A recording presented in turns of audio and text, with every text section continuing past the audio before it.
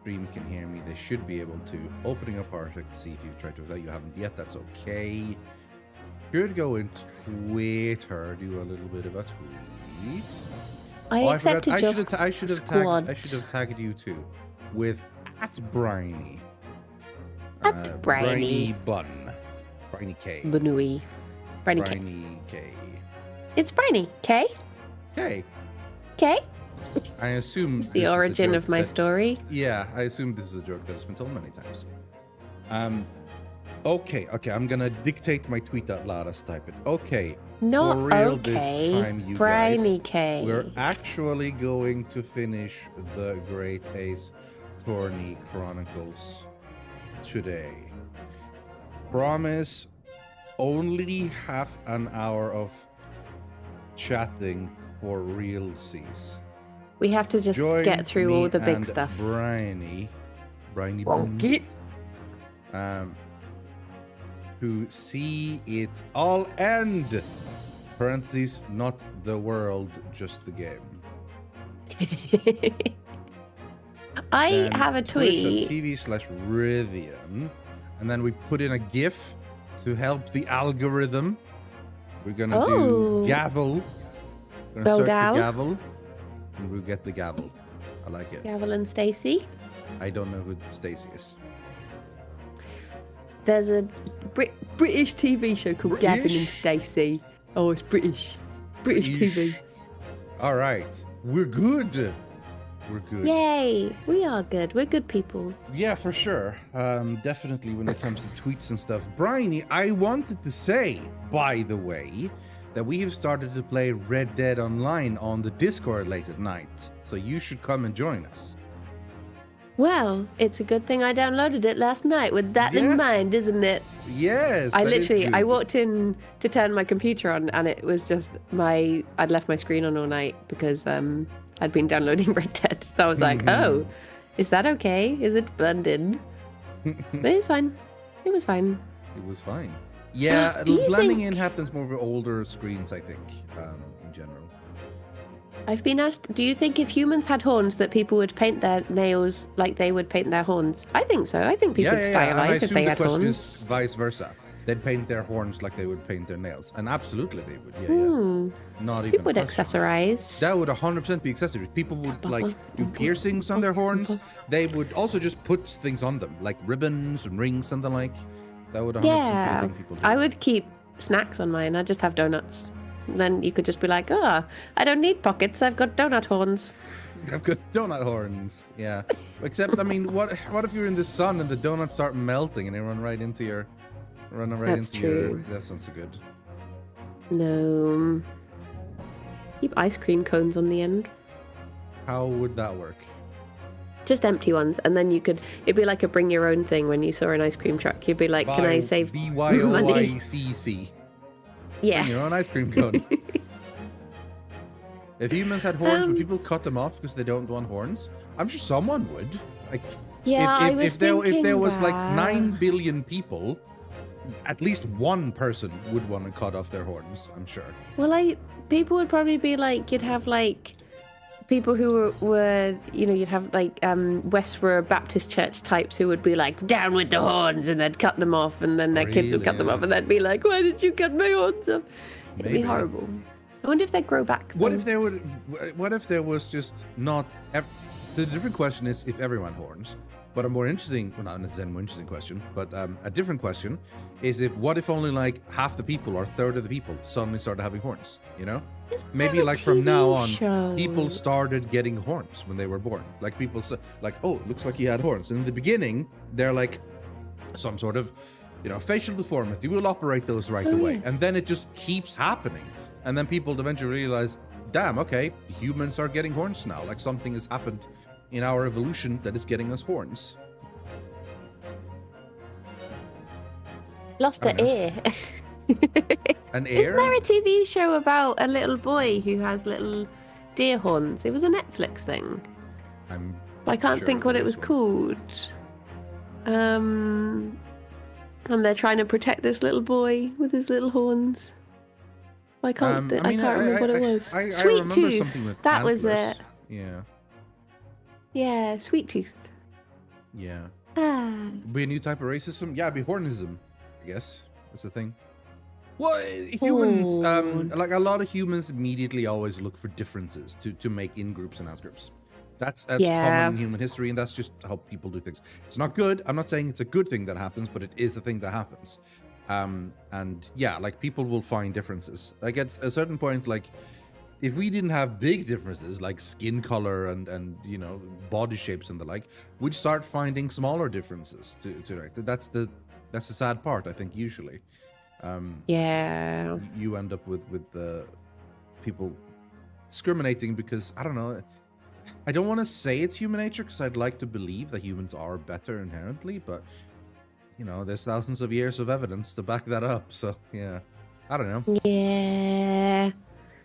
Silly. Could be an interesting. Silly I people. think that could be an interesting story. Like I love that sort of stories. Like you place a fantastical idea as the general premise of your story, and then you just examine it and explore it and develop it. So you're like, okay, well, if this happened, what would happen? You know, what logic would happen that happening? I think that's an interesting look at it. There's a subreddit called Writing Prompts, which I read quite often, where someone posts like 1, 2, 3 sentences of a prompt for an idea, just like a short thing, and then people respond with like a very like a short bit of story about what's the response to that, right? And sometimes that's my favorite type of story. When someone types something like, you wake up in the morning to realize that you have horns. You go outside and you see that a lot of people have horns. Interesting. And then like, that's just a prompt for someone to write a story. And then someone takes that as a process of like, the scientists spend all the time figuring out to become, and this long story. And like, you get something from it because of this interesting idea that goes further than, because you and I talking can easily go like, huh, what if we had horns? That'd be crazy. But you can also go deeper into it and trying to think of it like, all right, well, what would change? Like, how would our headwear change? Like, photos would start to change a lot. Like, and would horns be considered like sexual or attractive? Yeah. Like, would it be expected that you would cover them up necessarily? And or which I think is more likely, they would be treated sort of like nails, in that like you can color them and accessorize them and the like. Yeah, I think that's what would happen. I think people would put ribbons and horns and rings and things on them, that sort of thing. Yeah. I had a dream the other night. I just remembered that I was in my hometown. My hometown has a massive roundabout that's actually also a park.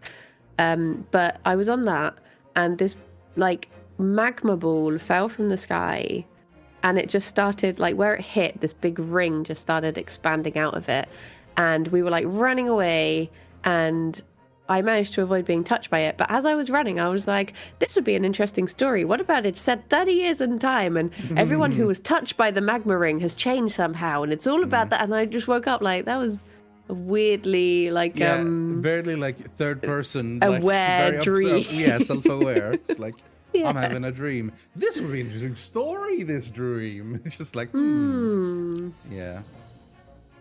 It wasn't when I recorded those. That's not podcast spoilers. What is podcast spoilers? Yeah. Is it this Saturday? Yeah. Is already an episode. Oh my god! I didn't know I was on. Oh, that's exciting. We recorded you whilst you slept. It's live episode. Live episodes. You plugged in like a thing on my face, and then immediately my dreams came right there. Real sorry about the first 2 dreams, honestly. I did not know that was going to happen. That was fun. We had another recording. I'm the first 2-time guest on the podcast, keeping it proud. It's good times. I'm not sure if my dreams this time was as interesting as the dreams the first time, but it leads to conversation, which is good anyway, I think. So we'll see what people think, ultimately. We just recorded another episode. We finished a little bit ago, and we we basically just chatted for like half an hour, and then I was suddenly like, we were recording a podcast, should we listen to a dream? And then we did, and then we just talked about other stuff, then we listened to a second one, then we just talked about other stuff again. And then I was like, we didn't look up anything, we just had a big old chat this time. Well, ultimately I think that's the best part about podcasts, because it becomes a chat, right? Like that's the key to the podcast. I think your podcast is great because of you guys just chatting, and dreams can lead to fun conversations in general. I don't know how interesting it necessarily is to like you posted a thing, or one of you posted from the Twitter, the Tom Scott thing, and I mean it's true. Like someone else talking about their dream is usually not that exciting or interesting. Like it's just, you know. But the interesting thing in the podcast comes from like a vague attempt at analyzing it together, looking up what the weird book says, and then just talking a little bit to try to connect it, and that's it. But the interesting part is just the conversation in general to people. Like if I could think of no worse podcast than a one-person podcast where people submit just their text. I dreamt about this, and then someone goes, well, Webster's dictionary defines a dream as, and she starts like looking up the details of the dream, and like, thank you very much. Now we're moving on to the next one. That'd be so boring. Yeah. I couldn't do it at all. But a group conversation with dreams just sort of sparking as almost conversation starters and just general ideas. Like it's just a springboard. Yeah, I think that was kind of chatting. Yeah. Like you and I were like talking about a podcast for ages, but we just did this instead, basically. Yeah. Because we didn't really have a necessarily springboard. For us, it was just like this happened to be usually like the first time of the week we had like a voice-on-voice conversation for a long time. So we just had a lot of stuff to say, which is usually what happened. Yeah. Yeah. It's good times. It's sort of like, if anything, when we actually find a meaning in our dream, it's quite surprising. We're like, oh, there you go. Well, okay, That's nice. Yeah. The Springboard is a great podcast name. It's not bad. It's not bad. Springboard. It's no Grand Theft Audio. No, that's really nice. Where did it come? Where did it always say that? I guess in a private message or something. I only saw it on Twitter. It was in one of the Discords. Yeah. Lewis was like, anyone got any ideas? And then Zoe just immediately put that, and then we were like, we don't need ideas now. Which is we're done, thank Where you. did I miss that? Was that in the general, maybe? Yeah, there we go. Yeah, that's the one. That's right there. One of like, the she many. literally said it right there. Yeah. That's I was like, cool. okay, it took 1 minute, and then you immediately had the answer. Yeah. Yeah. That's pretty cool. Yeah. Someone was saying to Kirsty that they've started, it was one of Kirsty's friends, I think, has started listening to Comfort Zone when they're driving to work. And they said it's like we're just chatting nonsense in the back of their car whilst they drive along. I was like, yeah, pretty much. Yeah. That's like the best type of stuff. Like, because sometimes what you want to listen to isn't necessarily something you want to focus a ton on. Some people like having podcasts on almost like background noise type of thing.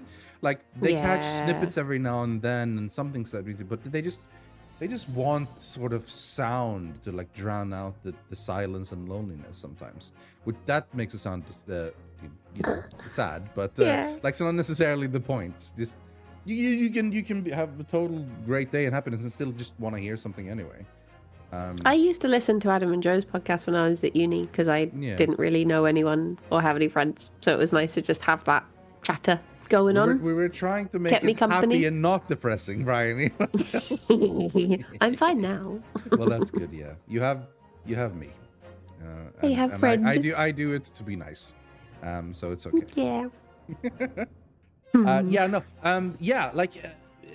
Some people listen to like music, like some people, the radio used to be there. I don't know about you, but I never listened to the radio ever. But that used to be just a thing. When I was younger and stuff, like the radio was like always on. You just had the radio on, and it was always in the background, sort of somewhere, really. So you always had some music. For me, the problem was eventually like the ads got so overpowering. Like there's so much ads on radio, and they're horrible ads as well. Really dumb and boring. Everything has to be a jingle and singing, and it's like so frustrating. And aside from that, like, yes, it helps depending on which frequency you're on. Not my type of music usually. So yeah, I don't know. I'm not for it. I'm not for the whole radio business. I like listening to classic FM, but that's about all I listen to. Yeah. Whatever. I think the only time I listen to radio these days is when I'm in a car with my mom and her husband, and they're going, and we're like traveling to my grandma or something, and it's like an hour's journey-ish. And they usually have like, like old school rock or whatever playing, like that channel, and I'm like, all right, that's fine.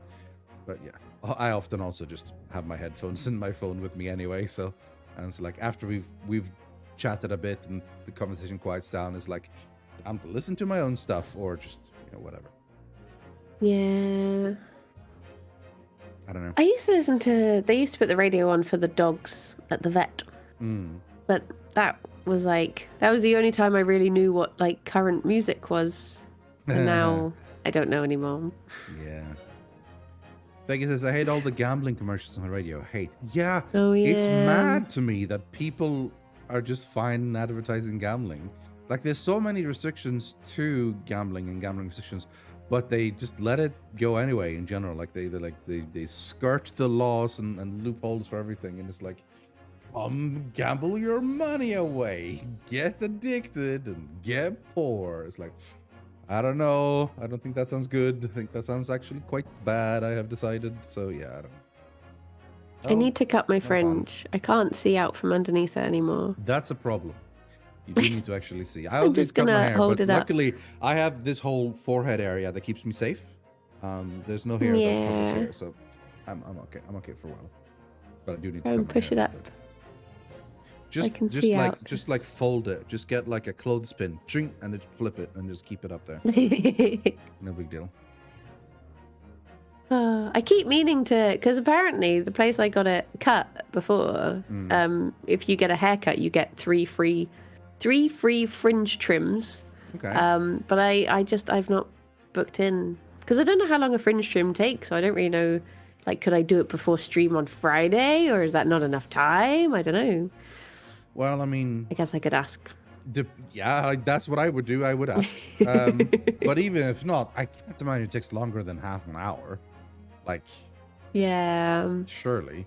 Like, for me, it takes less than half an hour to cut all of my hair. So, but then my hair is rather different than yours. So, maybe not the best comparison.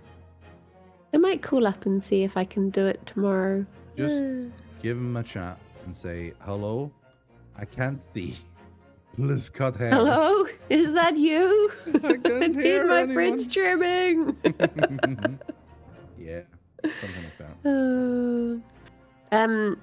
I was saying to Rydian before we started streaming that because I've been practicing editing on our first Minecraft thing. That it feels like I've been talking to you loads, and then I suddenly realized I've not actually heard your live voice for days. It's different. Live voice is different. I'm like 5 weeks late in the future from our first episode or something. You are. Spoilers. Yeah. I'm like don't tell me what happened. I'll tell you what happens. We have a great time on Minecraft. That's what happens. Yes. And we're finally coming back to it. I say finally, we missed 1 week, but we're finally coming back to it tomorrow. Yeah. It's good I stuff. was thinking how, like, because as of today, such an umpty. As of today, I've officially been in the Yogscast for 3 years. Oh, ta-da! Congrats on your anniversary time. Yogs-iversary. Pew, pew, pew, pew, pew. And I was like, I finally have like a main channel slot doing this stream. Yeah. And now it's moving to YouTube. Oh. Obviously not all of it, but I was like, yeah. What if we just get abandoned now? Yeah. Yeah. It's so to chat a little bit about YouTube, because I know you want to. Obviously, we don't have to take all of it in public or whatever, but like we had a little bit about chat about like, okay, so whole YouTube versus Twitch thing, right? Like, Yeah, it's obviously like our country situation has changed a little bit on Twitch, which is why all of a sudden YouTube is an option and people are looking at it for things to do. And obviously you had been working on your channel for a while before this even happened, you know, so you already had started to build up a little bit. You've been working on making all these cool wholesome games demos and stuff.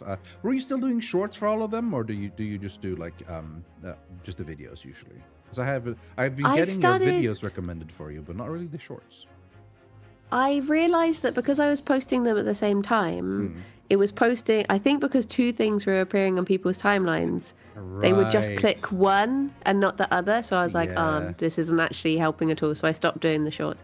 And I was thinking, should I make like a TikTok for the shorts just talking about games? But then I was like, no, I can't be bothered. So I didn't. Yeah, very much. I made another worm instead. What I would maybe do, if that works, I would maybe put up the whole video on day one, and then on day two, a short saying like, hey, this game is really cool. If you want to look out, there's a video on my channel right now. Go check. You know, that sort of thing. I think that's what I should be doing, Because, at the same time, maybe not the greatest, you know? But, yeah. And also, like, if... because if people see a short, see a second video, like, didn't I just get recommended this? Oh, this is a short, you know, like that people will understand. Like, it's not like I'm getting spammed by this Briony person. You know? But I got over. I want to see the Studio Ghibli Witch twice. It's too many times. I've got over 3,000. It feels weird to say subscribers because that makes me think of Twitch, but yeah, I know, on right? YouTube now, so yeah, that's we nice. had this conversation I think last week about like subscribers versus followers versus members versus subscribers. I guess, yeah. So it's nice to slowly see it growing. Yeah, absolutely.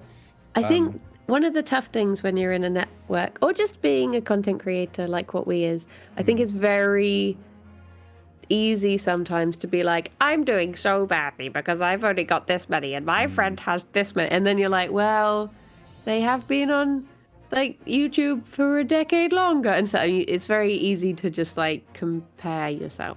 So I'm trying to be like, I did this and this is nice on its own in a bubble. And I won't look at anyone else's.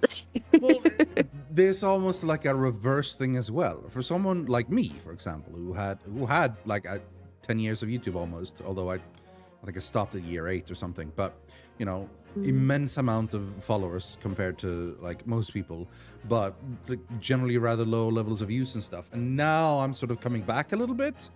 And I'm noticing, damn, like I'm getting so much less than I used to. And, there's only, quote unquote, only this many people who've subscribed to become members and so on. And I'm like, what am I doing wrong? But you can't expect everything to just go straight up to the level it was. Like, it's not instant.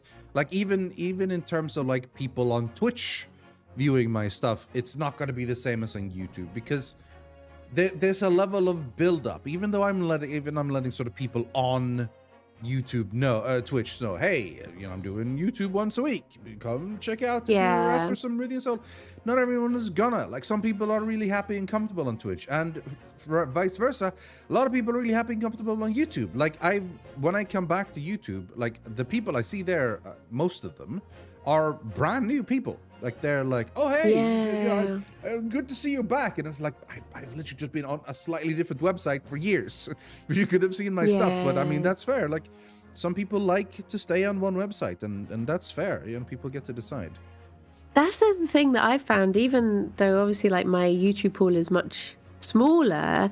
It's like, when I posted, I was like, do you know what? Apparently we can post things on, like, shorts, get revenue or something now. I don't think I've made like 6 cents or something, but great film.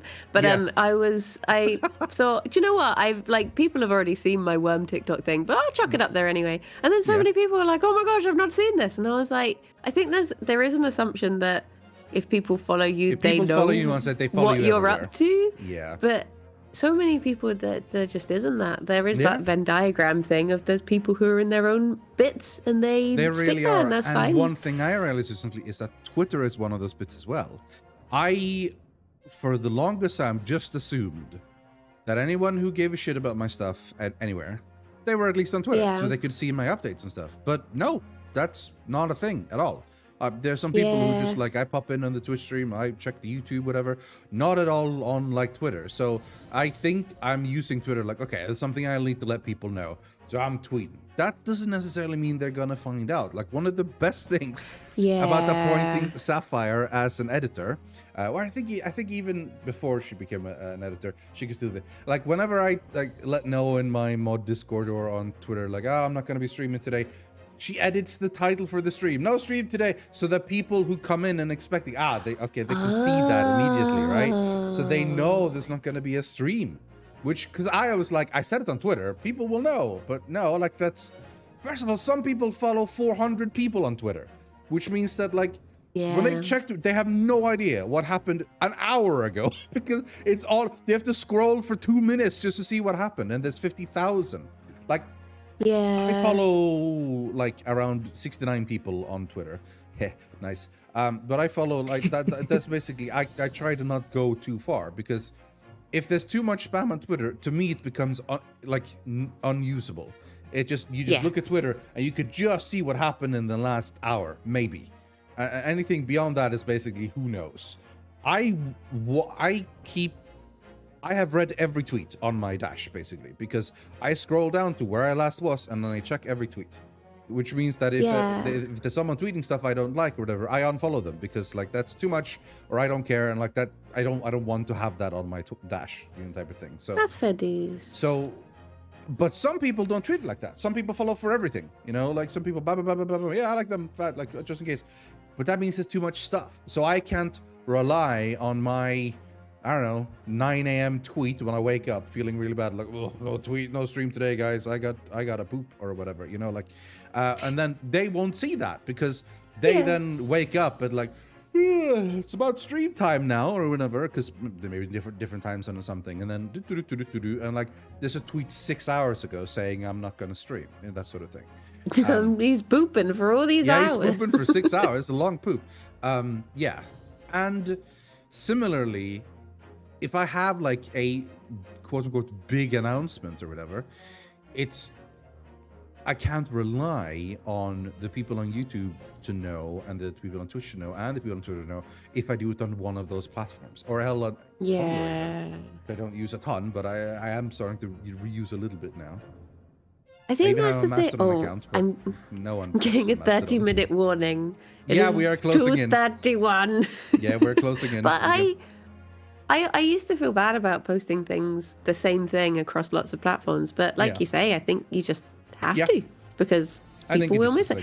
It's like every time I do a Discord community thing, I will like I feel bad doing everyone pings, but the fact of the matter is everyone pings are annoying, and so many people just have them muted. They have the announcements channel muted, and then it will be like I'll announce things like 3 times in 2 weeks, and then I'll get to the day and people will be like, I didn't know this was happening. And I'm like, well, that's on you then. That's on you.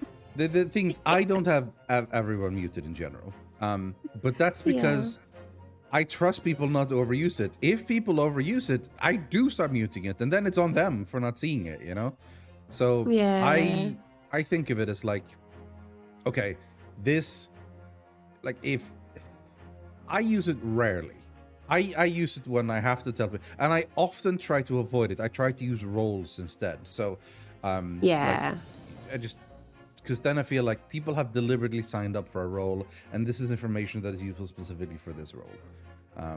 But sometimes you gotta do the ping, because hey, everyone, like, how are you gonna see this one random message? Like, because you won't. So, bam, here you go. Yeah. Aren't there tools to multi-post things? Yeah, of course there is. Yeah. There's absolutely things that can post to multiple things. But I mean, it's also not very hard.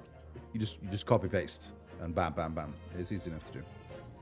Like if you only have 3 things, that's not like it's a lot of hassle.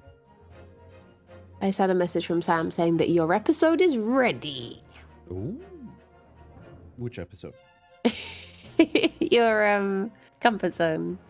He said, what do you want to call it? And I said, More Dreams of Rythian. And he said, can't wait for his 3rd appearance. Even More Dreams of Rythian. That's already decided. That's the third one now. Excellent. Say hi to Sam for me, by the way. They really Lovely insist hi. Sam. He's a lovely guy. We have We There's have two 10 seconds, by the way. Sams. Oh no. There's two Sams because the guy who sort of runs Pickaxe is a Sam. And then we've obviously got Sam Gibbs who does the editing. So every time Cassie and I are talking, they're like, oh, we should tell Sam. Wait, Sam? No, Sam. Oh, okay, yeah, cool. We just have the Tom problem repeated. Okay, I will. I made a mistake. I clicked load. I shouldn't have. It went straight into the visuals. Ace I will Attorney. click the load again. Great Ace Attorney. Yet more dreams of Frithia. Yes. Do you see how many episodes we can get you in for? I'm All trying right, to connect on bar. sake, accept. Allow keyboard mouse usage. Go into volume. Bum bum bum. Bada bum. All I can bum. see on Parsec is your Parsec. Oh, there we go. There we go. There we go. Bam. Yeah, I just share my screen, which is, maybe not. In fact, what I should probably move the Parsec window here, so that, just in case. Panicked me then. I went to hide it, but it was you. Yeah. Rithian 2, Dreamy Boogaloo. Exactly, yeah. Okay, we only took half an hour. We said we would only take half an hour, and that's good because we need to finish this. We've been oh, hello. We've been pushed towards the very end of the very game, and we might need the time today, so we're gonna go right into it. Is there one final thing you want to say before we go? Unrelated to the game. Well, I'm with possible asterisks that it can't go too long. I'm in a bunny group, and there's a bunny that you can see through this window that has been not kept in a very good conditions. And all the bunny group I'm in were just like, I'm going to smash the door down, I'm going to steal this bunny. And they were getting proper vigilante vibes yesterday. And then someone posted like, oh, I just walked by and the window's broken. And so many people were like, it wasn't me. I did. Honestly, I did. I've been at work all day. I couldn't have been me. I was just like, A lot of suspicion. Okay, we're not going to go another half hour. This is a brief thing Ryan just thought of. We're going for sure. This is it. We're going. For it's happening. sure. Oh, wait, sure. what happened? So we well, allowed Herlock Sholmes apparently like, to we come in. can get Mikatoba on the stand. And Dr. Scythe is here as well, apparently. Or either that or Dr. Mariah Gorey. The other. I think it's Scythe, but it could be. No, I think it's Gorey, actually. Scythe was smaller and had a sharper face. Yes. Yeah. Okay. So, witness, please state your name and occupation for the court. Yujin Mikatoba, lecturer in forensic medicine at the Imperial Yuma University, Tokyo, Japan. Yeah, it's Mariah Gorey. Are they the creepy child voice? Yes. Yeah, they're the creepy child voice. And, Professor Mikatoba, the young lady beside you is...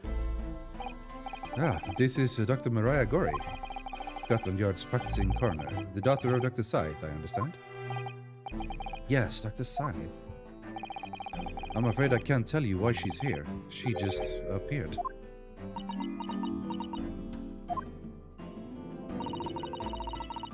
You summoned this strange Japanese man as a witness to that autopsy? But you don't summon Mama.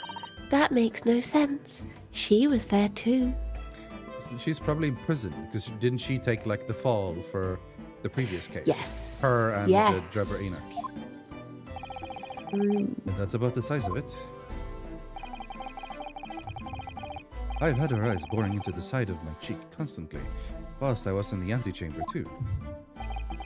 Poor man, the idea of it's making me shudder. The revelations about Dr. Scythe that came to light some days ago defiled the reputation of the entire judiciary. She was therefore deemed unfit to appear as a witness in today's proceedings. The Ministry of Justice's decision on that is final. Am I still doing him? I think so. I think so, yeah. Well, we wouldn't want any more perjury to be committed, would we?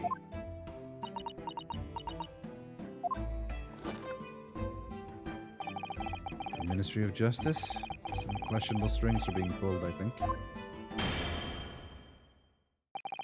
I remember you, Dr. Mikatoba, but I certainly never expected to be meeting you under these circumstances. Yes, it's been a long while, Lord Strongheart. When that like doo-doo noise went off, it just so happened that both the bunnies' ears went up and they were like, huh? Wait, doo-doo? Yeah. The prosecution understands that you were a visiting student of forensic science in London until 10 years ago. That's right. I studied under Dr. Wilson at St. Sinners. So, you were present at the autopsy of my brother, Lord Clint Van Zeeks. I was, yes. I assisted Dr. Wilson with the entire procedure.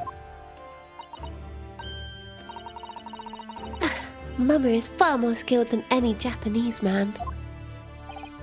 Well, Dr. Wilson asked me to be his primary assistant on that occasion. And this autopsy report was actually penned by you, I believe. Yes, I noted all of the doctor's findings, and when we were done, he read through the document and signed it. Oh, Mama. As secondary assistant, she wouldn't have had such a good view of all the innards. So, Professor, do you remember Inspector Gregson? Yes, of course. If it wasn't for his insistence, Lord Van Zeeks' autopsy could never have happened. But he was absolutely convinced that it would reveal decisive evidence against Genshin, you see. So Lord Strongheart had to entreat the nobility to allow it to take place. Do correct me if I'm wrong, my lord. It was as a result of that autopsy that a mass murderer was apprehended and justice was done. But Gregson admitted it before he was killed. He admitted that the results of the autopsy were fabricated. You were there at the time, so you must testify. You have an obligation to tell the truth about what really went on. Absolutely. That's precisely why I'm here. And that's why I'm here too. Very well then. You will give your formal testimony now, witness. But before you begin, a word of warning. Oh? You will state truthfully and accurately what you saw and what you heard at the time. I wouldn't dream of doing otherwise, my lord. The moment your testimony verges on supposition, I will expel you from my courtroom. Remember that.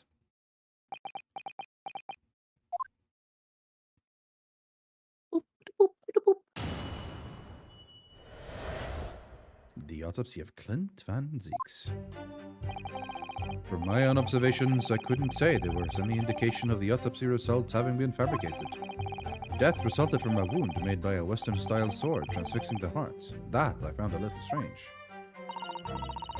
There were no other signs of internal injury. Nothing questionable at all.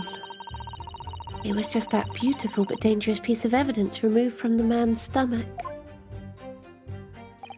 Presumed to have been swallowed by the victim as a way of posthumously identifying his assailant.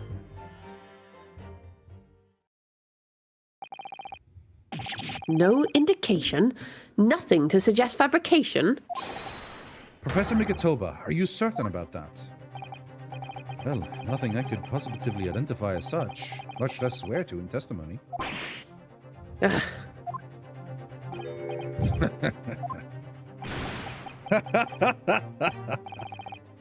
Well, that clears things up nicely.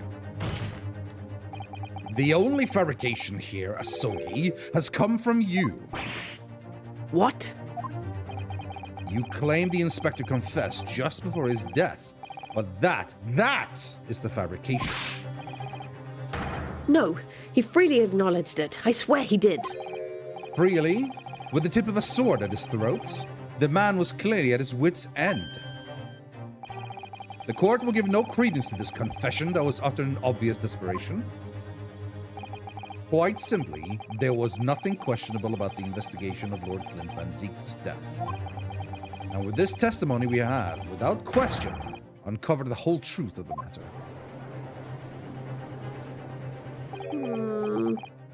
I think he would be more believable if he didn't evilly laugh before he started that. Yes, you can say nothing to me. He's like, all right, okay. Thank you, Sabbath, by the way, for resubscribing. Yeah. If I may, my lord. There was most certainly something questionable about it. And the whole truth does rather elude us, I feel.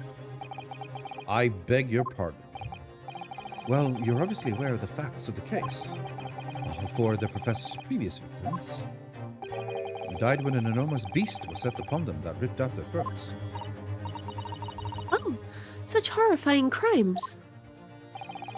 But curiously, the killer's last victim, Lord Clint Van Zieks, suffered a different fate. Yes, you're right. He was stabbed through the heart with a sword. That's enough. I believe I warned you about this, witness. I promise to curtail your testimony as soon as it entered the realms of supposition or speculation. Very well, my lord. In that case, the defense will pursue a conclusion to this during the cross-examination. What? I have the right to cross-examine every witness after testimony. And I fully intend to exercise that right. Runosuke. I'm afraid that even the presiding judge has no authority to contravene the letter of the law. As I'm sure every member of the judiciary present in the gallery would agree.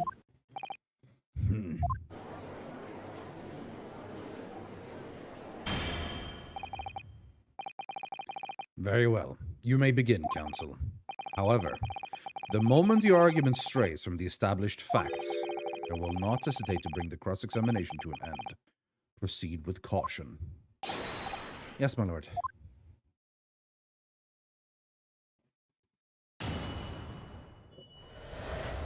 The autopsy of Clint Van Zieks.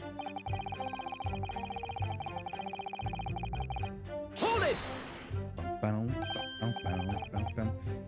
You couldn't say. No, sadly not. But then you couldn't say there wasn't any indication either, could you? No, true, I couldn't.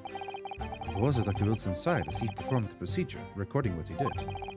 But at times, of course, he instructed me to fetch implements and such like. Whilst I was away from the operating table, obviously I could have missed something. And at those times, what was the secondary assistant doing? Following this Japanese man's orders to adjust the lighting or pass him implements. But that doesn't mean Mama wasn't a vital part of the team. Quite, yes. So, would you kindly refrain from staring at my cheek like that? Professor Mikotoba, think! Was there nothing at all that seemed out of place to you? Well, yes, there was, as a matter of fact.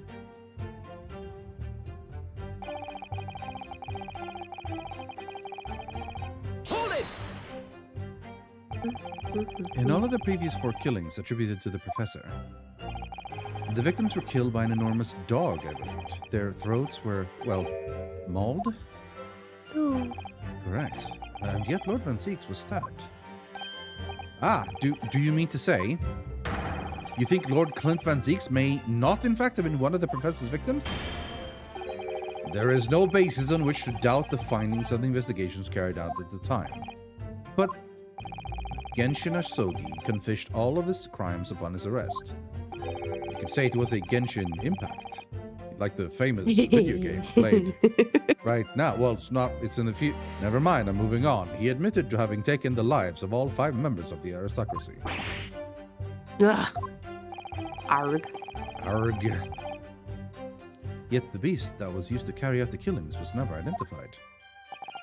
No evidence was found to suggest that Genshin had ever kept a dog. True hound of hell. Ow. Ow.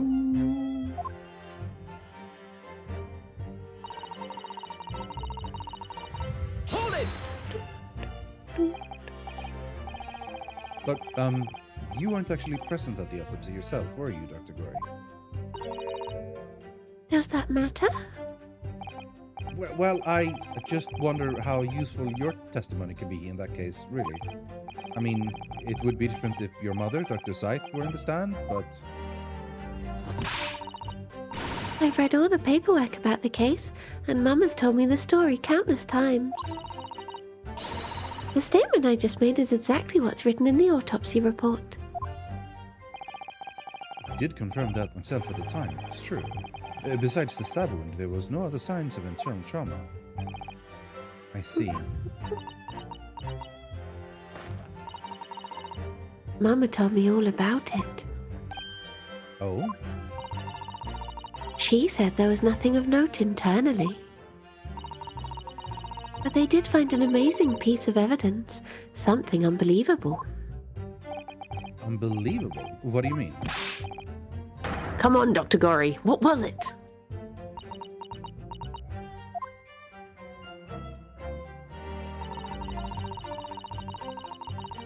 Hold it! Surprised we don't know what this is yet. Like they're dancing around the subject, and I feel like someone would say, hold on a minute. What did he swallow? Like, I feel like that's something we should have said earlier, but I guess we're getting there. Yeah. What exactly was it, though? What does beautiful but dangerous mean? Well, it was a sparkly and round with a hole, as if it might slip over a finger, perhaps. A ring. It was a ring belonging to Genshin Asogi. My father's ring was inside of the victim's stomach? At the time, Genshin wore a large ring on the digitus quartus of his left hand, the fourth, or ring finger. And understood it was some sort of keepsake. When my father left Japan for London 16 years ago, I was 8 years old. But I remember that ring. You do? So he's 24. Can we actually... We looked at ages, didn't we, at some point? Sasato's 16. I can't see myself, but I imagine I'm a few years young. It was wasn't it 7 years, did we say? So I'd be 23. Yeah, there's always 7 years difference. Gina's actually younger than, Sasato's younger than Gina even. Zeke's is 10 years older than us. Kasuma's 24.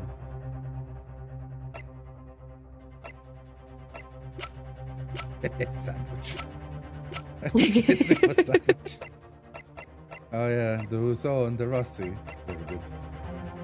She's 19. You do? My father's possessions were sent to our family home in Japan after his death, but the ring wasn't among them. Obviously not. It was a key piece of evidence. It remains on a lock and key in the stores at Scotland Yard to this day. After the autopsy, Genshin was summoned by the police to check for the presence of his ring. It wasn't on his hand, of course. Moreover, there were deep abrasions on his finger where it had been pulled off. They arrested the man there and then, right before my eyes. How could they? I bought the ring along with me today. What? Oh wow, that's an interesting looking ring. Here it is, a bit dusty from years in the stores. Good gracious, yes, that's it. I haven't seen that in 10 long years. And that was found inside the victim's stomach?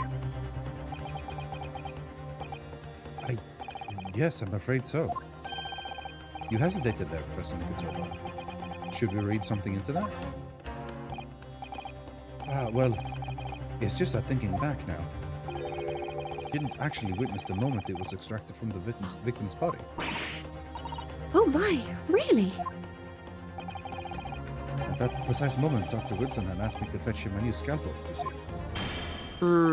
Dr. Gory. The removal of his historic evidence from the stores requires my consent, does it not?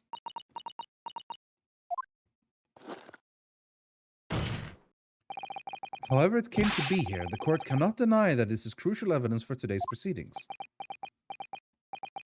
Very well. You may submit it. Mr. Asogi's ring. Beep, A beep, ring belonging to beep. Genshin Asogi found in Lord Clint Van Ziek's stomach during the autopsy. The claws grasping the gem look sharp enough to cause a very nasty scratch. It's not the sort of ring normally seen in Japan. It's like claws protecting that jewel. We must examine it very carefully, Mr. Naruhodo. Very carefully indeed. Say no more. Say no more. These fat claws are doing a good... Fat claws? What? Fat claws. Are doing a good job of protecting the equally fat gemstone in the middle of this ring. Why did they say large? Why did they say fat? Large. Chunky. These chunky claws are doing a good job protecting the equally chunky gemstone in the middle of this ring. Yes, if you were clumsy, you could give yourself a rather nasty cut on them, I should think. Ow! Now my finger's bleeding. These chunky claws really are sharp. Oh my, that was very quick clumsiness, Mr. Naruhodo, even for you. What makes such a dangerous ring? You couldn't swallow it without doing yourself some fairly serious damage, surely. A sticky mochi bun of about that size would go down much better, with some red bean paste in the middle. Someone as clumsy as me would probably manage to choke on it somehow. Okay. So the general idea here being, this is a bit too big to swallow. So we're gonna have like a question of, hold on, exactly how did it get found in his stomach? Well, it was planted. Like is the implication here. Okay, I think we've investigated everything we can investigate. It's just that bit. Because there's nothing here. Weird. No It's not a markers particularly attractive piece, is it? No, it looks really bad, actually. It's a really dumb looking ring. It looks like a wing nut or something that's just been turned into a ring. Yeah, it doesn't look super good.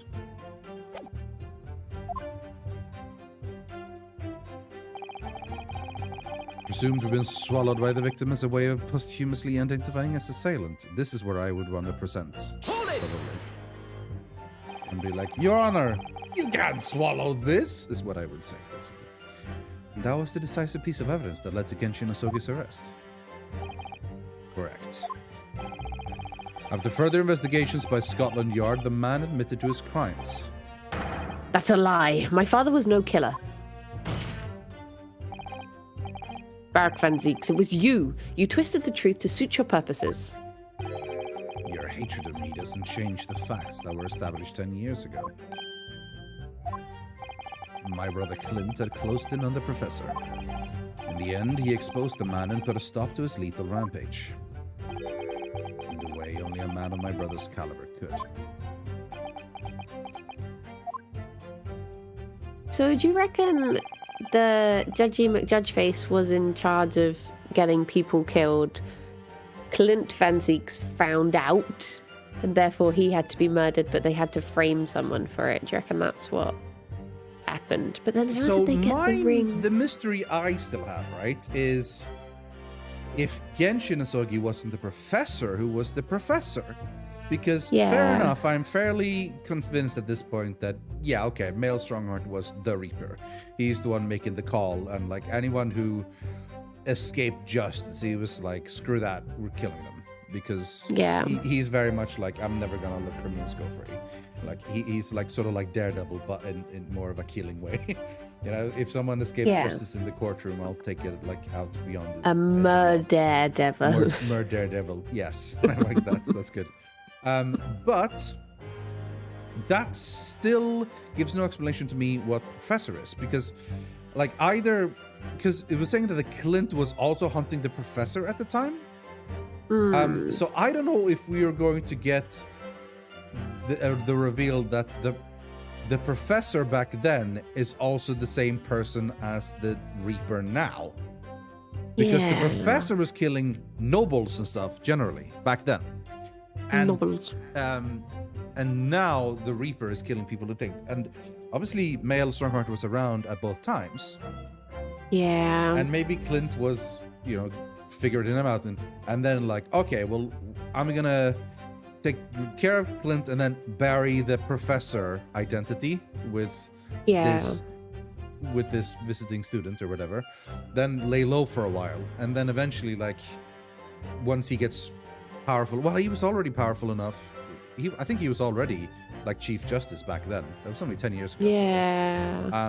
And then now later on, it's like, well, all right, we'll continue like with Van Zeeks, and if anyone escapes, I'll kill him again. You know, but in better ways this time. Last time he used that dog, like a giant dog, to kill people. Now he's, you know, doing more mysterious accident type things. So What if it's not a dog? What if he just has like a fist, a gauntlet with a dog mouth, and he goes ow or something? I don't know. a dog mouth that goes wow. Ow, That's ow. everything. But he's is like, it? "Meow." Poor father. He looks so troubled. Yeah, I'm looking forward to finding out what the deal was, because that's a case we haven't heard a lot about. Remember, that's also the case that Sherlock Holmes didn't want anyone to read. You know, that's the Hound of Baskerville is the case that he also had kept at the lone person's office, right? And he specifically asked Iris to not read it and not make a book about it and stuff. And obviously, Hound, like that's clearly involved, which wouldn't surprise me because I think the Hound of Baskerville is like the most famous Sherlock Holmes case, probably. You know, I don't actually know what it is. There's the first one, which is the Scarlet. There's the Hound of Baskerville, and then it's the final one, the final problem, where you know the Reichenbach fall, I think it's called, or something. But Hound of Baskerville, I think that the like, I don't know the original exact Sherlock Holmes story, but the entire point is like there's a big old hound, but then because it's Sherlock Holmes, it's probably someone else used it for some other reason or whatever. Yeah. Perhaps because 10 years ago, something happened that's been weighing on his mind. Oh. I couldn't say, were his words. That phrasing was very deliberate, I'm sure. I wonder if he's had his suspicions all these years. If that's the case, we need to use this cross-examination to prove what really happened. Remove any trace of doubt. If we could establish that Casimir Salma's claim of fabricated evidence was true. We can't shy away from this now, even if what we might uncover could lead to total calamity. Don't worry, Mr. Naruhodo. I'll be right beside you, whatever may happen. Thanks, Susato. Alright, so what I'm thinking is we present the ring at, found in his stomach type of thing. Yeah. Presumed to have been swallowed, and we're like, for realsies? Swallow this? Objection! Can't swallow these. Nope. That was not right. Oh, there was something about Dover. Dover? A silly question. What do you think, my lord? I see no reason to see that, do you? You could span the straits of Dover with those wide-eyed counsel and be gone from this island forever, I hope. You want me to fill the English Channel with tears? Okay, so no, that's what I thought for sure it was. So, okay, now we have other questions to ask. So it's not the ring there. Maybe no signs of eternal injury that like... Oh, yeah, because it said it would have been... You couldn't sharp swallow enough that to cause without... a nasty scratch. Objection! Yeah. Yeah, okay, yeah. The court has heard that the ring was extracted from the victim's stomach. But you didn't actually see it being removed, did you, Professor Mikotoba? That's right. As I said in my testimony before, at that moment I was fetching a replacement scalpel that Dr. Wilson had requested. In other words, you can neither confirm nor deny whether this ring in fact really came from the victim's stomach or not. What are you suggesting, counsel? That the ring was never in the victim's stomach to begin with. It's entirely feasible that Dr. Wilson fabricated that detail about the autopsy. What are you saying? That Dr. Wilson... That Dr. Wilson was in possession of the ring in advance after it was somehow stolen from Mr. Asogi. And he produced it during the procedure, pretending to have found it there and then in the victim's stomach. Objection! Ooh. Supposition at best. What possible evidence do you have to support such a rash claim? This evidence, right here. That's the autopsy report. It's explicit in that report, counsel. Other than the ring, nothing unusual was noted internally. So I'm not sure how you intend to prove your point. You've already done it for me, my lord. The lack of internal injury says it all. What? I want him to be like, I got a boo-boo when I held this ring, so clearly he must have too. Look at my finger. Look, it's bleeding. Huh? And it's like, so what? Well, don't you see? If yeah. So it's like, and then Susato's like, actually, you're just very clumsy, Mr. Naruto. Yeah. No. To swallow a ring of this size would require considerable effort and determination. And in addition to its size, there are the sharp claws around the gemstone to contend with. My brother was a determined man, and on the brink of death even more so, I'm sure. He would have stopped at nothing to ensure that evil killer was brought to justice. But if he really had swallowed that enormous ring, it's inconceivable that no traces of its passage down his throat would have remained as internal trauma. No.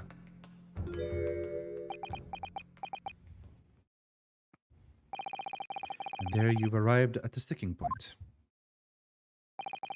That's precisely why I had my doubts about the findings myself 10 years ago. Then why didn't you say something at the time?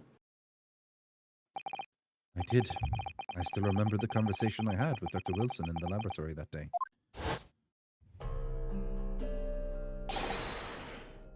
Look at this. Now this is a very curious thing to find in a man's stomach, wouldn't you say? But isn't that rather peculiar, Dr. Wilson? What's that now, Mikitoba? Well, if he swallowed a ring of that size with those sharp mental claws that it has, surely you'd expect to see damage to the throat and esophagus, torn mucous membranes at the very least. Dr. Mikitoba, may I remind you that I have vastly more experience than you. And I'm terribly sorry. I can think of plenty of ways to explain why no injuries would be seen. Let's say this. The victim would appear to have ingested the item as evidence to identify his assailant. Go ahead, write it down.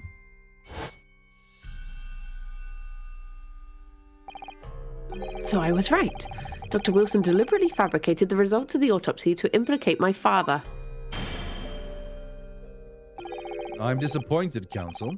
That argument is nothing more than speculation. What? Nani? Dr. Wilson was Britain's leading authority on forensic science and autopsy work. There is no scientific basis on which to doubt the man's expert opinion. Pardon the interruption, my lord, but damage to the mucous membranes of the throat is easily identified even in living subjects. Using a device called an endoscope, recently demonstrated in practical use in France. I want one. The government can pay. Wonder how much research was done to this game. Probably a fair bit to figure out exactly what type of forensic equipment was available at what time of year and in what type of country.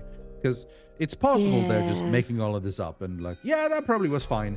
But I have a suspicion it's correct. That they actually have figured out what would be available and what wouldn't. I just get the feeling. Yeah. I don't think so. And Dr. Gory, rest assured that your removal of evidence from the stores without permission will not go unpunished.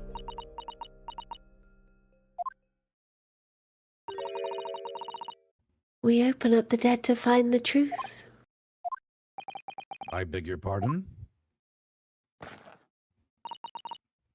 But Mama, she chose to stitch her corpses up with all her secrets inside. That's wrong. Dr. Gory, it's looking as though she's chosen to walk a different path to her mama. He's got a glass of wine. Again, who keeps giving him all this wine? Oh my god. Yes, the ring. What about the ring? I've just remembered something. An earlier incident. What incident? The one I recounted to you before, about a memory I have. Of Genshin Asogi saving my life. What? My father saved your life? It was 10 years ago, on a foggy night. Genshin and I were walking down some back streets at a late hour. All of a sudden... Don't make a peep! You're coming with us! All of of our assailants were armed with pistols, their faces obscured by scarves. Bang. Yeah. Yahaha! The next thing I knew, there was silence all around. Genshin lay on the cobbled street. Blood was seeping from his left hand. He'd shielded me. It was on the ring finger of his left hand that he used to wear that ring. Yeah, are you saying... I always believed those were thugs were after me.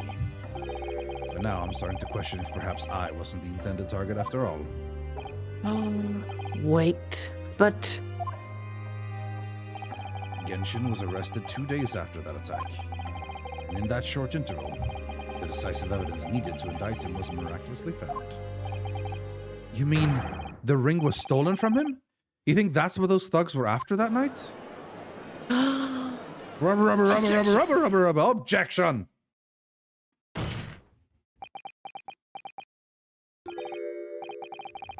You pathetic coward. You expect me to believe that you weren't involved? What do you mean by that? It was you, wasn't it? You're the one who took it. You stole my father's ring.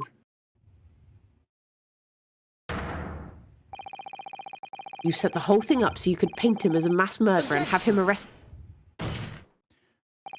Kazuma. Open your eyes. Runosuke? You must know deep down.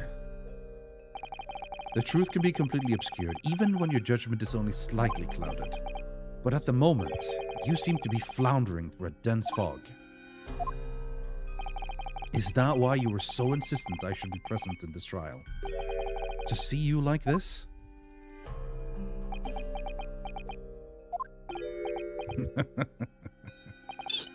Well, this is an amusing spectacle. What a grandiose expression on your face, as if you were Lady Justice herself. It seems you've thoroughly convinced yourself of this alleged fabrication of the autopsy results. So much that you're apparently blind to the blatant contradiction that would be born out of it. What? Though it's extremely hard to believe, let us imagine that there was some misconduct during the autopsy. If that were the case, why would Asogi not have disputed the findings in his trial? Oh.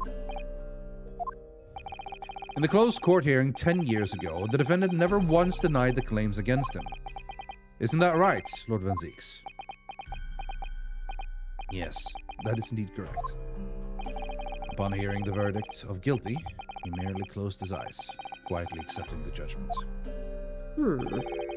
The actions of a man who has accepted responsibility for his deeds and is resigned to his fate.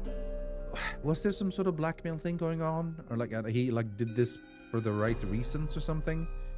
Or had he been tricked or brainwashed or mind controlled into believing he actually did do it or something? Or was he told, you have to go down for this, but we'll help you escape. There's a plan in motion for you to get out, and then obviously that went wrong. And then that went wrong maybe afterwards. And he's like, all right, fine. I'll be said as guilty because I'm going to be able to escape anyway. And then he got shot. Who actually shot him? Was it Drebber that shot him in the end? Yes. Or was Drebber just there to see him, but not actually shoot him? Wait, no, wasn't it? Well, yeah, it was someone else that shot him, wasn't it? Chat, do you remember who actually did the shooting of... Only if we know so. If we found out. If it hasn't been revealed, then fine. Drebber was there to see him. So have we haven't... It hasn't been revealed yet who did the actual shooting of the professor. We don't know yet, says okay, cool. It's on. Okay, cool. But then... Oh my. That is very strange. Mr. Asogi did nothing to oppose the charges against him, then... would surely mean there was no fabricated evidence. An obvious conclusion at which you should have arrived many minutes ago, Prosecutor Asogi. Your twisted loyalty and clouded judgment are hampering your ability for logical thought. Ugh. I bet it was him. I bet Strongheart was like, don't worry, mate. Just say you done it, and then we'll get you out of here, no problem. Don't even worry. Yeah. And then afterwards, it's like, Lamau, no, bam, just shooting. Kill him. I mean, it would be very convenient to put all of the evil deeds solely on Strongheart's shoulders. Like, oh yeah, he was the professor. And he also killed the Shosogi. And he's also And the he Reaper. was all of the victims as well. And he shoplifted 2 Snicker bars this morning. You know, like we could give him all of these at once, but you know. Yeah. Genshin Shosogi's silence at his hearing can mean only one thing. There was no fabrication of evidence during the autopsy of this final victim 10 years ago. No, I mean, that's not true. Like, it's a logical conclusion to make, but there could be many reasons why he didn't protest. The autopsy was all above board. There'll be nothing to stop Lord Strongheart bringing this trial to an immediate conclusion. So, here's the thing. Like, even if we don't necessarily agree with this or whatever, that is a logical conclusion that doesn't exist. Just because it seems like, well, surely if it was wrong, he would have said something. There could be many reasons why people don't do what they don't do. You know? Like, it's an indication, but it's not like it's proof by any means. Go back and read out the no skipping. But if not, she was all on board. Objection.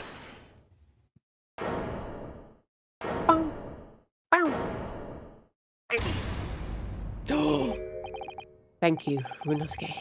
If it wasn't for your frank words just now, this trial may very well have ended prematurely. Kazuma? What's this latest absurdity, Council? Every time he slams his hand down, it just looks so painful. Yeah, because he it's slams such his an open arm palm. down. Like he slams his arm and like side of his hand down. It just looks like that would damage like your the others pinky. do, like this, bam, with both hands, or like a closed fist. You know, he slams his like open hand and arm down on the table. That'll break your arm at the sides. Yeah, it's like when people say, horrible. "Don't hold your thumb when you punch because you break your thumb." Yeah, it's like mad. Dangerous. My lord, your reasoning is perfectly sound, but for one giant hole. I beg your pardon. You claim my father's silence was due to the fact that there was no fabricated evidence. But there's another possible explanation. You've overlooked the possibility that he had a reason for maintaining that silence. What if he had a reason? Like, well, I mean, yeah. I feel like this is too early a sentence to put the dramatic finger point to. Like, I feel like this is the preview to you the ultimate finger build up step. To it, Kazuma. Yeah, you can't already point the finger. What if my favorite thing like, is okay, well, hold on. Like, wait when until you you have actually give us the reason for it before you do the dramatic finger point. I love that when they're pointing, they're supposedly like talking to Van Zeeks or the judge, but when it zooms out, every time they're just pointing at each other. Yeah. Like Runosuke and... Yeah, oh, right to you. Well, I mean, they're right over there, but sure, fine. Silence that would bring him being convicted and sent to his death? If the autopsy results were an invention, there's no conceivable reason why the man wouldn't have protested. Oh, he's pointing right at us. Well, actually, he isn't. Really wiggly. He actually isn't pointing at either Kazuma or Inosuke. He's pointing down the middle of the room towards the entrance door. That's what he's doing. I heard you like justice, girl. Yeah. His middle finger is like so curvy. It's like a banana. Yeah. He also has this like his thumb is just sort of like leaning, like very relaxed thumb.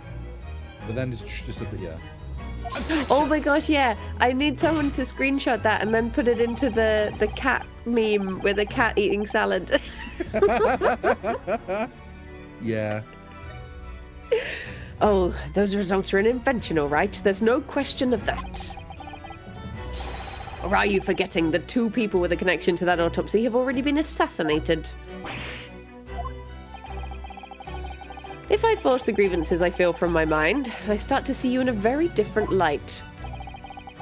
I think perhaps it's you who's been living in delusion these 10 years.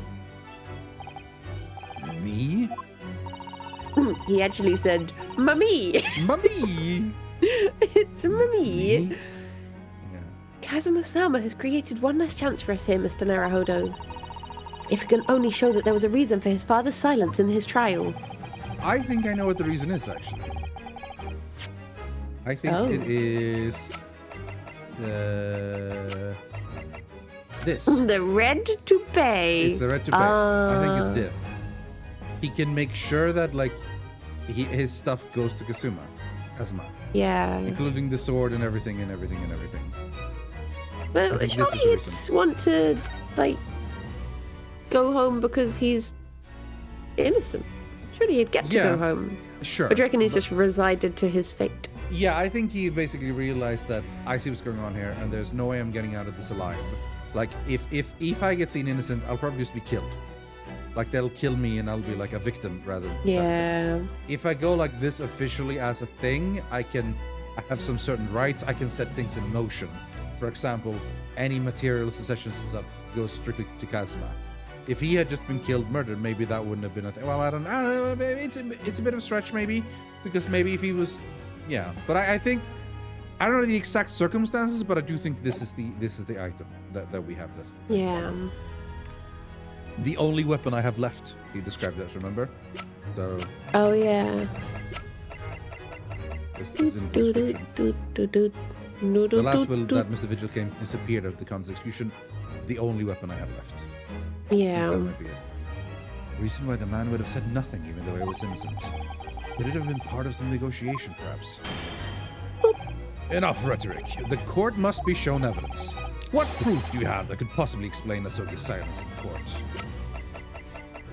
There's so many items now. It's because we're basically 2 cases combined at this point. Yeah. And we have literally stuff still like from this. These firecrackers. This is the defense's answer to that question. As I indicated before, my patience for rhetoric is growing thin. Fuck. You could have at least accompanied that penalty with an explanation of why that answer was wrong. Well, okay. If Kazuma-sama's father knew that the evidence being used to convict him was fabricated, why would he have said nothing in his trial? If it were me, I'd have protested I'm innocent until I was blue in the face. So if we're right about the autopsy result, there must have been a strong reason for his silence. Well then, perhaps he was saying nothing in exchange for some sort of clemency. Ah, that could be it. Yeah, that was my reasoning, though. My lord, defense would like to... Enough rhetoric. Blah, blah, blah, blah, blah, blah, blah, blah. So, what the hell could it have been, then? Right, what do we still have from that time? This, perhaps? Oh. It is believed that the convict engaged in important negotiation with prison staff. Yeah, so maybe they had negotiated something. He'd said, right, if I go in, I'll help you with something and you get me out. Yeah. Take that! It's true that Genshin... It was that. It's true that Genshin Asogi's silence during his trial resulted in his conviction. But that didn't actually lead to his execution. On the contrary. I guess that's the thing. He said, like, alright, I talked to the prison people. I'm gonna say nothing and I'll get convicted. And then you guys help me escape. And they're like, yeah, you got it, pal. Yeah. On the contrary. It led to his escape. An escape that was only possible because he'd been sentenced to death. Although I find it hard to believe my father would have negotiated in that way, the defense is correct. A fake execution, falsification of a death certificate, and a jailbreak inside a coffin? Clearly, such an elaborate plan couldn't have been carried out by my father alone. He must have had the help of a collaborator from the judiciary. I have heard the dismissal notice of the chief warder who was working in the prison at the time. The notes read, there are indications that the jailbreak was in planning prior to the inmate's incarceration. In other words, there were suggestions of some sort of negotiation between Mr. Asogi and the British government. In exchange for his silence in court, he was given an assurance that he would be broken out of prison. Yeah. Like he had all these, and Strongheart or someone was like, dude, just don't say anything. You'll be convicted. It's fine. We'll free you. You won't actually get things. Just don't say anything. Because if you do say anything, I'll kill you. Look, if you do say anything, we'll kill you anyway, and you're gonna lose everything, and we're also gonna kill your son, and we're gonna kill all of Japan. We're gonna go to war with Japan. Like, we're gonna do it. Is that what you want? That's what you want? Yeah, it sounds like that's what you want. But if that's not what you want, say nothing, and you'll go free. And then it seems like he's gonna go free, and then ultimately he still gets shot in the end. Yeah. Yes, with that sort of clandestine agreement in place, I can imagine he would have kept very quiet. I would go further than that, in fact. I would say that the elaborate jailbreak of Mr. Asogi can be explained in no other way. Mata, mata, mata, mata, mata. Apparently that's what you're gonna say. If you're gonna be in the background of a scene and like look like you're talking, you're supposed to mouth watermelon. Watermelon. Watermelon. Like you're just miming it. This is a thing. That's elephant extras. juice. Rhubarb, rhubarb, Elephant rhubarb. juice. Rhubarb. If you say elephant juice, it looks like you're saying, I love you too. Elephant juice. I love you too. Yeah, kinda. Kinda. Order. First fabricated evidence and now jailbreak conspiracy. Of course, because it's all intimately linked. That should be produced for active people who can lip read. I've heard that's the case. I've heard sometimes people who can lip read just look at a random background actor in a thing and try to read their lips and yeah, they say the random things or just nonsense entirely. Sapphire says, I usually went for song lyrics as an extra. They never gave us a word to say. They're just saying like, oh yeah, I just sit in the Somebody background once and pretend to told talk. me the world is gonna roll me. I ain't ain't the sharpest tool in the shed. Yeah. Because it's all intimately linked. The prosecution wishes to summon the new witness to the stand. Witnesses? People who can testify about the jailbreak that took place 10 That's years not ago. gonna happen. We're not gonna get even more witnesses. Ah! Governor Caden and the poor chief warder of the prison. I won't allow this trial to turn into a farce. Summon the governor of the prison after all these years. Oh, it wouldn't be any trouble, my lord. What? Father? My dear friend may appear a little rattle-pated at times, but I can assure you he's extremely thorough. Rattle-pated? Yeah. He wired both Barclay and the local prison earlier, asking Governor Caden and Mr. Vigil to attend the Old Bailey as a matter of extreme emergency. Sholmes, I guess? Like, as in, my dear friend is Sholmes. Yeah. The rattle-pated one. I've heard of addle-pated, but not rattle-pated. Rattle-pated. Mr. Sholmes did that? Are you telling me that both men are, unless I'm much mistaken, waiting just outside the courtroom at this very moment? More witnesses! More! 5 on the stand! My lord, you must permit this trial to proceed as you declared at its outset.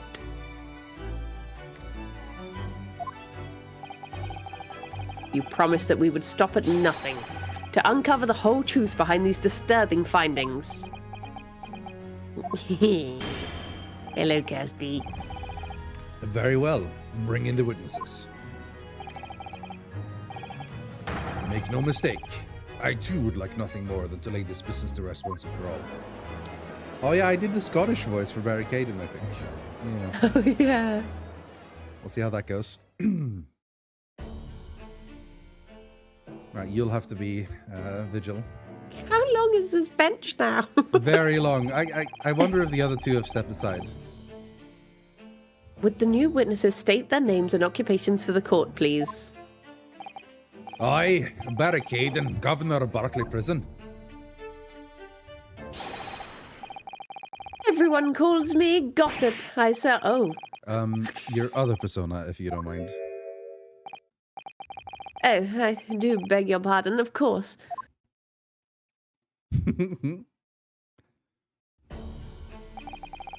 My name's Daily Vigil. I used to be the chief warder at Barclay Prison. The reason you've been summoned here to court today is to testify about the jailbreak of the so-called professor 10 years ago. Gosh, the professor? We've already been through all this before, a decade ago. And the conclusion was that there wasn't anything untoward happened. A convict escaped from your prison, Governor. Hardly what you'd call nothing untoward. Ah, well. The convict's death certificate was somehow falsified after he was allegedly executed. And he escaped the prison inside his own coffin. A plan of that complexity could never have been carried out without the help of somebody with influence inside the prison. Governor Caden, don't imagine that the passage of time will afford you any protection. What I like about the name in this one is that on its own, Caden as a name doesn't seem weird. It's only when you combine it with his first name you realize it's a pun, with like Barry Caden. Yeah. Barry Caden. And Vigil itself is fine, but that's more as a daily vigil, you know, like. So, but then daily would be fine as a first name. It's only combined with the last name that it becomes a pun. I think that's nice. Smart.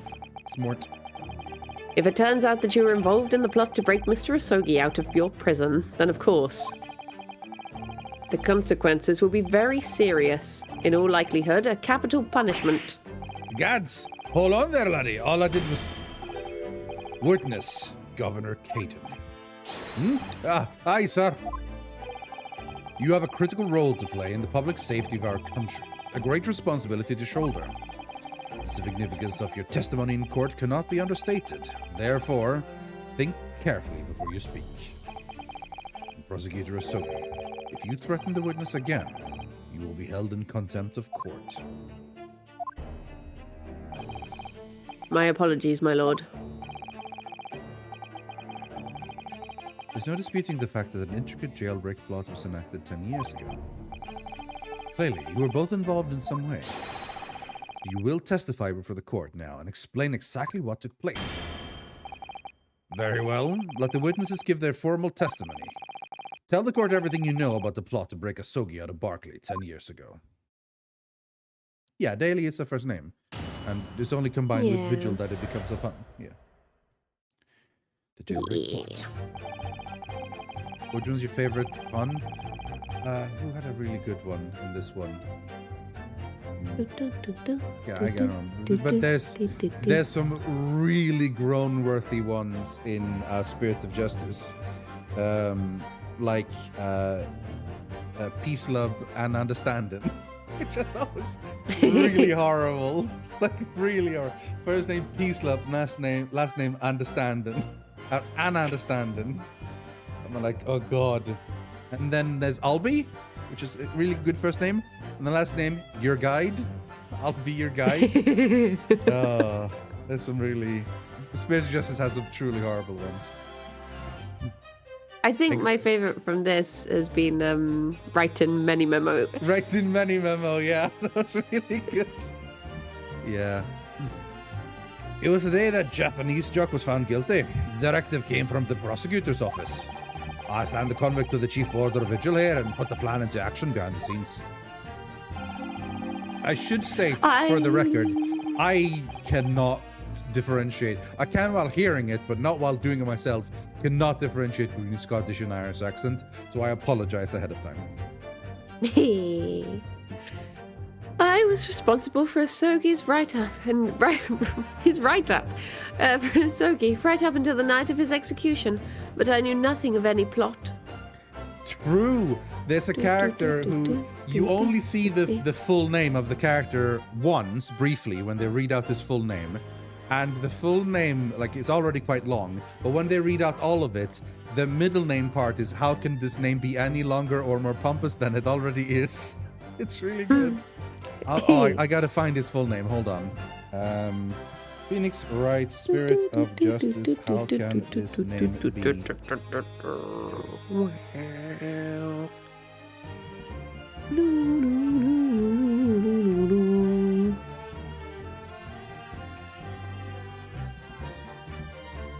Oh, it's Inga. Yeah, it's Inga Karkul Korain is his name, right? But yeah, I'm gonna copy paste this because it is Inga Karkul Haukud dis nam Bian Lagi Lagaor Mo. No, Briony long or more pompous than it already is Kurain the third. So I'm posting it in chat because Jesus. Oh my god, hold on. I need to log in here. This is dumb. Give me a second. Bum bum bum bum bum bum bum bum. I'm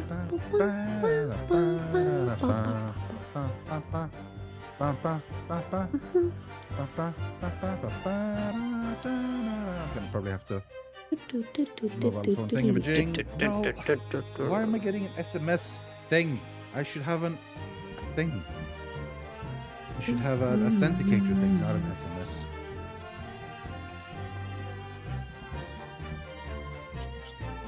Just waiting.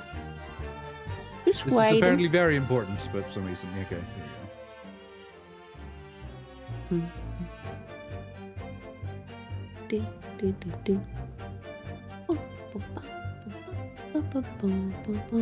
Here we go. Okay, I'm posting it in chat. Bam! That's ridiculous. I am. I'll post it to you as well in Discord. Because, Jesus. Alright. How could this name be any longer or more pompous than it already is? The third. It's incredible. Alright. Moving on to the actual game. Sorry. Go ahead. Did you already read it out? I might have been interrupted. Yes. Okay. I didn't ken if there was some negotiations between the convict and the prosecutor's office. All I did was carry out my duty for Her Majesty's Great British Empire. A directive from the prosecutor's office. Are you saying that was the jailbreak plot? Aye, that's right. Who sent it? Who authorized that plan?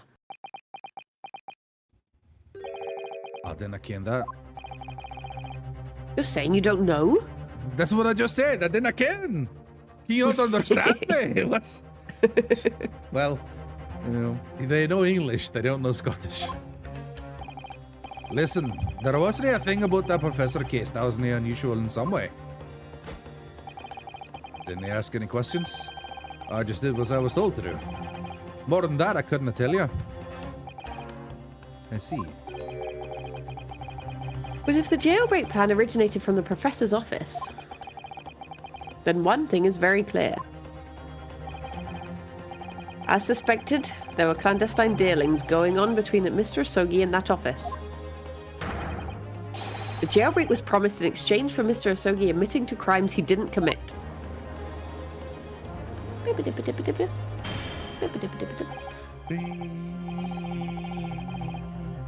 That, counsel, is nothing more than speculation on your part. So, let me ask the defense. Oh, yes, my lord. I failed to see how these witnesses have any more pertinent information here. Do you intend to assert your right to a cross-examination? Absolutely. I have no intention of squandering a single opportunity, my lord. It seems all you Japanese are fiercely tenacious. At least he calls us Japanese, not Nipponese. Very well. Proceed, counsel.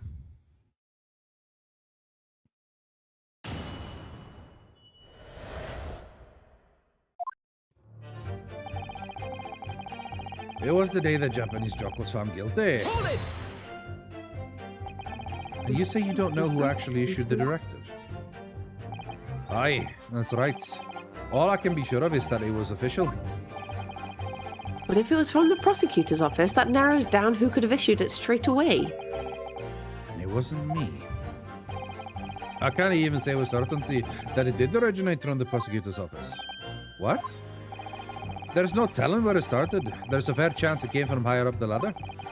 Basically, I can't give you any indication of who was behind it. You can't be serious. All we can say for sure is that the order must have come from somebody in authority, I suppose. The likes of us on the ground, as it were, didn't bother with idle speculation. We just get the job done.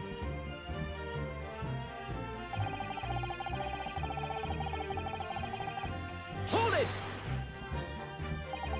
So, Mr. Vigil, you didn't know anything about it at all? That's right. My only role in the scheme was as a scapegoat. That's right, isn't it, Governor? Some poor beggar had to take the rap for it. All right then. Who else did know about the plan? I've not the first idea, laddie. My part in the whole business was basically just dealing with the aftermath. But I wouldn't be surprised if there were other folks in the prison service who had been given similar orders. So you don't know who else was involved? Aye, that's right. All I can tell you is that the night it actually happened, the person at the reins was Dr. Stevens. Dr. Courtney Stevens, or Dr. Sight, as she's known now. Why did I have to get caught up in such a terrible business?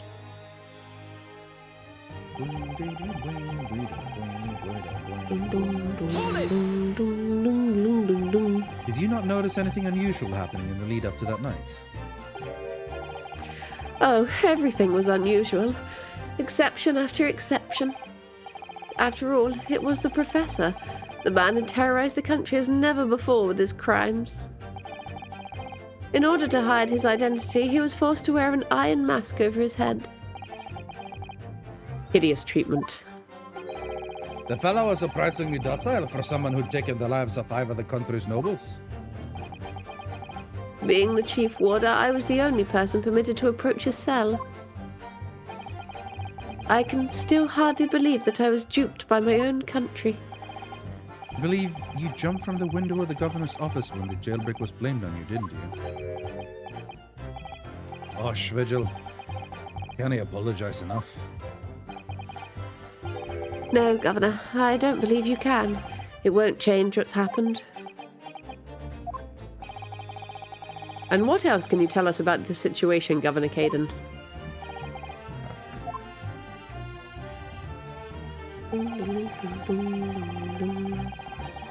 I didn't ken if there were any negotiations. But you've already acknowledged that orders came from the prosecutor's office to arrange for the man's escape. There must have been some sort of negotiation. It's the only explanation. Aye, well, be that as it may, I didn't ken nothing about that. The witness stand is no place for telling you what I don't know for sure. I ken that much, I do. Then I presume you also know this. Not telling what you do know is a criminal offence. So you were just following orders, is that it? I'm afraid that won't absolve you of guilt here. A man was still killed illegally, even if he was a condemned criminal. You may very well be found complicit in murder, Governor. So that's what it is to be, is it? Even with the threat of conviction, you won't break your silence.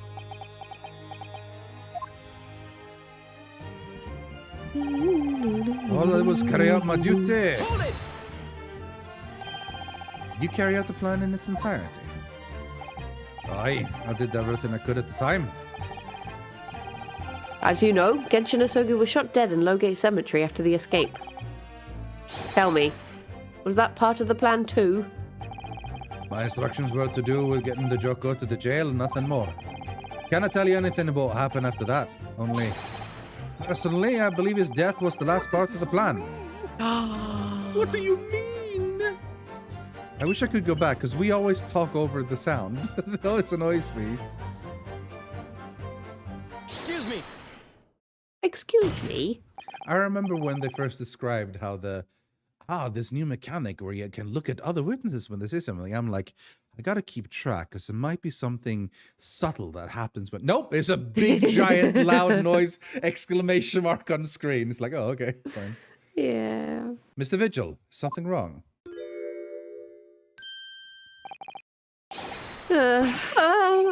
Yes, sir. What can I do for you, sir? He's saluting now? What is this, some sort of Barclay convention? What Governor Caden was just saying seemed to upset you. Did it bring something to mind, perhaps?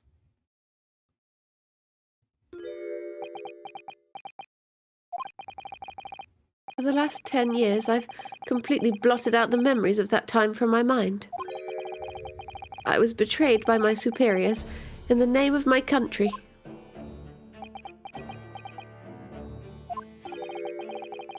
Just as my father was betrayed, it seems.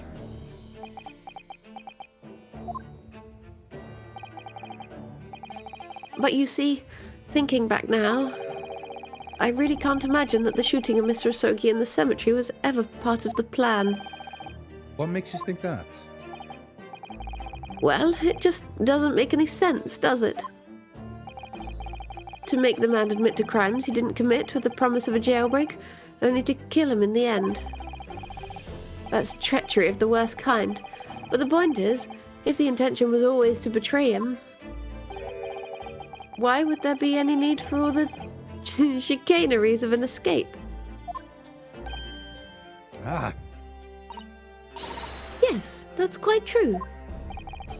if whoever negotiated with Asogi never intended to keep his or her end of the bargain, it would have been far simpler to just let the man be executed in prison as dictated by his sentence.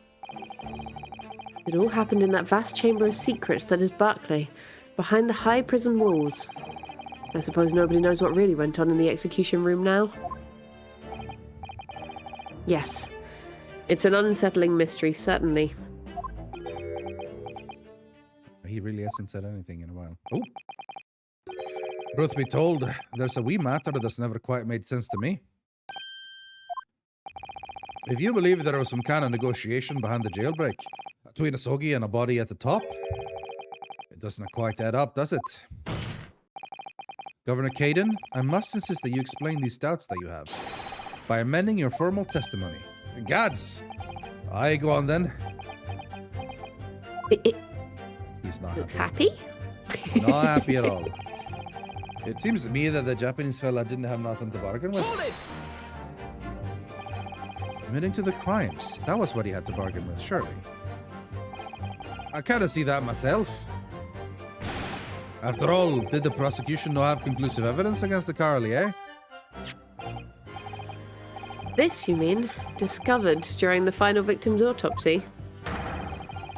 There's every possibility this conclusive evidence was fabricated by Scotland Yard and the prosecutor's office. Objection! Possibilities are all very well, but nothing has been proven. You can holler about misconduct in the trial 10 years ago all you like. But if you can't establish that it happened with hard evidence, no one's going to listen. Aye, that's right. So what I'm saying is, the convict had nothing. Nothing he could use for any kind of bargaining at all. The witness makes an astute point. Logically, it would seem no negotiation could have taken place. Yet the plan to break the man out of prison was definitely put into practice. So he must have been armed with something that gave him an angle to negotiate. Yeah, information, right? Kosogi-san agreed to confess to the crimes because he was assured he'd be broken out of prison. Like, he probably was like, you found out it was Strongheart or someone, right? If you promise not to say anything, we'll let you go free. Because if you do say anything, we're gonna get you killed anyway. So deal. Yeah. Oh. So Sogi-san agreed to confess to the crimes because he was assured to be broken out of prison later. Really don't think that Kazuma-sama's father would have engaged in such negotiations. Then perhaps something compelled him to agree. What a terrible thing, using the law to legitimize such underhand dealings with a desperate man. Only to double-cross him in the end. It's quite the opposite of justice. Can't help feeling something about this apparent negotiation that doesn't quite add up. Something doesn't quite add up, Mr. Naruhodo. No, it doesn't. But I can't quite put my finger on what yet. Well, in that case, we must keep digging until we identify the problem. Yeah, good question. I mean, it's almost certainly the last statement, because that's usually how it is. That's the one we managed to get forward. Didn't have anything to bargain with. I mean, at this point, this maybe is will. Yeah. Objection! Yeah, good. Confessing under oath to murders he didn't commit, and a verbal assurance of later being broken out of prison. Genshin Asogi was taking an incredibly risky gamble. Very true. There was nothing to stop the British breaking their word and executing him behind closed doors anyway. Under normal circumstances, no man would stake his life on a gentleman's agreement like that. Which means that Mr. Asogi must have had a trump card. Something that guaranteed he wouldn't be betrayed. Some kind of weapon. Avars! The fella couldn't have possibly have anything like that. But you know that he did, Governor. The Asogi Papers, the name given to the last will and testament of Genshin Asogi. Ah! It turns out that Mr. Asogi was hiding his will in a cell at Barclay. Chief Warder Vigil caught him with it one day. You squealed, did ya, you wee rat? Didn't I not tell you to keep that a secret? You can't touch me now. Ah! When Mr. Vigil caught sight of that will through the bars of the convict cell, Mr. Asogi pleaded with the warder. All right then, but what's on that paper? The last will and testament. This will is the only weapon I have left now. A weapon? And after the convict had been killed following this elaborate pretense of the jailbreak, that document mysteriously disappeared, didn't it? Well, yes. Or the prison warder searched through the belongings in a cell, but that will was just nowhere to be found. As I understand it, an exhaustive search was made for the document, which became known as the Asogi Papers. Governor Caden, I believe you ordered your prison staff to find it at all costs, didn't you? Hey? Would I be right in saying that you knew that the so-called Asogi Papers had the potential to make great waves somehow? Jings! Jings? Jings! Jings! I've never seen that before. What the blazes are you blathering about? The will was found right and proper in the fella cell where I said it would be. But how can that be? Where in his cell? We all searched the place from top to bottom. Well, I did not do a proper job, you peely-wally galoot. You can't criticize me now?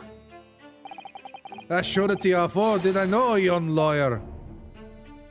Yes, you did. I have the document here. It's written in Japanese and reads, The Last Will and Testament of Genshin Asogi. Which means everything is as it should be. Not quite, my lord. You see, there's an undeniable inconsistency here. What? What inconsistency? Mr. Asogi described this document as the only weapon he had left, and yet this will contains nothing of significance at all. Nothing that would have given the convict any leverage. Are you suggesting, my learned friend, that the last will and testament stored at Barclay Prison all these years is actually a fake? As has clearly been demonstrated already, what went on at Barclay Prison was far from above board. Ding! That last vile allegation by the defense was an affront to the entire British legal system. This absurd notion of a weapon is something for which we have only the former Chief Warder's word. The man could quite easily be lying, or at the very least, sorely mistaken. What? No, I definitely heard him say that, I swear. Kirsty says, Clearly we need to... Kirsty says, relationship with Van Zeek's ended. I'm a Caden stan now. Oh my god. Big beefy Scottish man. All right, fair. Clearly we need to get to the bottom of this. Thank you, Anonymous, for gifting sub to Kirsty. We need to know what happened with these so-called Asogi Papers. A waste of time. If the will was fake, where is the real document? Mr. Vigil was stabbed in the back by the judiciary 10 years ago. He lost everything, very nearly his own life. And now you're going to do it again. You're quite ready to brand him a liar and turn your back on him without even letting him defend himself. It's clear that Barclay Prison is hiding something. Clear that the jailbreak was masterminded by someone in the prosecutor's office. It's clear that some illicit negotiations took place.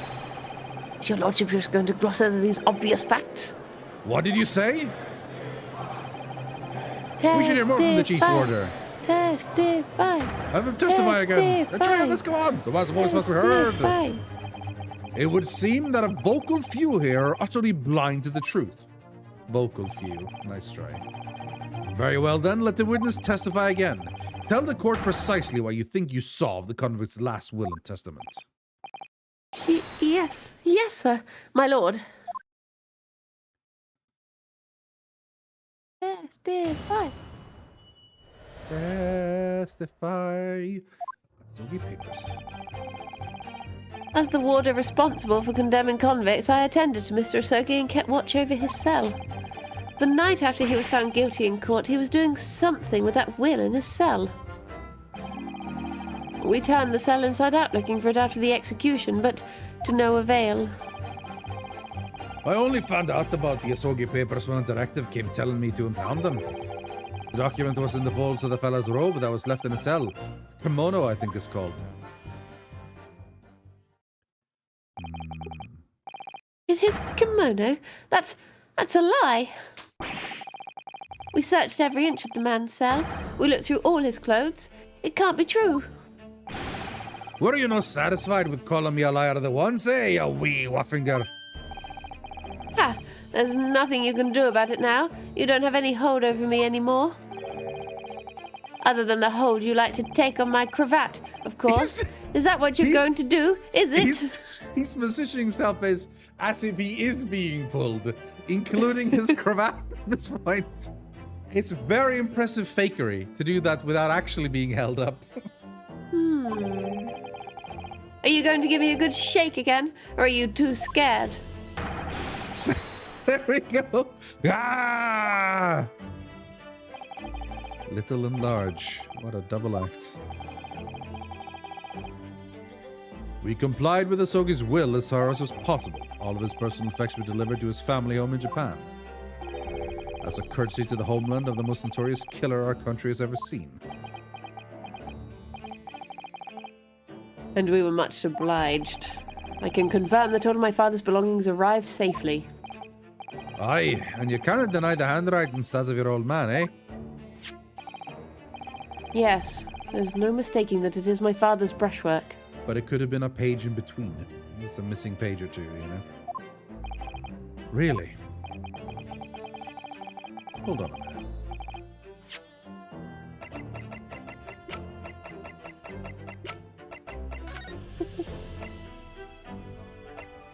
Nah.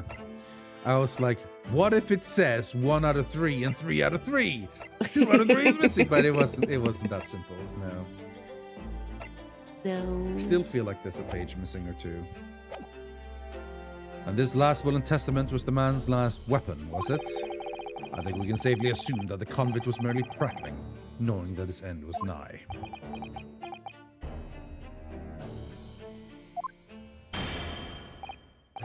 Wow, Caden, it sure would be a shame if you did that. Kirsty likes big, strong man doing violent things, clearly. Jeez. So, counsel for the defense, your cross-examination, please. Yes, my lord. Here we go again.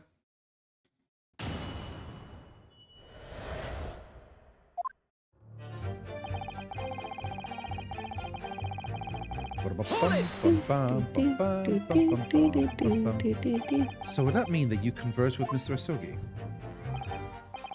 Yes, certainly. Though there was precious little time before his execution was due.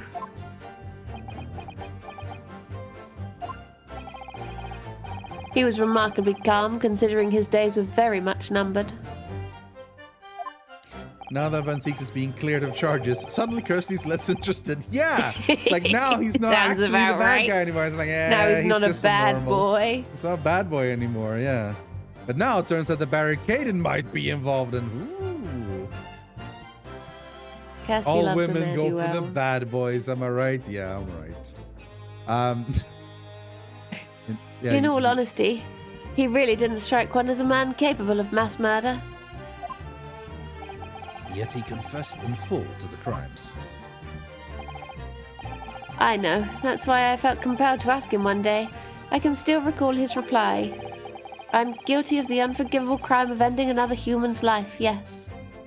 Yeah, that's very specific. Maybe he killed the real villain? Maybe? Not sure who he killed. But he was so tranquil and intelligent, it put me in mind of an Eastern holy man. And what about the will you saw him with? What can you tell us about that?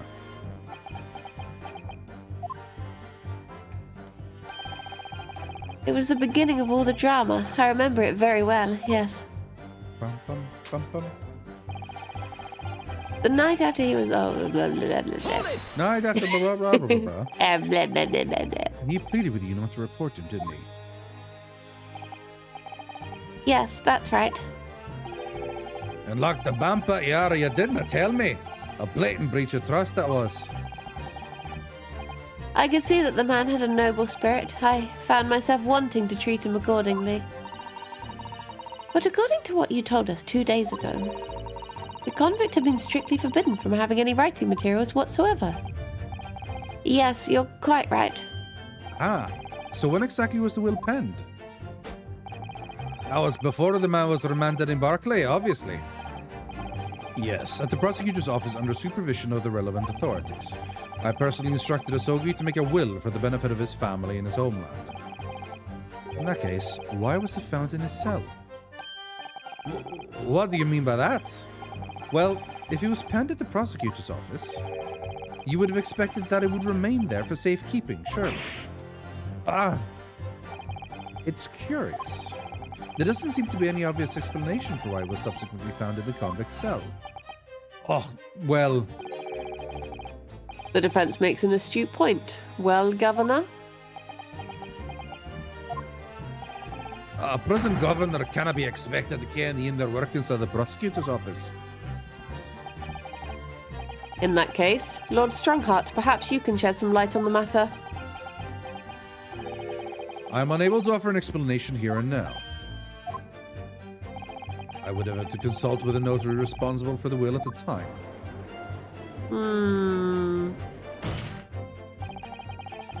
The fact that my father's will was discovered in his cell is clearly inconsistent with what was expected. I want to know why. Another inexplicable mystery, then. Well, the thing is about that will... Bum, bum, bum, bum, bum, bum, bum, bum. It was the governor who ordered the search for the will, as I understand it. Is that right?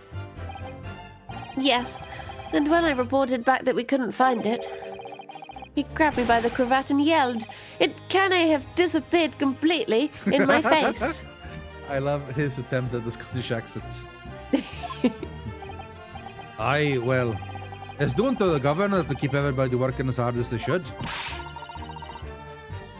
I think the governor needs a wee taste of his own medicine, Mr. Naruhodo. I think he needs a wee taste. That's Needs a wee. That's not what we say, Susato. But yeah.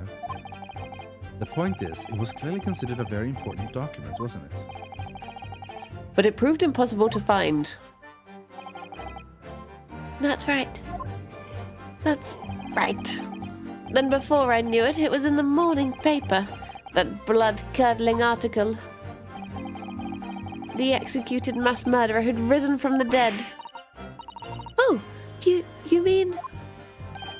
The article based on Mr. Trevor's experience in the Lowgate Cemetery. Yes, that was it. The day after I read that news, I was summoned to the governor's office. And that's when the awful accusation was made.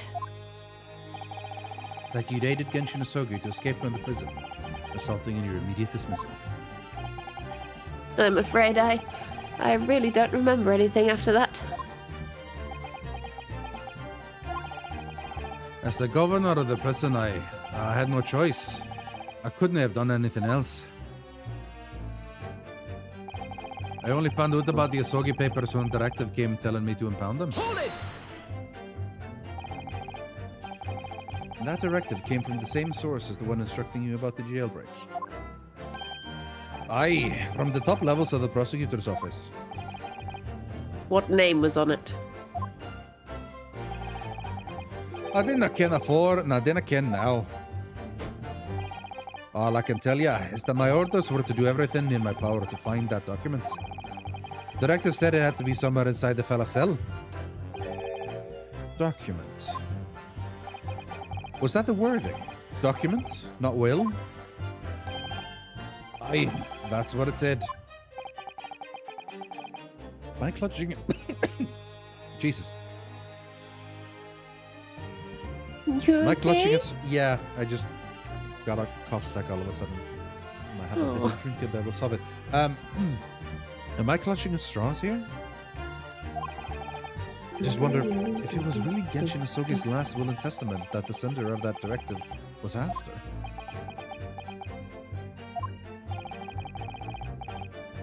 Continue with your testimony then, witness. The document was in the folds of the fella's robe that was left in a cell. A kimono, I think it's called. Hold it! Hold it, please. Please hold it. Hold it. Hold it. Hold it. And Mr. Sogi's kimono. Aye, the one he'd brought with him when he was locked up? Yes, he was permitted to have his personal effects with him during his incarceration, I understand. That's right. He was granted as much freedom as possible during the few days before his execution. Indeed, he had a number of items of personal significance, I remember. He was very reluctant to part with them. Some books, that kimono, his sword. Yeah, I knew it. I knew it was going to go back to the sword. His sword? Karuma, the famous sword of the Asogi clan. It bears the soul of my family. Yeah, and you broke it. I don't doubt it, but I wasn't really getting at that. Gotta being the soul of the clan, could the man have had a more obvious weapon? Have some respect, Runosuke. Respectful silence? The warders carry firearms at all times, and the inmates have shackles around their ankles. He couldn't have hurt anybody with that thing. Still, he was allowed a sword, but no writing materials? Aye. He wrote that will before he came to stay with us at Barclay, you see.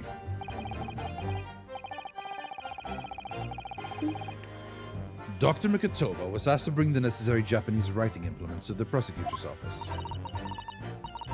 A Susuri inkstone, black sumi ink, and some Hanshi rice paper, no doubt. I was present when he wrote it, but I'm sorry to say, the letters just looked like a squirming mass of jet black earthworms to me. Earthworms. They spelled out earthworms. I love it. Because it's not just earthworms, it's earthworms. It's fantastic. He wasn't happy with that. Excuse me. Oh. There was some earthworms. Okay, thank you. Are you feeling faint, Mr. Vigil? Mr. Vigil! Sir, it was Scarlet, sir. Wait, are we sneaking in the Scarlet Letter in this all of a sudden? What? Oh, I'm terribly sorry. I didn't mean to blurt it out like that.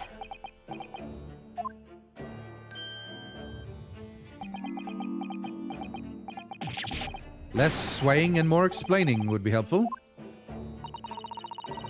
Is it something about the testimony we just heard? Have you recalled something of importance?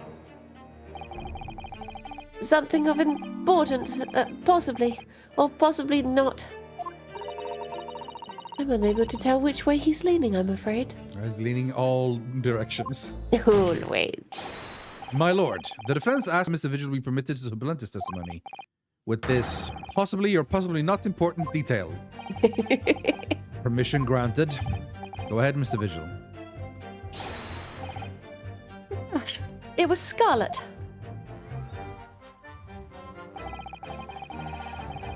As I remember it, the document was written in scarlet ink, but perhaps I'm mistaken. Hold it! Scarlet, you say? Well, yes. I mean, I only caught sight of it for a brief moment, of course. Do you think he cut himself on the sword and wrote with his own blood? Maybe. Yes. Because yes. that means he had the writing implements, except paper. And maybe he had paper? I don't know. But, like, I don't know. I don't know what he would write it on. But he had his sword, right? and then he can cut himself to get blood to write. He had books. Yeah. That's true. They said he had books. Oh, yeah.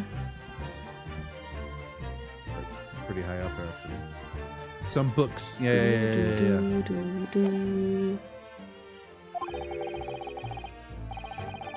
But even by the dim light in the cell, I remember thinking that it was an unusual colour. At the very least, I'm quite sure it wasn't black.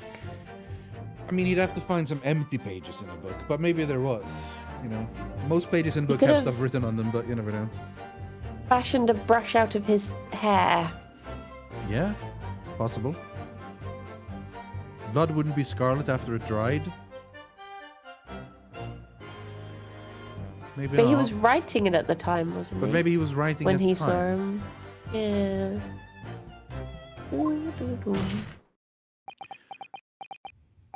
Witness. Is that really what you saw? No, what? Sir?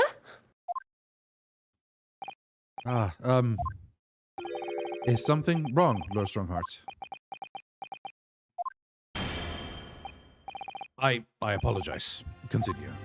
Very mysterious. What do you make of that, Mr. Naruhodo? For Lord Strongheart to be so visibly shaken in that way? Oh, didn't I ever? Yeah, didn't I ever? You can plainly see it right in there. And it's as black as the Earl of Hell's waistcoat. Well, yes, you're right. Mr. Vigil, I'd like to confirm one point with you. Did you actually see the content of the document that Mr. Sogi was holding that night? Oh, well, no, I mean, there was no time. As soon as he noticed me there, he hid it beneath his back. Beneath his back? But it was definitely a will, was it? Yes, it was. That's what Mr. Isogi told me. The court need waste no further time in this matter. We have the will in question in our possession. There's nothing more to add. Will written in scarlet ink. What did Mr. Vigil really see Casimir's father holding, I wonder? You have an inkling, Mr. Naruhodo. You must present it to the court at once. Yeah, but what would that be? That answer testimony doesn't give much away. So was this will really penned by Casimir-sama's father? I wonder what he could have possibly meant when he described it as a weapon. It's starting to sound very much like Mr. Sogi actually had nothing. But the plan to break him out of jail went ahead, which means he must have had some bargaining power. He must have been hiding something. It's the only explanation that makes sense. It's starting to sound like Mr. Sogi actually might have had something.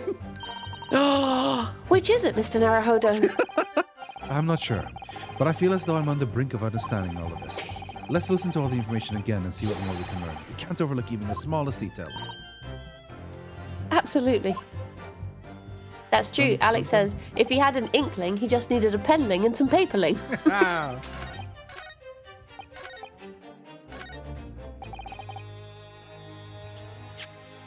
Is it going to turn out that there's something inside the sword case and he's just not bloomin' checked for 10 years? Yeah. Like it's underneath the ribbon or something.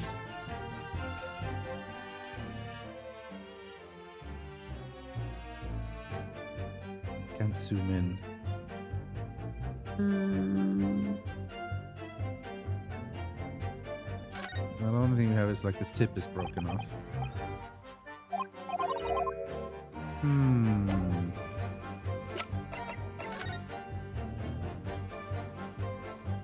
Let me check this one too, sorry.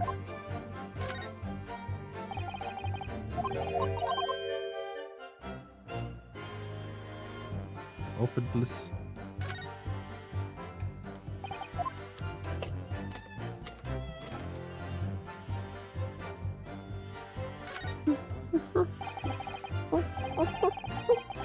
Oh, I can't skip this.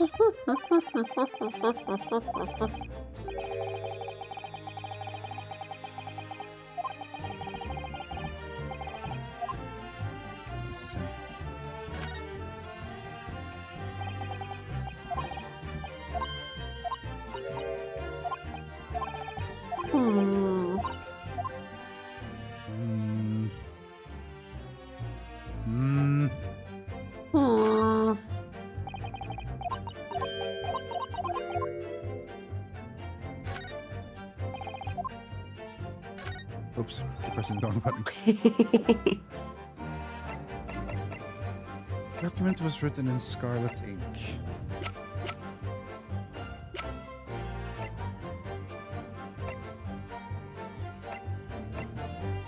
Ooh, maybe this something with the gem that gives Scarlet something, or he cut himself with it or something.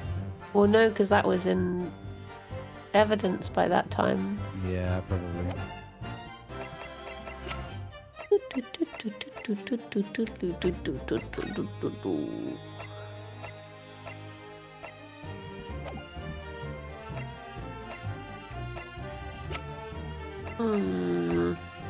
This early, I doubt it's anything, but you never know, I guess. I guess you could always present the sword. Yeah, I mean, I guess it might be nothing, but... Objection! No, not one that any British court would recognize. Counsel? What? Remember, this is a close court. Whatever fate befalls you in here, no one outside will ever know. Jesus. Should I be wondering if I'll make it out of this courtroom alive?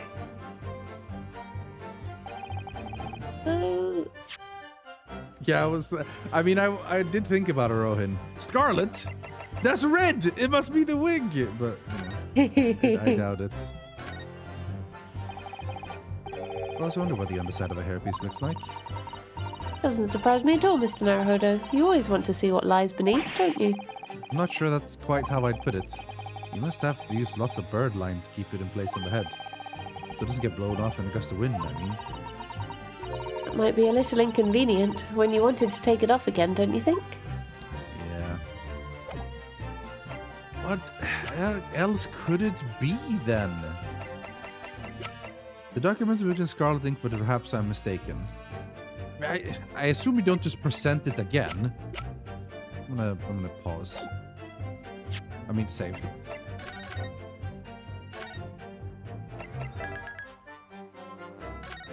Wait, what are the other statements? Yeah, I mean, this is the extra one, which is why I always assume it's that one, but it's the kimono thing. Documents in the fold of the robe. Stop it! Found out about the papers when director again telling me to grab them. He turned the cell inside out. Night after he was guilty. Doing something with his will in the cell. I feel like it has to be the statement to push, because that's the extra statement. It's like always that statement to press. Oh. I mean, yeah, maybe we do just present the will again and be like, well, it's not written in scarlet. I don't know. Oh. Uh-oh. I must deny your objection. There's no contradiction here. Oh, no contradiction. Other than the fact that a Far Eastern lawyer is practicing in a British courtroom. Why not so far away, Lordship? I'm really sad. Okay, this is tricky. I'm not quite sure what could be the one end. Because, okay, let's try to follow through what we know, right? Yeah. We're trying to figure out, because Caden said he wrote it, you know, with what Susato assumed was the classic Japanese writing implements in the prosecutor's office, right? And that was the will. And this is apparently quarterly the one. But we are starting to think that it was something else. And that it was a different document written in scarlet. Hmm. Oh, hello. Hello. Hello. Red scarlet ink stains visible on the little and right fingers. No documenting corresponding wing found. That was at random. I started reading through that note. Scarlet colored writing is what you said you thought you saw, Mr. Vigil. And I believe that's exactly what you did see. What? Havers again. You have no evidence to say that. Have a look at this report. My brother's autopsy report. Yes, and there's something in here that's bothered me since I first read it. It states that scarlet-colored ink stains were noted on the fingers of the victim's right hand. Yes, so it does. Scarlet ink? Now, I'm not familiar with the habits of the British aristocracy, I freely admit. But I would hazard a guess that they don't all go around with ink stains on their fingertips, do they? Your wit is not appreciated. My brother was a well-bred and fastidious man. Should ink have sullied his fingertips, he would have cleaned them immediately. What is your point, Counsel? My point is this. Whatever Lord Clint Van Zieks was writing in that unusually colored ink, it must have been directly before his death. Because he died before he had the opportunity to clean his hand. What? I remember something troubled me at the time. At the scene, the lid of my brother's inkwell was opened. But Clint was punctilious about such things. It seemed unusual. No document penned in the color of the ink that was in the inkwell was ever found. So the document had disappeared. Are you suggesting that the document my father had in his hand that night in his cell was... the same document that Lord Clint Van Zieks was writing moments before his death? Then, it was. If Mr. Vigil's testimony is to be believed, it can only mean that yes. Mr. Vigil. Sir? When you spotted Mr. Sogi with the document in his cell, his precise words were as follows, were they not? All right then, but what's on that paper? A last will and testament. This will is the only weapon I have left now. It wasn't his will and testament, it was Clint's will and testament. Ah. A last will and testament? Ah. If the conversation really did go as Mr. Vigil says, then what we now know completely changes the meaning of what Mr. Asogi said. You really think? Mr. Vigil did indeed see the convict with a will, but it wasn't that of Genshin Asogi. It was the last will and testament of Lord Clint Van Zieks. No. What? Objection! This is madness. My brother's last will and testament? That would mean that he had chosen to die. That is what it would mean, yes. No, impossible. That is utterly out of the question. Lord Van Zieks? Clint was pursuing the professor. It consumed him day and night. Whatever happened, he would never have abandoned this investigation before its conclusion. Never. He wouldn't rest until the job was done, until the killer was caught. The idea that he would willingly accept his own death, it's obscene. Objection! And yet we can be sure that he was writing his will moments before his death. And that Genshin Asogi came to be in possession of that document. So what could a will possibly have contained? Clearly something that couldn't be made public under any circumstances whatsoever. Because armed with that document, my father was able to negotiate with the judiciary for his life. It was something so damning that it prompted the powers that be to enact their daring jailbreak plot. Yes, there can be no question that the will contained information of the utmost secrecy. This is my will and testament. Male Strongheart is the professor. Male Strongheart is super evil. Male is like, listen, don't say anything and we'll let you go free. And then, no, actually. And then Genshin says, if you don't let me go free, I will say this in court and everyone will know. And he's like, all right, fine. We'll let you go free.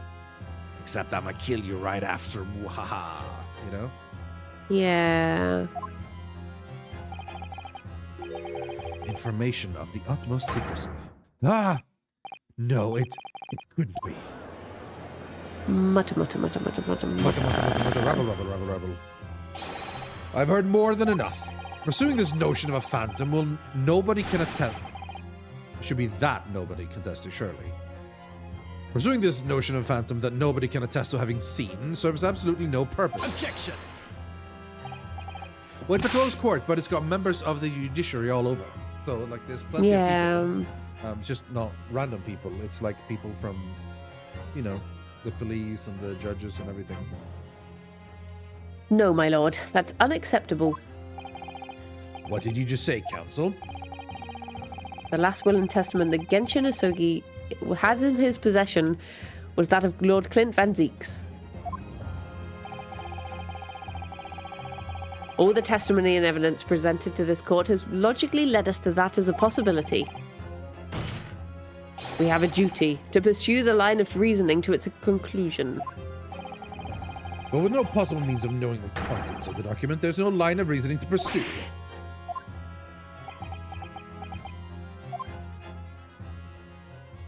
Here we go. Reason by Lord Van Zeeks, a man of high noble standing, would have chosen death. Information so secret, people in judiciary would be willing to negotiate the jailbreak of a condemned killer. The only explanation that fits those facts is an unthinkable truth that turns absolutely everything on its head. Turnabout! Thank you very much, Beastman, with a 3 and a 5 for gifting us up to Spester. Appreciate that a lot. And also, why was there a double yahaha? Did Beastman subscribe? No. Beastman just gifted. There was a double yahaha. Double yahaha. You have been blessed, Beastman. Turnabout. It's translated in the games in Japan is called like Turnabout Lawyer.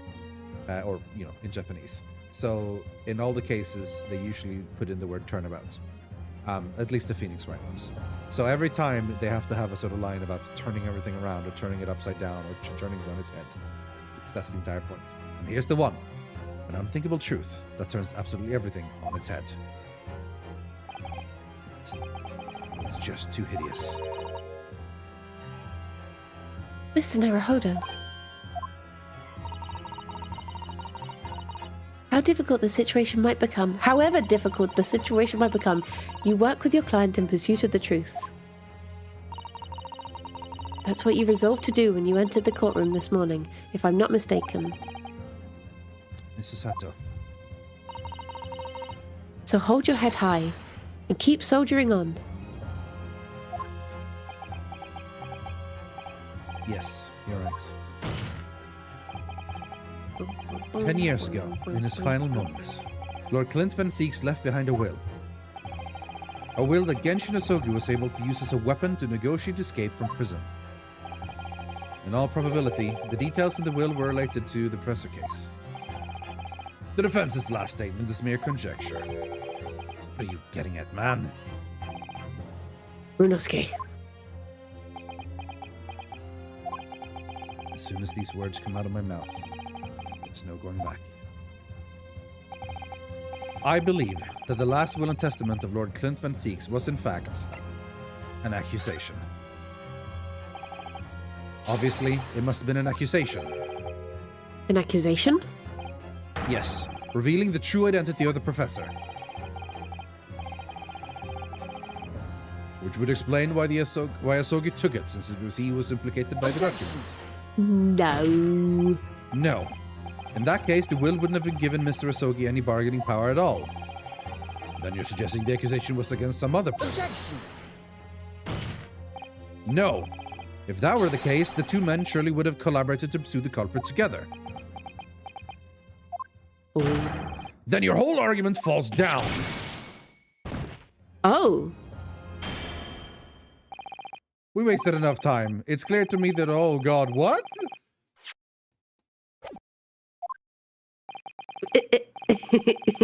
Oopsie. Well, okay. I guess I picked the wrong one. Guilty. I didn't read them. I guess I didn't read them clear enough. It's not going to be confession. So, because I didn't think he was the killer. So therefore I was like, oh, because he accused him then. But let's take a look closer to see what it actually said. I just jumped immediately to accusation.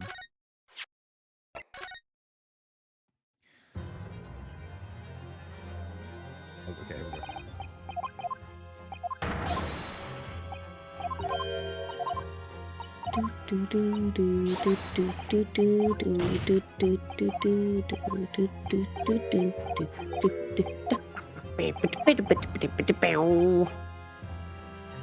report?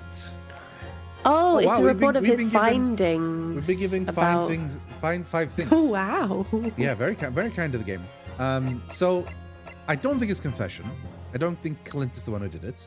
It wasn't accusation. I thought the thing would be like it was strong heart, but I guess it's a report then. Like it's a report of all his findings.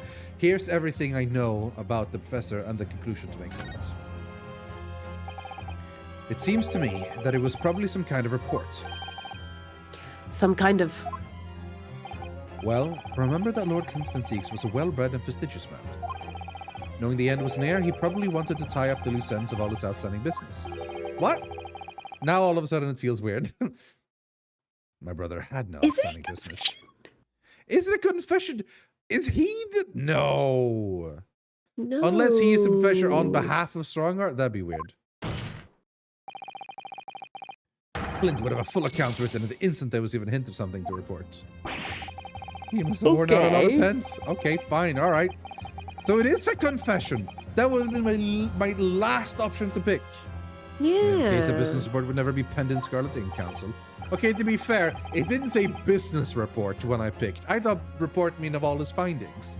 That's a bit of a trick from the game. I thought like a report of all the important information. Instead it's like, oh, it's just business. Oh, it's just business. That's not what I would have picked if I knew that's what it meant. I forgot to consider the ink color. It's apparent that the defense's explanation has no real substance. This line of inquiry is dead. Come on, Runosuke. I know you. You've seen to the heart of all of this, haven't you? I mean, I guess it's confession then, but really?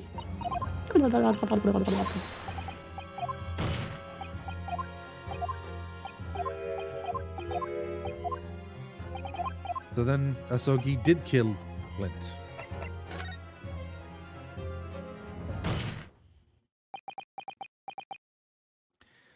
That's not what I expected. That took me by surprise. But maybe there's going to be more to the confession, you know? Yeah. Like, I have worked in tandem with, or whatever, yeah. I confess that I know that Strongheart did it. I confess that these are my details that I know, and here comes the accusation. Like, yeah, I don't know. Kirsty says the verdict is that Van Zieks is very guilty and attractive. You can do this, Mr. Naruhodo. I believe that what Lord Clint Van Zieks actually penned that day was a confession. A confession? Regarding the mass murderer known as the Professor and his true identity. Objection! Enough. Counsel. What are you saying? Do you even realize a confession about the true identity of the Professor? That would mean...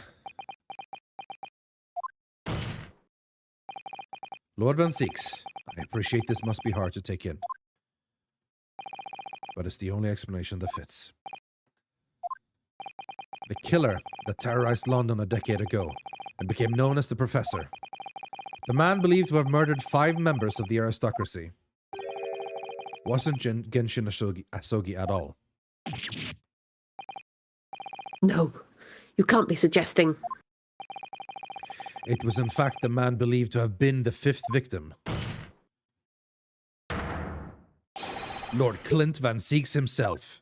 So that's why Genshin Asogi admitted to having killed one person, because he killed Clint. He did do it. No! My baby boy's in pain!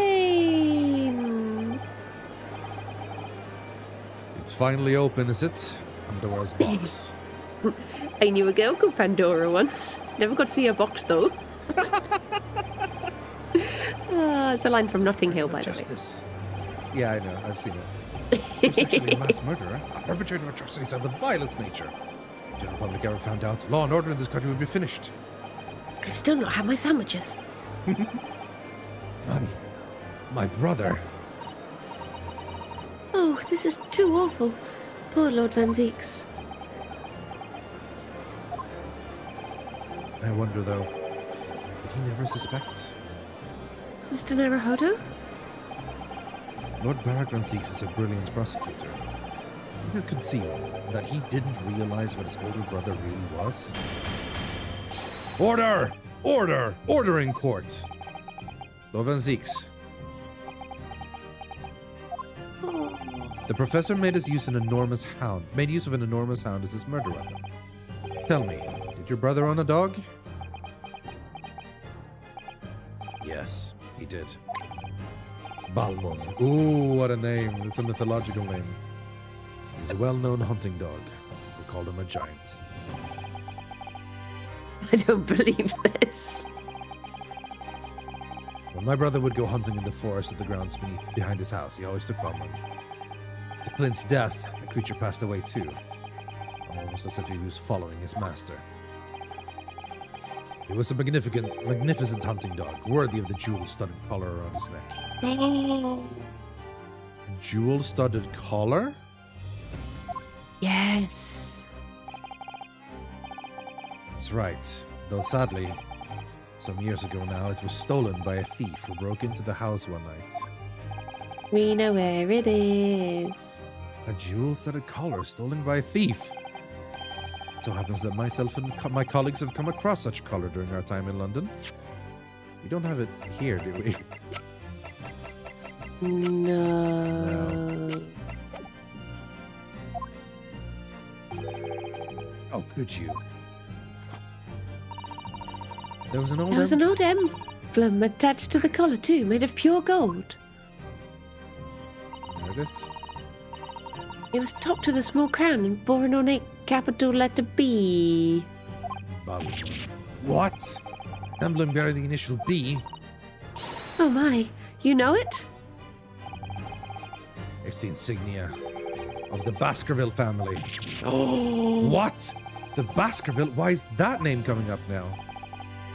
Baskerville is the family name of my late brother's widow. That pure gold emblem was an heirloom, which Clint acquired upon their marriage.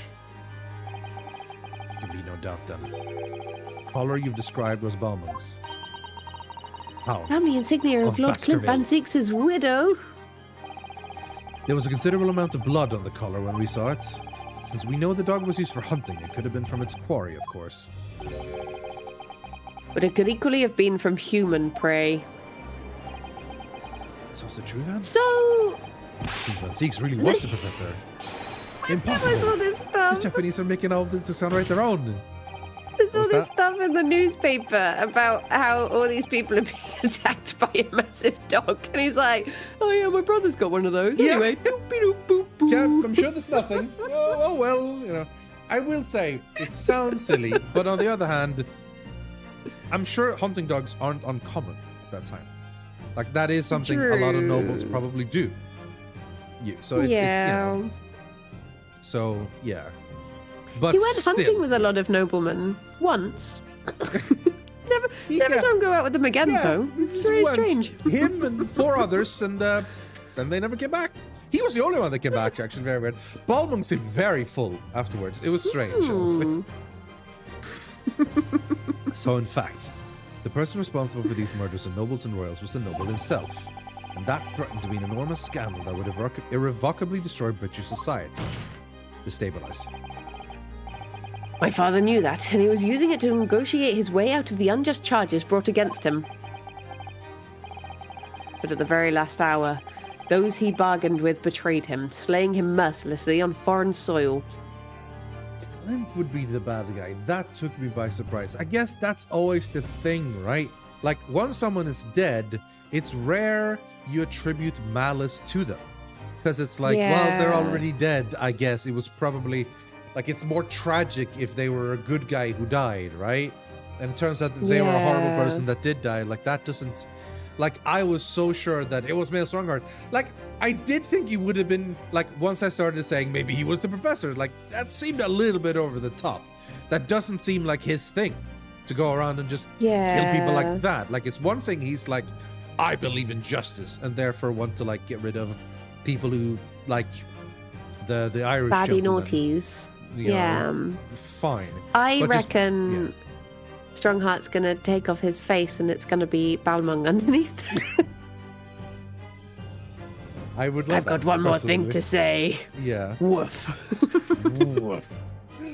Don't woof. Woof. Woof. Yeah. But at the very last hour, sorry, you said that already. Well, can you deny it, Lord Strongheart? Yes, and I do. Case adjourned. 10 years have passed, and still now the 6 million inhabitants of our great capital rest easy, believing that justice was done. That though his anonymity remains, the diabolical murderer was caught and executed.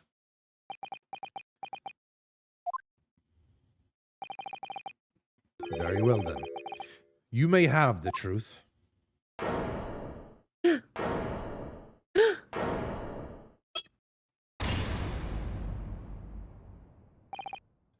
Tell me then. Tell me what Clint really was. Lord Clint Van Zieks was too pure of heart. When he became a prosecutor and went in pursuit of the black roots of crime, he drove himself into a corner. He came to the uncomfortable realization that to fight the most fiendish of criminals requires one to become even more fiendish oneself.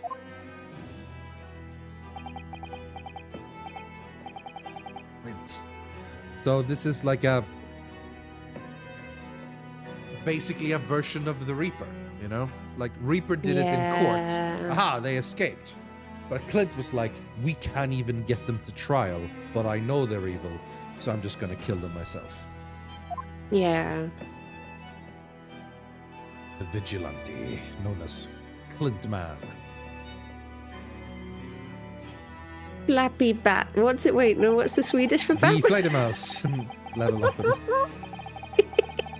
The 19th century was a truly miraculous 100 years for Great Britain, and indeed the whole world. New industry, new technology, and with the birth of the Metropolitan Police Service, new law and order. But these dazzling new developments meant ever deeper shadows were cast on society. Water sullied by factories, air thick with noxious fumes and crime, growing daily to fill the darkness. Lord Clint Van Zieks made it his mission to combat the darkness. But as time went on, it slowly ate at his soul, until eventually he was consumed. It's ironic, really, somewhat surprising, that the truth has once again been unearthed by a Japanese. Once again? What do you mean? 10 years ago, your father, Genshin Asogi, turned up at my office one night. Professor? Yes, beyond all shadow of doubt. You must issue us a warrant to search his home at once. Don't be absurd. The man comes from one of our country's most illustrious families. He's a paragon of justice here in the capital. Yes, that's the point. That's why none of you British can see it. He's using his noble status as a diversion, whilst he commits these atrocious crimes behind the scenes. Do you have evidence? Nothing definitive as yet. But he keeps an enormous savage hound on the estate. We need the full support of the judiciary for this. We're up against a member of the aristocracy. So a large family estate has a fierce guard dog. You should know this is commonplace here in Britain. I'm sorry, I can't possibly put Scotland Yard onto this based on the tenacious accusation of a visiting student.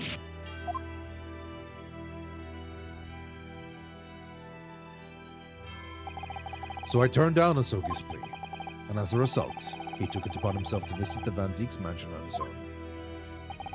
We can only imagine now what happened between the two men. Though we know the outcome, of course. Lord Clint Van Zieks perished. Don't believe this. So, in actual fact, Kazuma-sama's father did. Yahaha. He did, yahaha. Thank you, 9 Dragons, 1 Apple. He made the late Lord Van Zieks meet the same fate.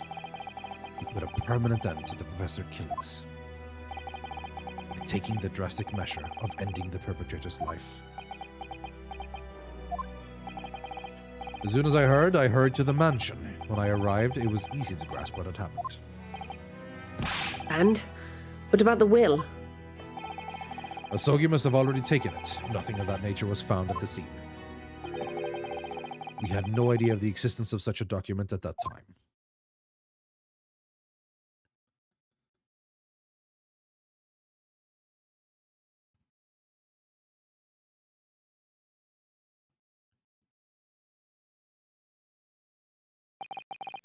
I was the only person who knew of the true identity of the professor. So, I resolved to keep it a secret, and to guard the secret to the bitter end. So you're admitting to it? That you were behind it all? It was you, then, who pinned the crimes on my father? I did what needed to be done in order to protect the law and order of the British Empire. Even if that meant employing an unforgivable ruse. Then it was you who arranged this fabricated evidence. I ordered that detective to take care of it, whilst keeping the truth from him, naturally. Excellent. Obviously, he opposed me at first. Are you off your rocker? We can't do something like that. There's no question that it was Asogi who murdered Lord Van Zeeks. The whole staff have made statements that they saw the man running from the mansion that night. Yes, well, I've no doubt it was that Japanese fella. But we haven't got a shred of conclusive evidence against the man. And worse than that, he doesn't keep a dog, so we're short of a murder weapon to boot. And we're short on time, Gregson. We must put a stop to this man's rampage for the good of the country. So we'll use whatever means necessary. Do I make myself clear, Detective? Blimey. So that night 10 years ago, when I was attacked by those thugs in the back streets, Genshin's ring was taken. That was him, was it? That was Gregson and some hired help? Then the detective handed the stolen ring to Dr. Wilson, who feigned its discovery from the victim's stomach during that autopsy. And in the light of that decisive evidence, Mr. Asogi was found guilty of the charges brought against him. However, behind the scenes, he had actually already struck a deal with his accusers, in which he agreed to silently accept the charges. But I just don't believe that part. As far as I knew, the man my father despised such underhand dealings. It was extremely easy to make him comply. You see, he had one crippling weakness. What weakness? Isn't it obvious? You, as a Asogi. Me?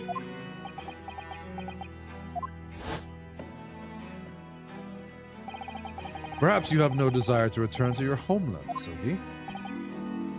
What? Though I hear you have a 14-year-old son. Agree to cooperate and accept your guilt without contention, and you will see Japan and your son again. You scoundrel. Whether you choose wisely or not, it will be a close trial, by order of Her Majesty. So whatever rash claims you might make in court will have no trouble in stifling them. There's only one outcome for you, Asogi. The gallows. Don't forget that I still have a weapon at my disposal. A document revealing a truth that I know you're desperate to keep hidden. Yes, it hadn't escaped my mind, which is the only reason I'm willing to bargain with you. I only want to protect this country's law and order. You understand? So, what's it to be, Asogi?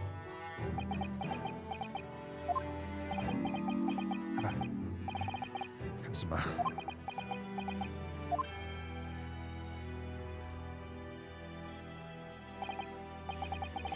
He did that for me. And as I told him at the time, my motive was simply to protect Britain from the damage the truth would do. To protect this country's law and order at any cost. Objection! I've never dared let myself even consider this possibility until now. But in the light of all this treachery, I have to ask.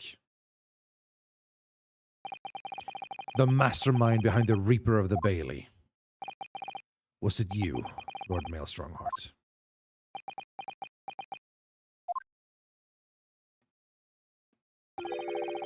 A rather brilliant idea, wouldn't you say, Lord Barak Van Zieks?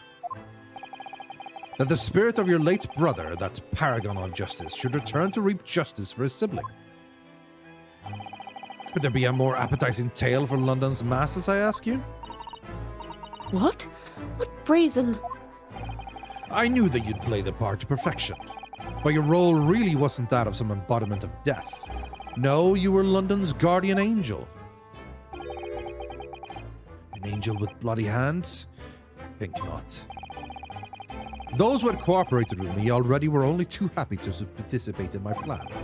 Inspector Gregson, Dr. Wilson. My minions worked tirelessly to ensure that the finger of guilt could never come to rest on you. It's all thanks to them that you were exalted as the demigod the Reaper became. But Dr. Wilson left Britain 4 years ago when he was invited to work in Japan. That's right. So I had to employ the services of his young protege after that. Dr. Courtney Scythe. Dr. Scythe. So, what with the execution of the Professor and the subsequent reign of the Reaper of the Bailey, I have successfully safeguarded law and order in our mighty capital for the past decade. That is everything.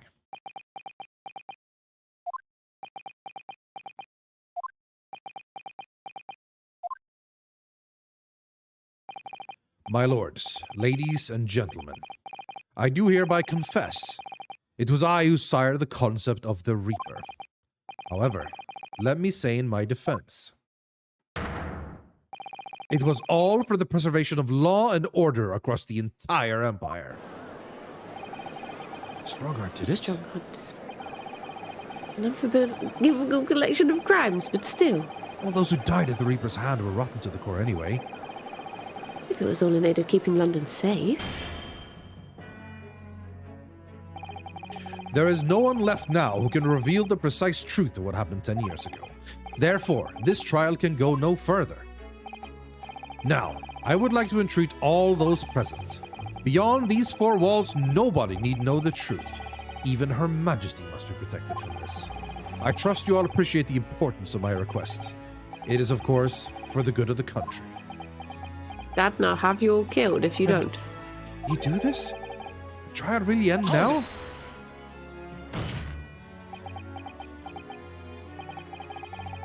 I have one last question. For the accused, Lord Van Zieks. What?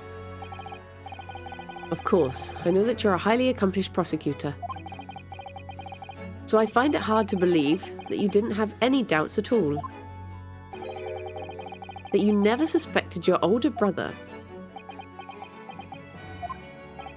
Yes, the same thought occurred to me.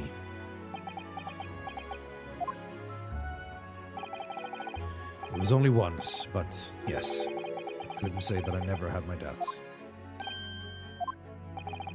My brother's sense of justice was extremely strong.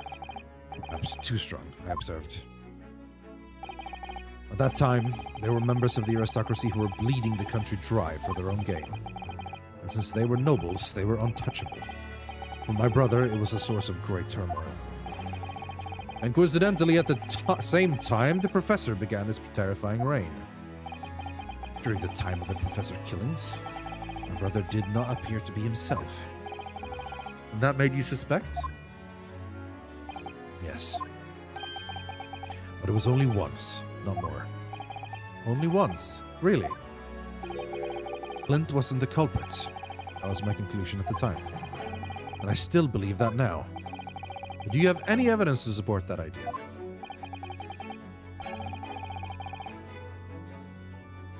Sorry, I had a sneeze. Oh, bless you.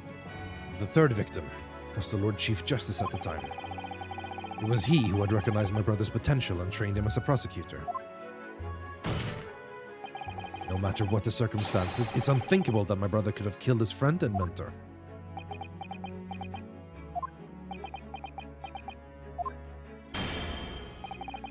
That will do.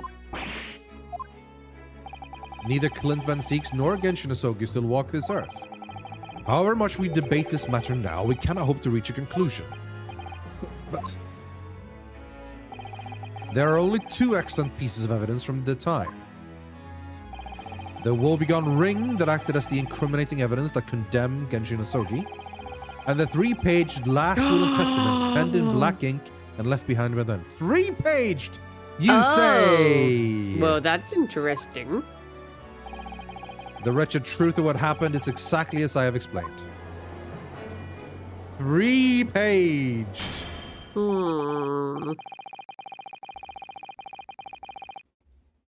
Later today, I will present myself at the Ministry of Justice for whatever sanctions deemed appropriate. That is all. Court is adjourned. Objection! Objection!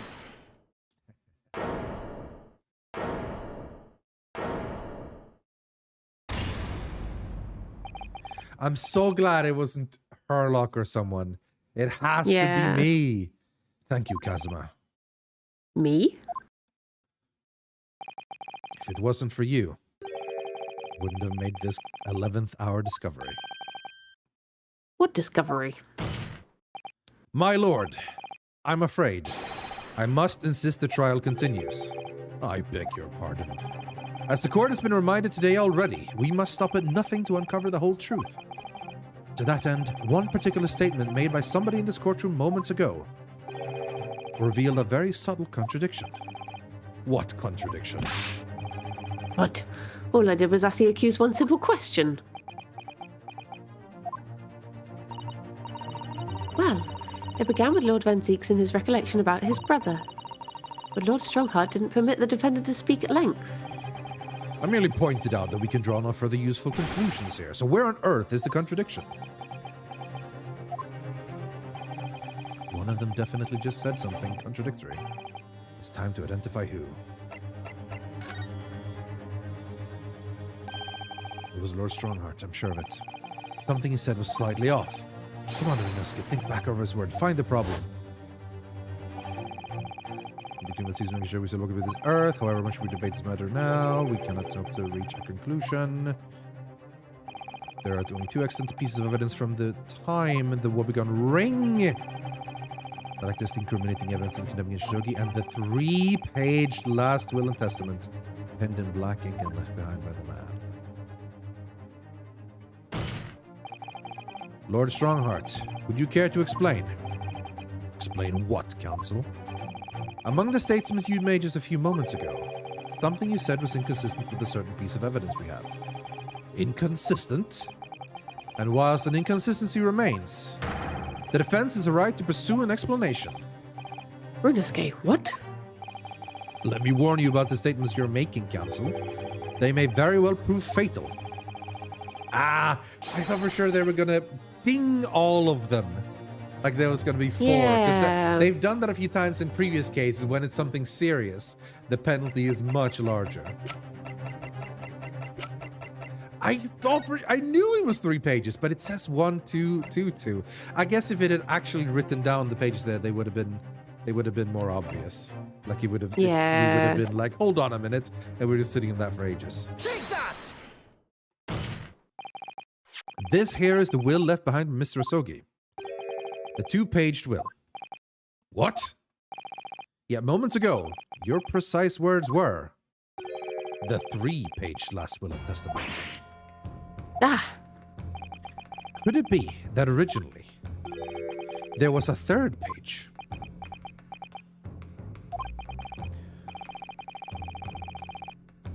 For a moment, I thought perhaps you'd identified something worthwhile, but it's a mere trifle, I see. I think maybe on the text they should have said just page 1, page 2, rather than saying 1 out of 2, 2 out of 2. Because... Unless that's like how it was added into the court record maybe. Sort of thing. Yeah, it's like maybe you originally didn't have 1 out of 2, 2 out of 2 written, on it. Originally it was nothing, maybe, and then they literally, these are the 2 pages, 1, 2, 2, 2, maybe. A trifle. Governor Caden. Hey, what can I do for you, sir? I almost forgot his voice. You were present when the Japanese man penned his last will and testament. I was there for sure. I remember the black, very worm-like scrolls to this day. The worm-like scrolls. And I'm quite certain, my lord, that there was a 3rd page at the time. What? Only the first 2 pages were the actual will, though. If I mind correctly, the third was a message to his lad back in Japan. For legal purposes, we required only his will. And we wouldn't have wanted any uncomfortable words about Britain to get back to Japan, eh? So it was decided that the third page ought to be sent. Objection! How dare you make the decision? I had a right to know what it said, to hear my father's final words to me. The courtroom is no place for sentimentality, Counsel. As it happens, I have the third page of the document with me here now. My father's message? It will be given to you at the end of these proceedings. It'll be too late once the trial is over. We need to know what it says now. Even the slightest thing may give us a vital clue. My lord, the defense calls for Genshin Asogi's last words to his son to be read out loud before the court now. Your request is denied. The inevitably maudlin words can be of no consequence Objection! now. The prosecution agrees. The court should know what the contents of that message. Every possible piece of evidence must be thoroughly examined. Very well, then. Governor Caden, you will read the third page of the document for all present to hear. Yes, sir. Only, I should point out, my lord, that I can't actually read Varam language. Varam. I cannot read the language of Varams. This beautiful handwriting. Shame on you, Barry. Huh? If I could be of assistance here, I would be happy to translate the words into English for the court. Father. You're still here, are you, Dr. Mikotoba? Naturally, I consider myself a member of the judiciary, albeit a lowly one. But perhaps I should quietly withdraw after I've translated Genshin's message. Your cooperation is much appreciated, he said through gritted teeth. It says, Lord Strongheart did it.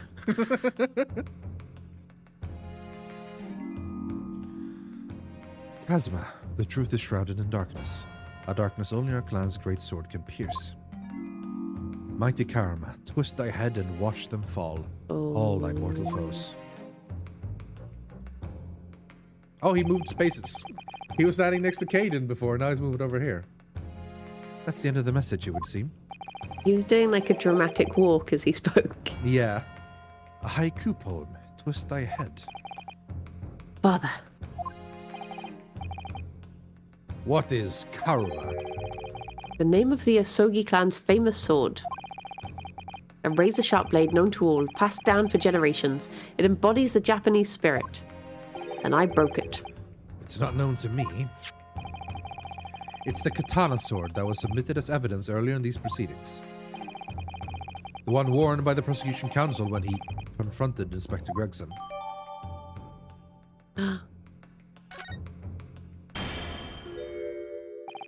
All these procrastinations are beginning to try my patience.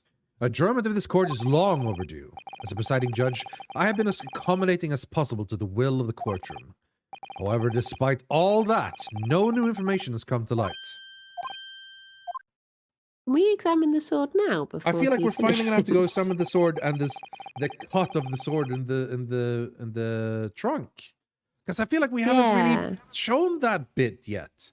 Yeah, and we didn't don't know say why to it twist the thing? happened. Yeah. Yeah. I mean, it just sort of happened. Like, wait, what? You know. Maybe I don't know. Yeah. In pursuit of justice, Lord Clint Van Zieks tragically lost all sense of morality. When he murdered his former mentor, clearly he was already devoid of his normal faculties. Objection! How dare you? I refuse to believe that of my brother. Too much time has passed. We cannot ever hope to know more than we do now. Especially since the alleged will that he penned in his final moments appeared to have been lost forever. Twist the sword. Twist the sword. Yeah, exactly. We do something with the sword. Not a strong heart. You appear to be in something of a hurry to wrap things up. I wonder why. We've heard you say time and again during these proceedings that everything you did was in the interest of protecting British law and order. And I stand by that. Without the Reaper, we could never have achieved the reduction in crime that capitalists seek. Objection. What about Inspector Gregson then? And Dr. Wilson. They were no criminals. You used them to achieve your ends, and then you had them killed. However you dress it up, there was nothing fair or just about that. Lord Strongheart, what exactly is it that you're hiding? Dr. Mikatoba, were you not to quietly withdraw after the translation of your former associate's will? In this courtroom, no argument carries weight unless it is supported by evidence. And it would seem that the defense has no more evidence to present. In which case, I hereby order all discourse from these proceedings to be struck from the record. This is my last chance. Mr. Naruhodo. I have to present some decisive evidence now, or it's all over. But can I? Yes. Probably. I mean, I'm assuming we can present the sword. And then we twist the sword and we find the actual will and testament that he kept in his sword. There was like a container or something there. So when he said they could never find it, it's because it was inside the sword. Or something. Yeah. I'm still curious about the sword's tip being snapped and being caught in the trunk. I want to know the details about that. Wait, my lord. As it happens, the defense does have evidence to present. What? Don't be absurd. There's nothing of relevance remaining from the time. Objection. It's high time that you realize something, my lord. This gentleman has an uncanny habit of producing evidence at the final hour and escaped everyone else's attention. Nonsense. What is it? Wait, What is it, Runosuke? What do you have? I'm doing so many of the voices now, I feel like I'm doing everything. Dare say. In retrospect, you probably should have been Genshin Asogi as well, because, yeah. But anyway. Oh, yeah. The final decisive piece of evidence that will reveal the whole truth about this rotten tale. How? How can you? Decisive? Well, it would appear there's no escaping it now, my lord. Let it be so then. Present whatever you think you have that can settle this decade-old enigma, if you're capable. What exactly is this evidence that the defense claims to be so decisive? It has to be the sword, Do we surely. examine it first? Yes, I would like to examine it first, just in case. Maybe because we have an option again now.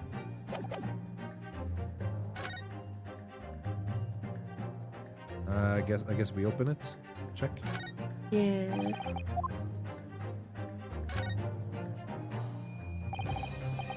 Parama, the great blade. It's such a thing of beauty. I want to gaze on it for hours.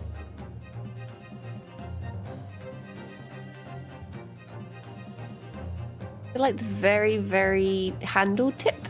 Yeah. Mighty Karama, twist thy head and watch them fall, all thy mortal foes. It's the proper way to use the sword, is it? Maybe I should try it. It hurts my neck, that's the trouble. Mr. Naruhodo, if I might make a suggestion. I don't think you're supposed to twist your own head, Mr. Naruhodo. I think we're supposed to twist the sword's head. I think perhaps it doesn't mean your head. Oh, I once studied the history and development of the katana some time ago. And I'm sure you're probably aware the sword's head is the part at the very end of the hilt. It's written as head in Japanese, but it's pronounced as Kashira, I believe. Shira? So Mr. Asogus really mean twist the butt of the hilt? You don't think... There it is. Ah, There it is. The actual will and testament of Lord Clint Van Zeeks. Look what's inside of it. is that a tightly wound sheet of parchment? Oh, There it is. Jeremy. Think. Jeremy. Blah, blah, blah, blah, blah.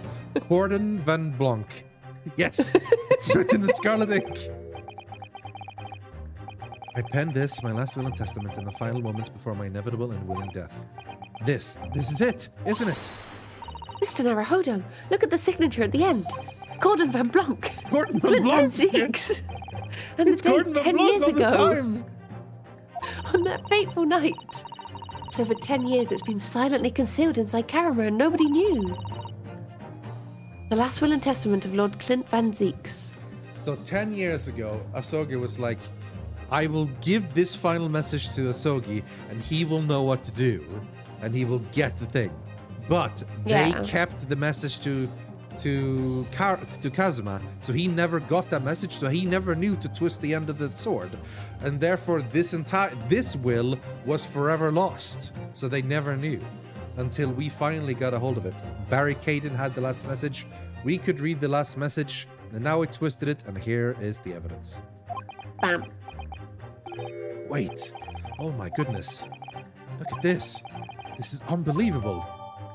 There we go. Ooh. So it wasn't the sword. It wasn't the sword we meant to produce. It was this. Clint Van Zieks' will.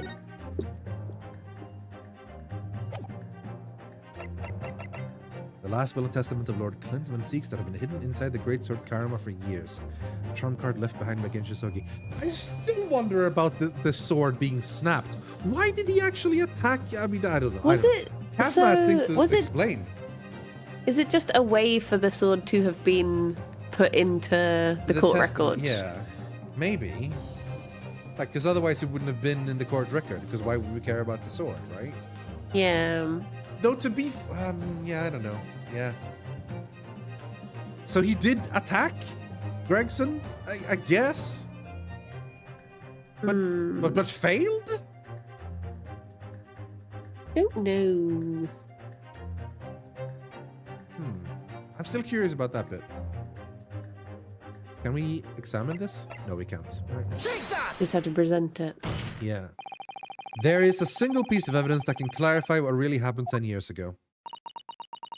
The last will and testament of Lord Clint Van Zieks. Ah! A wonderfully astute observation, I'm sure. But in case it had escaped your notice, that document was lost long ago. That's right, it was. Only, I have it right here, discovered just moments ago.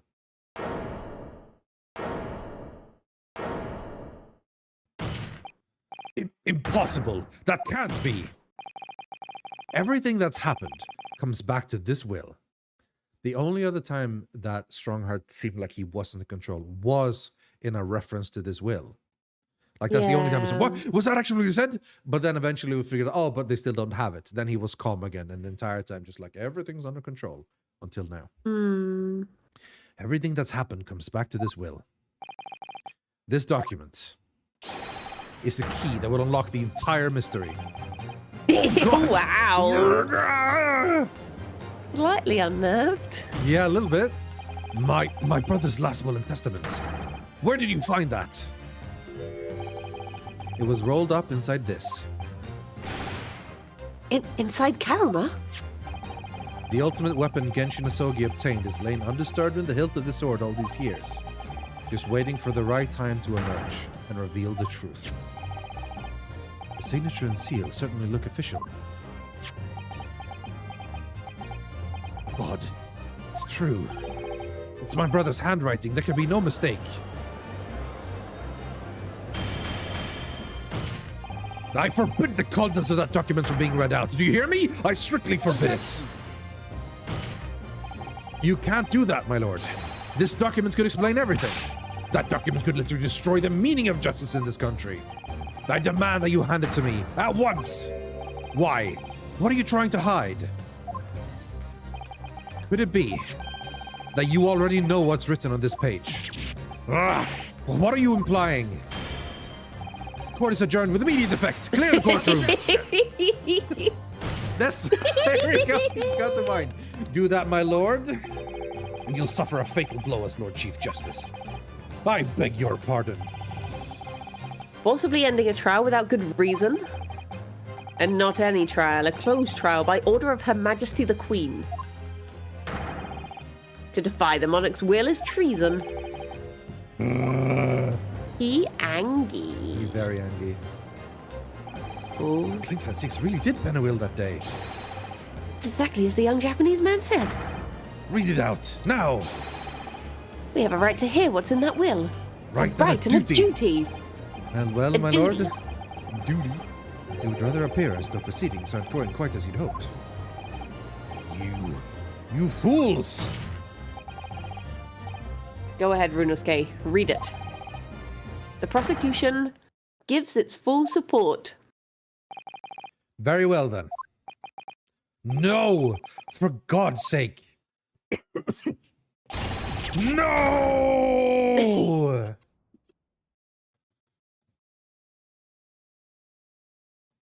He's taking it well. Yeah. I penned this, my last will and testament, in the final moments before my inevitable and willing death. The hour is 11 p.m., and I sit at my writing desk in my office. My good friend Asogi stands at my shoulder. He has expressed his intent to invoke the dying ritual of the duel, that I may depart this world with honor. An honor of which I am utterly undeserving. The Japanese are a truly merciful people. I, Clint Van Seeks, Lord of the Manor of the Van Seeks Estates, hereby confess to the following. I am the killer who has come to be known in society as the Professor, guilty of 4 counts of murder. I will not here discourse the corruption rife among the aristocracy, which is to me, as one of them, so apparent. However, 6 months ago, I took the life of a member of the House of Lords at the heart of the depravity. A demon who habitually sacrificed the common man to further his own interests, abusing his position of power. The law is impotent against such vile avarice. Only a fellow demon can rid society of this menace. That demon was my quarry, upon whom I willingly set my great hound. Though I am a hunter of some experience, I am a poor felon, it seems. My guilt was at once recognized by another, and I became subject to his extortion. He held over me the threat of exposing my wicked crime to my beloved wife and brother. Under that threat, I have done this man's bidding for months now, killing those he demanded I kill. As I watched my former mentor perish before my eyes at the jaws of the hound I commanded, I realized that I had lost the last shred of decency within me, and sunk to the level of a wild beast. There is no path back to the light. Be it I or my dear friend Asogi, who dies this night, I am eternally damned. To my extortioner, male Strongheart, may you feel the jaws of the beast at your throat every time you swallow.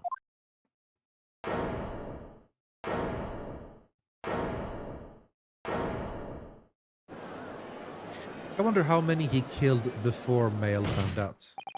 If it was the 3rd victim that was the previous Chief Justice, right? So Yeah. it would have He been probably did before too. that.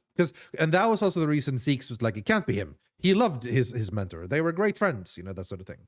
Yeah. So it must have been either after the 1st or the 2nd that Male Strongheart was Yeah. like, all right, I own you now. I make you kill whoever you want to kill. That type of thing. Yeah.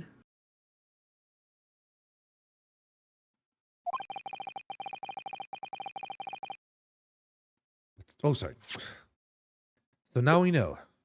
Yes, Clint Van Seeks was a murderer. But somebody was directing him and naming his victims. His extortioner, Lord Male Strongheart. Hold on. Oh, I see. Never mind.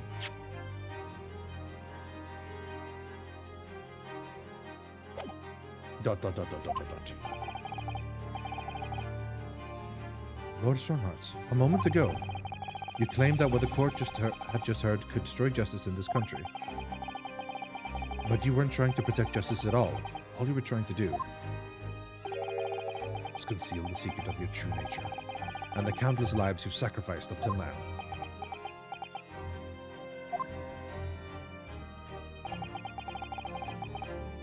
It just didn't make sense to me. That the 3rd victim, the former Lord Chief Justice, we can probably name him. I don't see why we could name him.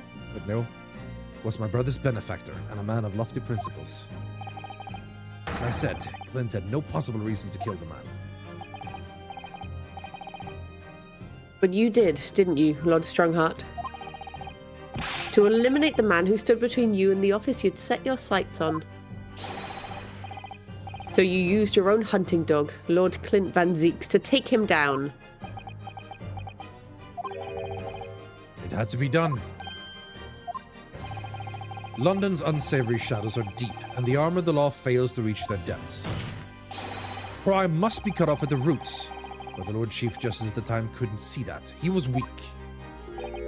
Lofty principles, you say? Tantamount to cowardice, if you ask me. Which is why I took his place. In order to fight the crime he was allowed to spread like wildfire. By murdering the man, the Reaper, the Professor, the name makes no difference. As I've explained countless times already, it was all done for the furtherance of law and order in London. Objection! Are you going to legitimize the murder of my father now, too? Ah, Genshin Asogi. Well, that was unfortunate. I'd fully intend to send him back to Japan as we'd agreed. I don't believe you. It was you, wasn't it? You killed him. No, it wasn't me who took your father's life. And who? On the night following his mock execution, I went to Logate Cemetery at 3 in the morning with Jigoku. Judge Jigoku? There had to be a collaborator on the Japanese side to manage Asogi's treatment after his repatriation. Jigoku had fierce ambition. It made him easy to manipulate. 10 years ago, after he stood trial for the destruction of the witness stand, I had words with him. When I told him the position of Minister of Foreign Affairs could be his, he couldn't agree fast enough. You fool. As you know, Asogi escaped to prison in a closed casket and was subsequently interred. He intended to dig him out of his grave before he ran out of air. But sadly, all did not go to plan. Ah! There was an unexpected visitor to the cemetery with his own ideas about digging up graves. A man who witnessed what nobody was supposed to see. Enoch Drebber. Of course, I knew grave robbers frequented London cemeteries. But that grave on that particular night? Last, the people found out the convict wasn't really executed. Scandal would rock the very foundations of the Empire. What do? Shoot him, Mr. Jigoku. Shoot Asogi at once. He can't live now that this has happened. He has to go. What are you talking about? You had an agreement. You promised him he could return to Japan. Everything has changed now. If the truth got out because of this, both of us would be finished. Forever. Come on, Jigoku, do it. Pull the trigger. Shoot! Oh my gosh. Damn. Jigoku shot Asogi from the shadows. The grave robber was so close, the blood sprayed over his coat. He fled as fast as his legs would carry him. Then Jigoku and I put Asogi's body back in the grave from which he just emerged.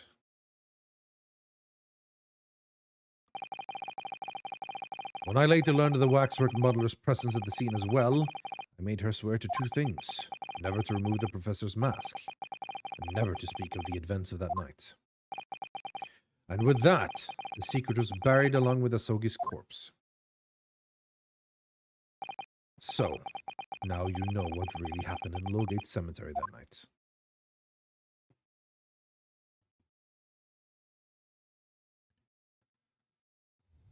They could have killed Drebber instead, yeah. But I think ultimately, as much as Strongheart is a truly horrible villain, he wouldn't kill just an innocent. VR arrived? Hell yes, Nancy. It actually worked for once. Fantastic. I hope you enjoy it. And I guess Drebber wouldn't have seen his face, would he? So he wouldn't have actually known anything. Well, the thing was, he just thought, oh, spooky, scary story, and that was it. Yeah. Well, they were just like, he was the only... Well, I say he didn't kill any innocent. I mean, he killed Asogi, I guess, and Asogi was innocent, you know? So that is the thing. But yeah, they could have killed Drebber, but I guess at the time, kill a completely innocent person who's not involved, or kill the one person that could actually screw them over. Feels like a better option at that point if you're Strongheart, to kill Asogi, because if you have to kill one of them to prevent this from ruining you, a complete innocent or the dangerous person who can ruin you entirely. I mean, yeah, feels like an easy choice. True. At that point. Yeah. It was Jigoku, your Japanese acquaintance, who killed Asogi in the end, you see. He claimed to be the man's friend, but when push came to shove, he pulled the trigger. Just before Mr. Jigoku left the courtroom earlier, he said that the assassin exchange proposal was a demand from his British counterpart, not a request. So you coerced him too, using what happened in the graveyard? By that time, Jigoku was the Minister of Foreign Affairs, negotiating international treaties with Britain. True, yeah, and also Asogi did kill Clint, making him less innocent, so to speak, than Drebber. And he was already in a grave, so it's a bit easier. Yeah. Pop him back in. Wait, did I skip something? By that time, Jigoku was the Minister of Foreign Affairs, negotiating international treaties with Britain. You can imagine what would have happened if it came to light he'd murdered a compatriot 10 years earlier. He would have lost everything. I merely reminded him of that. How do you sleep at night? On very soft linen. These past 10 years, I've fought tirelessly with the darker recesses of London's criminal underworld. Then I've used whatever means necessary to ensure that justice prevails and law and order reign supreme. That couldn't be further from the truth. The fact is, you haven't fought crime at all. How dare you? I saved Clint Van Zeeks from dishonor in his death. Objection. Whilst behind the scenes, you systematically buried anyone who stood in your way. And then you made my father take the blame. It was unavoidable. It was the only way to protect our justice system and public order. Let's not forget the others you had killed as well. Setting the defendant up as a Reaper to cover up the truth behind the murders of countless more. That's enough! Do you have any idea of the conniving that led to the acquittal of those wretched criminals? We have to fight fire with fire. Our courts can't function without the Reaper. Can't you see all I've done for this country? This has been my struggle. Objection. You've done nothing. It's Lord Van Zeeks here who worked tirelessly and justly in court whilst enjoying the disgrace of the Reaper's name. And Inspector Gregson, fraught with anguish for having sullied his hands through a desire to do the right thing. Not to mention Genshin Asogi, who risks his life going in pursuit of the truth you tried to hide. No, the dark recesses of London's underworld were largely filled by you. You little... When will you get it through your thick skulls? That it was all for Queen and country? I'm tiring of that excuse. You've consistently twisted the truth for bargaining power to make others do your bidding, nothing more. People who willingly twist the truth and coerce others have no right to call themselves part of the judiciary. I strongly suggest you don't ever talk of justice again.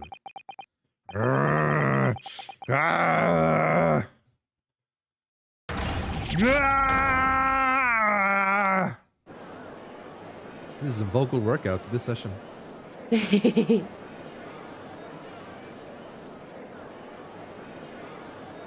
Oh, a little blink.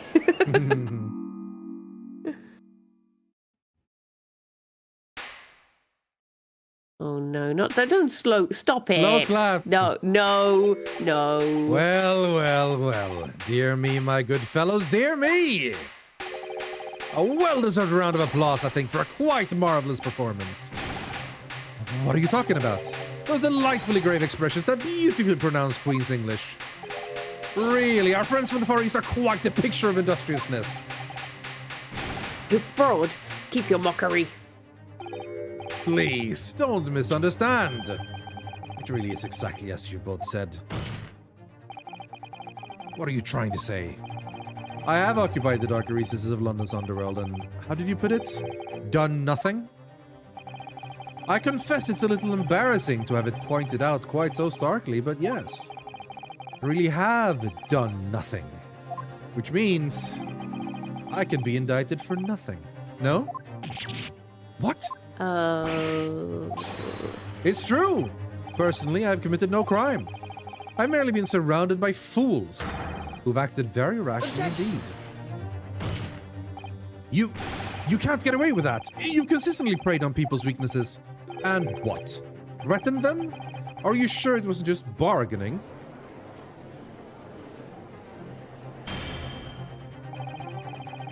I would like to address all the good lords, ladies, and gentlemen of judiciary here present. You all know of these darker recesses in our great capital, and deep down I believe you also know that to fight those who dwell here requires at least some of us to occupy the darkness ourselves. You can catch the VODs on my channel, or Briony's channel. Ding. So let me appeal to your good sense now. Consider the situation with me. If this catalogue of horrifying revelations were to become common knowledge among the 6 million inhabitants of London, what might happen?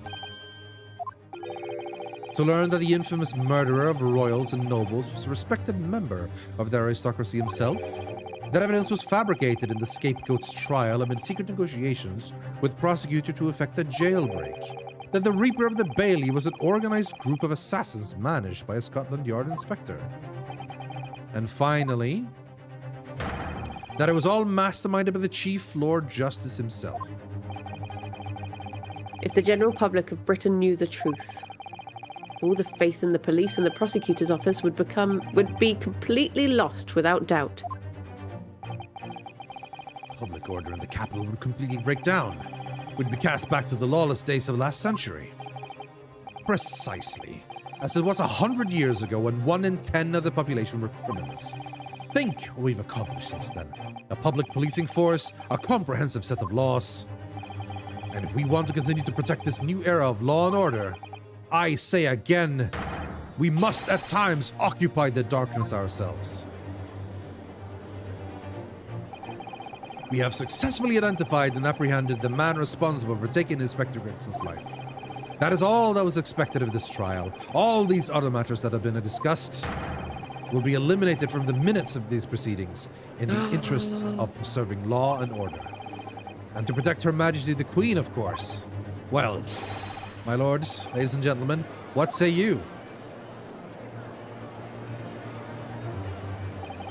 He has a point. The things Lord Strongheart has done are quite unforgivable. But on the other hand,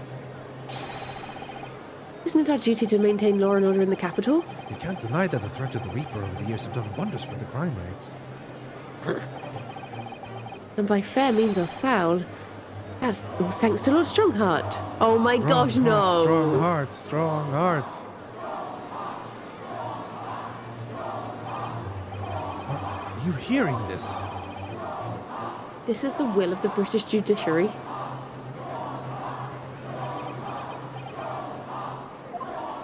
He's not going to smash it now, he's just getting drunk.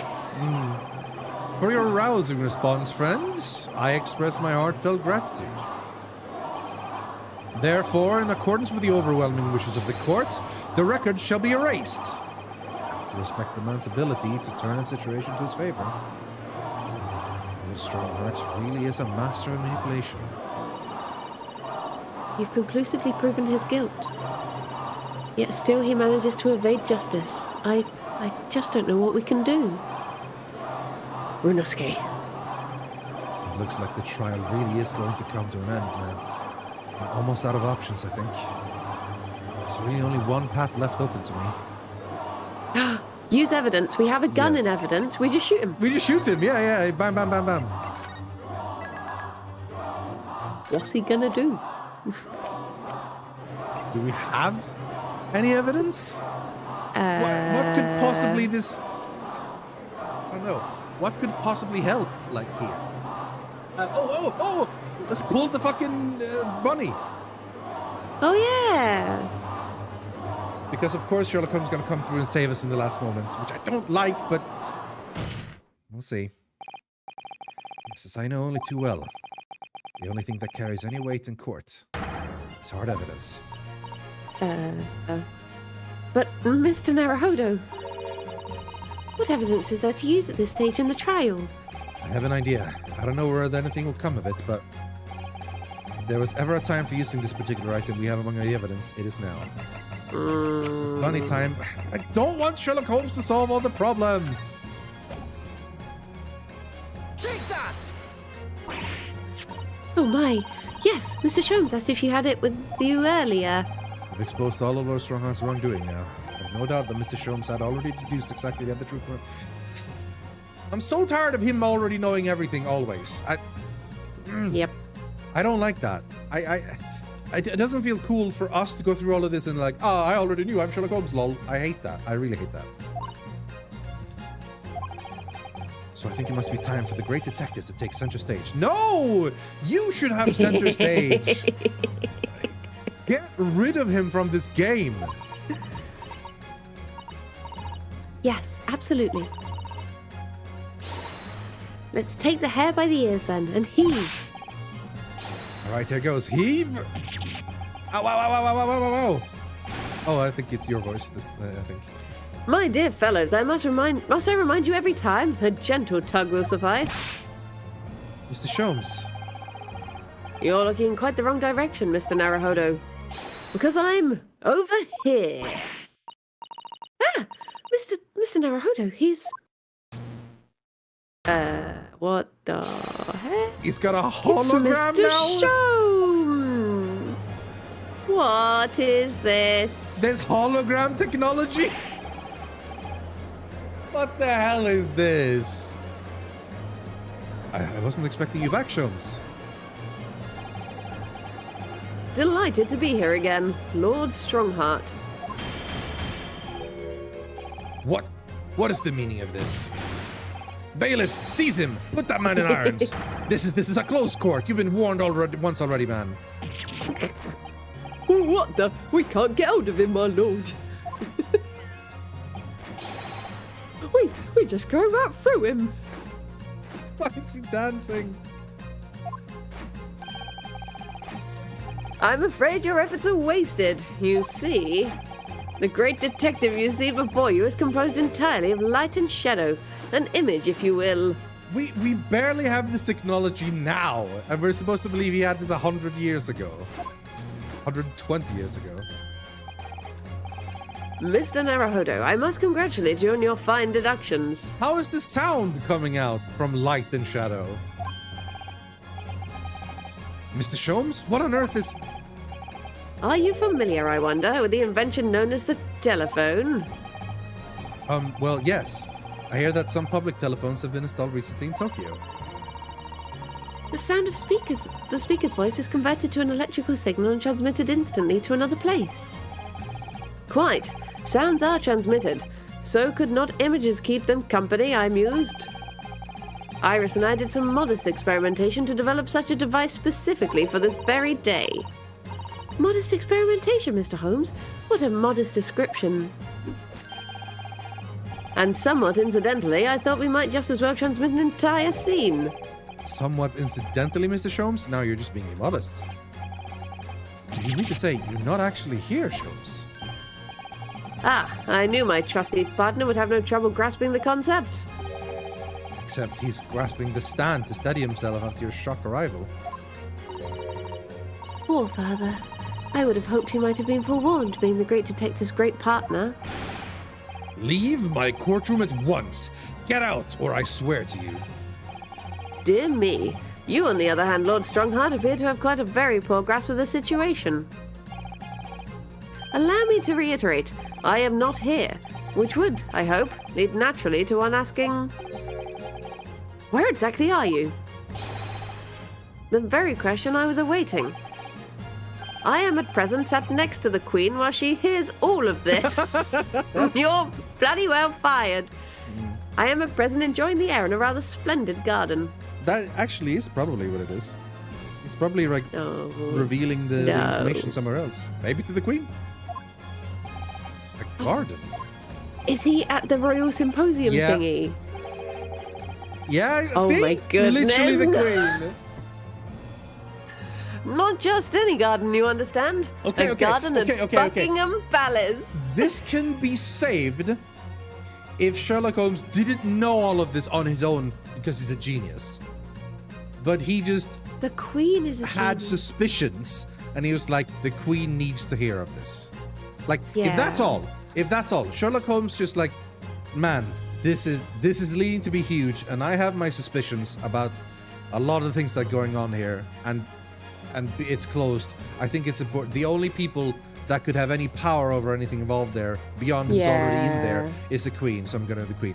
But if he's like, I knew, of course, from the very beginning that Lord Stronghold did exactly this, and I all knew about Clinton, all about this, then I'm done. I would really be upset if that was the case. But if he just had like a suspicion and he thought like, this is smart preparation, that I would be fine with. Yeah. What? You can't be Buckingham Palace. What's Buckingham Palace, Mrs. Sato? I've never heard of it. Do you ever read the news, Mr. Naruhodo? Mr. Sholmes, is Iris with you there? Ah, well now. Iris is currently enjoying some tea. With Her Majesty. Her Majesty? Not just any Her Majesty, you understand? Her Majesty, the Queen of the British Empire. I mean, you knew it from the beginning as well, really. I knew it because it's a story trope, you know? Character design plus, like, this is how stories go. I played a lot of these games. You can sort of figure out things like that. I had my suspicion, instantly villain, you know? That is not what Sherlock Holmes would believe, you know? Strongheart just said what? Okay, yeah. What on earth is this all about? Buckingham Palace is Her Majesty the Queen's residence in London, Mr. Naruhodo. Order! Order in court! I demand immediate silence. Her Majesty the Queen? You can't be. I mean, no. This is some sort of unforgivably distasteful trickery by a third-rate detective, that's all. Unforgivably distasteful trickery? What an apt description. A closed court session attended by elite members of the judiciary is a rare event. I presumed that Her Majesty would be more than a little bit curious about the proceedings. So, I decided to show her everything from start to finish. Huh? You showed her? Indeed. By dint of the Herlock Sholmes remote cinematograph. Cinematograph, you meddling. This is some kind of nightmare. Just as I appear to be standing before you, regaling you with talk of my latest invention. No doubt you've inferred that the reverse is also true. You don't mean? Her Majesty has seen and heard every moment of the proceedings. I assume there'd be no objection. After all, every trial in this country is conducted under the auspices of Her Majesty, as you know. You. I confess, I am quite impatient to hear Her Majesty's opinion about the unforgivably distasteful trickery in which you've been engaging over the past 10 years. No, I was merely... So sorry to keep you all waiting. Vicky and I had so much to talk about. Vicky. Iris, there you are. Are we gonna get to see a sprite of the Queen? I assume we're not gonna, but that would be cool. In fact, I have a little message from Her Majesty. A message? Well then, if everyone is sitting comfortably,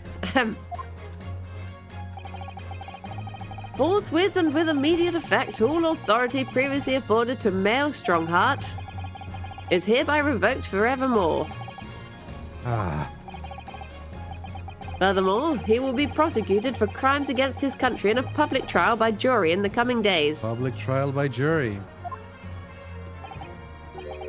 So all of the jury are just going to be his friends, though. So Yeah. it doesn't really make. Well, I mean, the jury could be We've seen random how it people works. like we've had in the past, I suppose. So, you know. Yeah. Oh. So it seems Her Majesty doesn't believe we need to fight fire with fire. Justice in this country needn't be administered from the shadows at all. Yeah, random jurors, as in literally people who look exactly the same as previous people from previous cases, yes. Male Strongheart. The darkness you fostered to conceal your despicable actions these last 10 years is a thing of the past now. After today, your brand of law and order has no future, because no longer are you the Lord Chief Justice. In the eyes of the law and of Her Majesty the Queen, you are nothing but a criminal.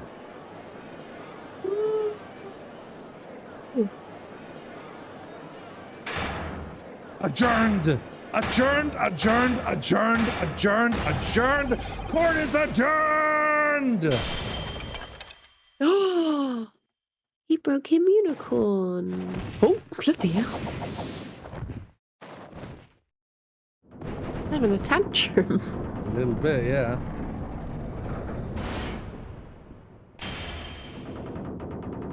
Oh.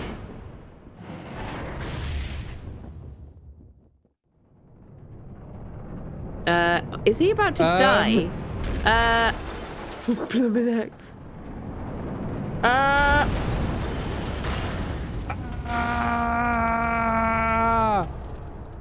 Is everyone all right? That's quite a lot of fire in the courtroom. I thought he was gonna get stabbed. I thought he was gonna get killed, yeah! I thought he was gonna die. Very anime. Very cool meltdown. Oh, he's in... Oh, that's cool. Lord Clint Van Zieks left a will in which he confessed to everything. When those words came out of Asogi's mouth, it deranged me completely. I knew I must do anything and everything in my power to contain the situation. But I couldn't find the damn document. I searched his cell, but it wasn't there. Which precipitated the jailbreak plot, I presume. What do you mean? The need to obtain that will was all-consuming. I was sure that if I facilitated Asogi's escape, he would emerge with the will somewhere in his person. But despite searching his limp body in the cemetery that night, it still eluded me. It never even crossed my mind that it was concealed in the sword's hilt.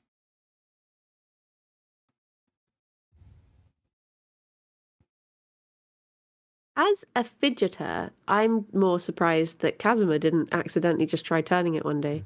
What? What's this? Oh! Ooh. What pains me now is that my brother left this world without a word to me.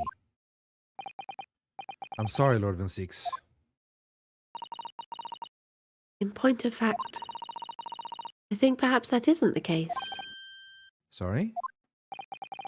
What can that be? There is more to his last will and testament. What?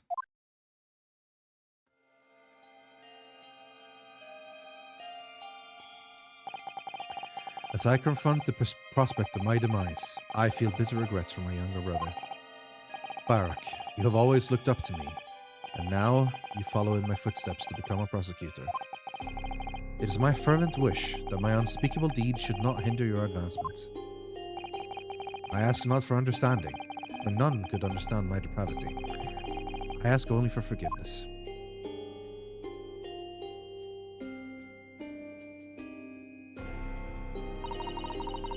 So, Asogi is a fine detective and a hunter worthy of respect. He has agreed to honor my final two wishes. The first is that this document survives. The second, I cannot commit to paper.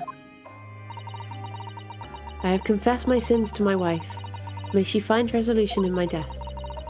With my eternal gratitude to my Japanese friend, I rest my quill. Clint Van Zieks.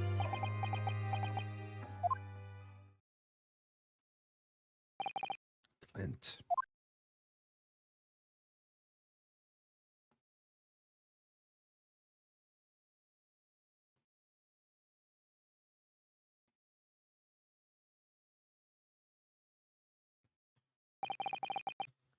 Male Strongheart. You colluded with Sashiro Jigoku in a criminal plot so immense it spanned the oceans. And you cold-heartedly murdered all those who knew the truth about what happened 10 years ago. But why did you set about that now, a whole decade later? To ascend to the very peak. These last 10 years made me realize being the Lord Chief Justice wasn't enough. Short of becoming Her Majesty's Attorney General, I could have no real power to effect the changes needed in this country. And for that promotion, I needed to ensure no remnants of the past remained. How could you? I like everything to run smoothly, in the exact manner that I prescribe, like a well-oiled machine, like a ticking clock. And I was just a step away. And for your ambition to succeed, did you even bother to count the number of brilliant people you had killed?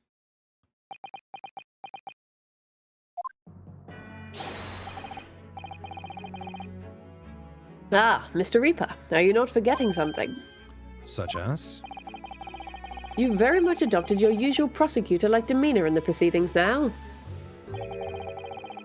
But the reality of the situation is that you are the defendant in this trial. However, the presiding judge would appear to have fallen from the bench, as it were. Yeah, he's back! May I suggest, therefore, that Father Christmas takes over once more? Ho, ho, ho, ho!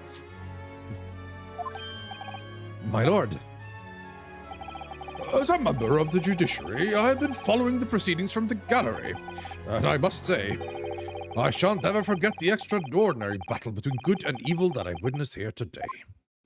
Hang on, was he one of the ones that was chanting strong heart, strong. I mean, not strong heart, maybe? The darkness that has blighted justice in our land these past 10 years has at last been dispelled. Thanks in no small part to the efforts of a bright young star from the east. Defense Counsel Naruhodo? Yes, my lord. On behalf of everyone here present in the Old Bailey, I give you my heartfelt thanks. You're too kind, my lord.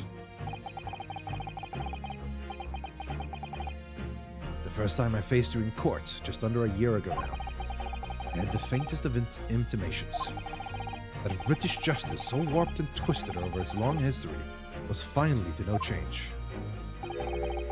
This might just be the man to do it. What? But at the time, I wouldn't allow myself to acknowledge the possibility. I couldn't overcome my hatred of the Japanese after the circumstances of my brother's death. Mr. Naruhodo, allow me to apologize for countless discourtesies on my part. You are a lawyer of boundless talent. Oh, Lord Van Zeeks. When I first arrived in Great Britain, I was literally a nobody, certainly not a lawyer. The truth is, my fortunes have entirely been made by the miraculous people I've met. My best friend, Kazuma Asogi, who led me here to Britain in the first place. My loyal and ever-patient judicial assistant, Mr. Sato, who helped me study to become a lawyer. The brilliant Lord Van Zeeks, who never failed to challenge his Nipponese rival. And not to mention, the exceptional master of logic and reasoning, who showed me the true art of reduction, Mr. Sholmes. Saving the best for last, eh, Mr. Naruhodo? What a relief. I'm well aware that without all these people's help and support, I wouldn't be where I am today. The truth is a guiding light that always leads to happiness. I've lived by that principle for a long time now. But actually, it's not true. The truth can also cause great pain. Sometimes even leave people on the brink of despair. And for that reason, there are those who feel the need to hide the truth, who do it instinctively even. But as soon as we allow our eyes to settle on something other than the truth, the darkness takes hold. And from there it grows, until eventually it makes us blind to the guiding light and the truth altogether. So that's why it's my belief that we must all resolve never to avert our eyes from what is just and true.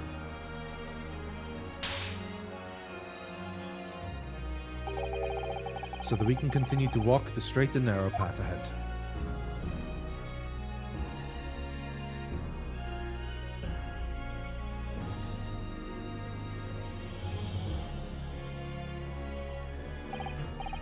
Well, I must excuse myself now.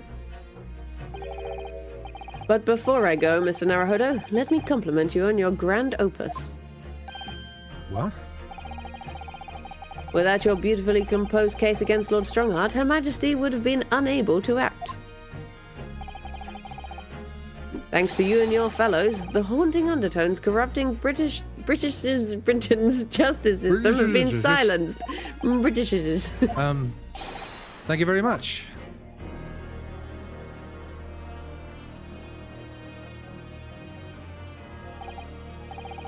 So, until our paths cross again somewhere. Bzz. Well then, it would appear that this long trial has finally come to an end. It took 2 full cases of the video game, but here we are. My apologies for any anxiety caused, my lord. I'm quite sure we shall meet again here in the courtroom before long, Prosecutor Barak Van. Ah, the old classic gavel. In conclusion of these proceedings, I hereby declare the defendant, Barak Van Zeeks, not guilty. Yay! Confetti court! Woo! Fireworks court! Yay!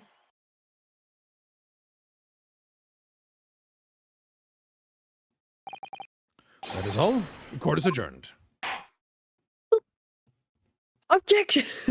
Hold on, actually. Dun dun dun. One Case 6 more unlocked. thing. Yeah.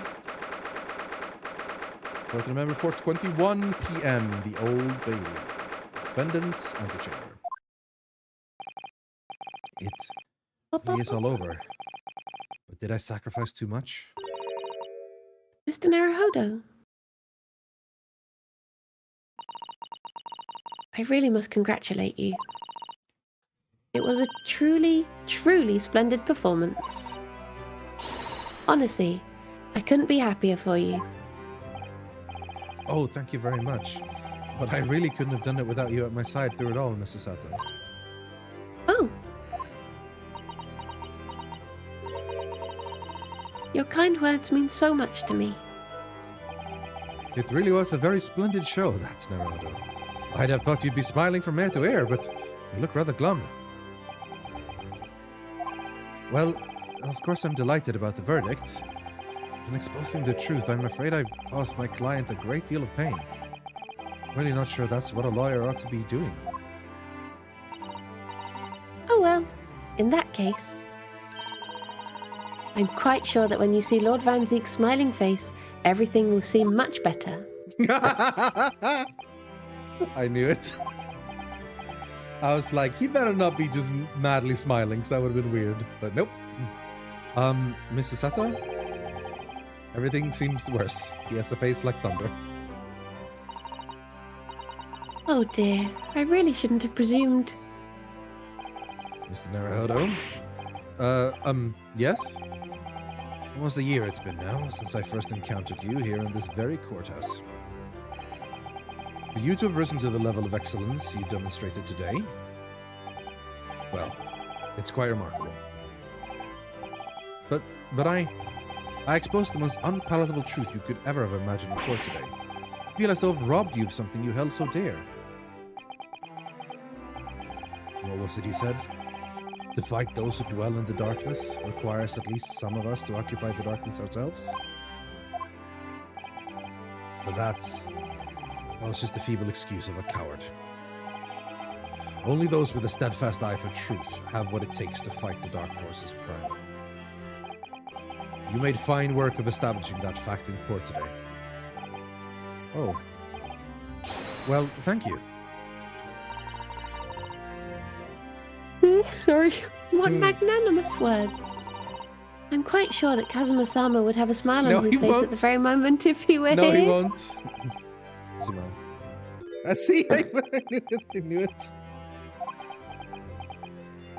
Mr. Sato? There's another face like thunder here. Oh my. And he really was here. Lord Van Zik. Oh, no, you, sorry. Oh, Lord Van Zieks. Allow me to congratulate you on your acquittal. Congratulate me or curse me. You failed to bring down the Reaper. I owe you an apology. No, it is I who should apologize. Your father, Genshin.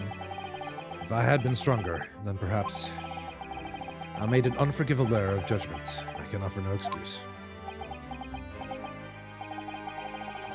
And I can offer no forgiveness. That said,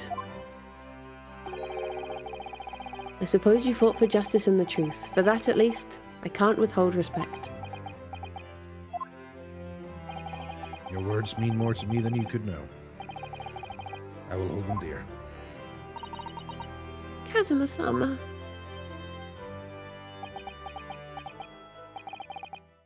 I must say, there's one thing that's still bothering me. What's that? The will that Lord Clint Van Zieks wrote before his duel with my father.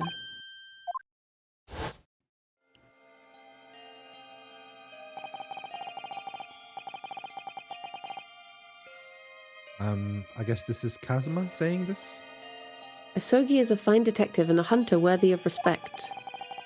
He has agreed to honor my final 2 wishes. Oh yeah, we're gonna be about what's the second wish, yeah. The first is that this document survives. The second is that my brother is never racist.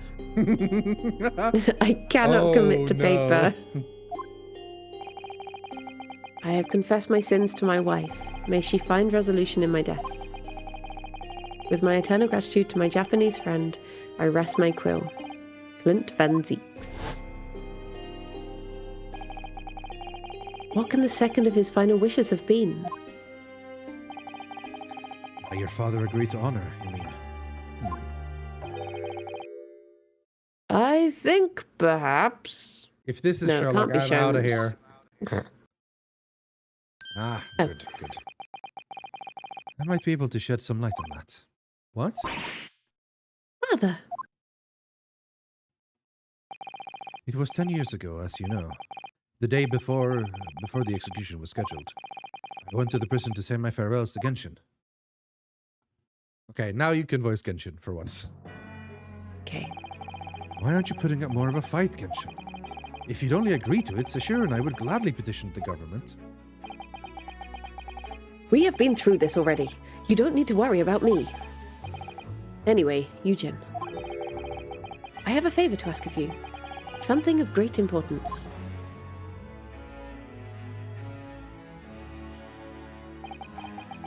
You're one of my greatest friends, Genshin. Whatever it is, consider it done.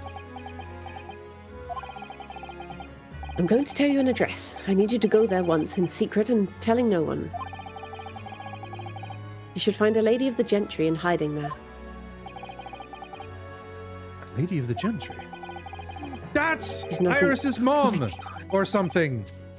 Yeah, for sure. Iris's mom. Clint Van Zieks is Iris's dad. You made me jump so much. I'm sorry. I'm really sorry, Brian. I apologize. Oh my god.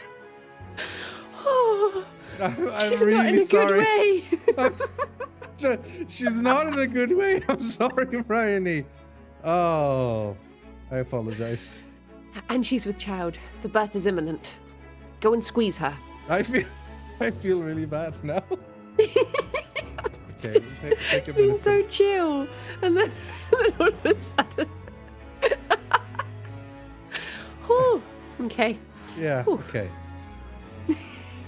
Deep breath. All right. The birth is imminent. As a medical man, I'd like you to attend her. Please, you're her only hope. Wait. Wait, it's his child? Hold on, hold. So Genshin met someone when he was over here. No, the second it was Clint's secret. So the Clint secret it would have been Clint's child. Yeah, it has to be. Yeah. Yeah, exactly. Yeah, exactly. Come on now. Come on. It's a favor that was asked of me by a man I knew as his dying wish. My goodness.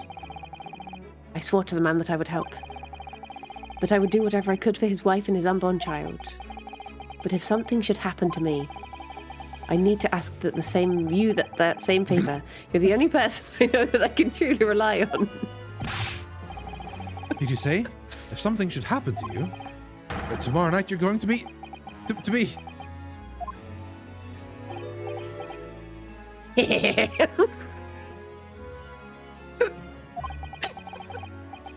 You never know, though, do you? What life will bring. All right, then. Tell me the address.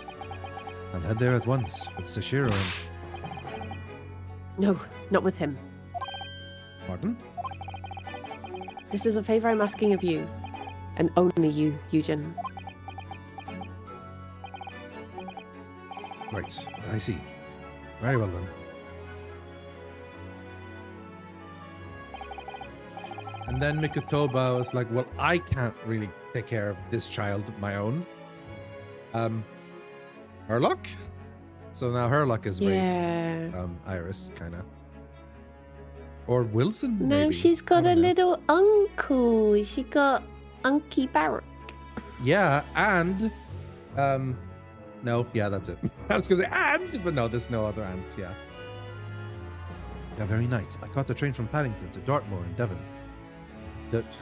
Devon. We said Dover, so are we saying Devon? I don't know.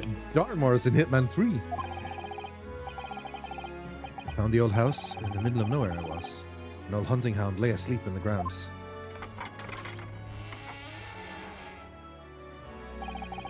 Oh, jeez. A woman was on the floor at the back of a darkened room. She was in mortal danger. I broke her waters to participate in the labors before she weakened further, but it was a torture, but I guess she died in childbirth. I did everything humanly possible for her and her child.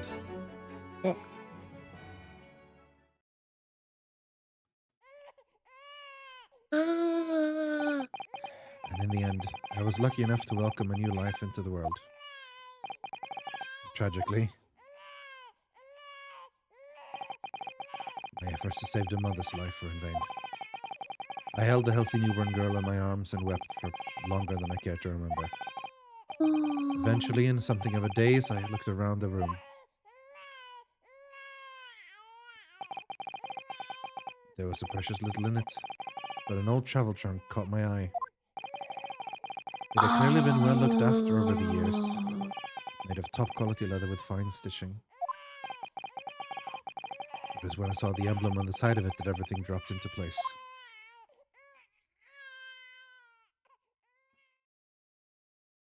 B for Baskerville. Baskerville? I mean, the woman was the wife of Lord Clint Van Zieks. That's right. The newborn was his daughter. That makes no sense. Why on earth wouldn't Clint have entrusted the child to my care in that case? I was completely unaware that he even had a daughter. I suppose he didn't really have any choice. What? Well, your brother said that he'd confessed everything to his wife. So she must have been beside herself with worry for her child. If the true identity of the professor were ever to be made public, the girl would be forever branded as the daughter of the infamous mass murderer. So the only solution was to distance the young girl from the Van Zieks family as much as possible. I don't believe it. I imagine that in his final hour, Lord Clint Van Zieks made the obvious choice. He would have thought to himself, this Japanese man here is someone I can trust. I honored my promise to Genshin, of course. However, only a month later, I was summoned back to Japan. And without disclosing the parentage of the child, I couldn't obtain permission to take her with me. Aww. Aww. That sucks, because I mean, at this point on, even though it's not his child, Anna still feels like it is his. It's his responsibility. He's the one taking care of her. And then you're not allowed to take it back with you because you can't fully say that it's yours because you don't have any proof or whatever. Yeah, I guess. Well, you could have just said, this is my child. I guess there would have been lots of questions. My baby. Yeah. Oh, how awful. Kind of makes Susato and Iris sisters. Kinda. Kinda. Honorary sister. They're found Honorary family. sisters. Found family, kind of. Except, obviously, Mikotoba hasn't raised Iris, you know? And isn't Did biological for like 10 either. days. But for a month, Yeah. at least, that's He put something, in right? some groundwork. Yeah. I was completely at a loss. In the end, I had to ask my great friend. I asked him if he would be a father to her. That being Mr. Sholmes, I presume. Yes. He took one look into my eyes and agreed to it on the spot. Mr. Sholmes, he has a heart of gold. Really, all it can be said is that I did for the child was to give her a name. Oh? Iris. When I'd come to Britain, I was trying to escape from the grief of losing my darling wife. So it was her name that I gave the little girl. Your wife's name, Professor Mikotoba? In other words, the name of my mother. I am a Mikotoba. Wait, hold on. That's not Iris. But I assume there's something coming here, yeah. Maybe that's her... Is her real name. Oh. That's right. Ayame. Or, in English, Iris. There we go. Yeah, exactly. Iris. I had no idea. Ding dong. Ding Ouch! dong. It's the... Mr. Naruhodo. What's wrong? It's the rabbit pulling his hair. This little thing just pinched me in the behind through my trouser pocket. Hard. Ah, my dear fellows, can you hear me? Mr. Sholmes, is that you? Ouch! Yeah, yes, we can hear you. You see what excessive tugging can do? Let that be a lesson to you. Mr. Sholmes, we weren't able to thank you properly before, but you were simply marvelous. Here's the proof in the pudding. If he says he knew all along, I'm gonna be very unhappy.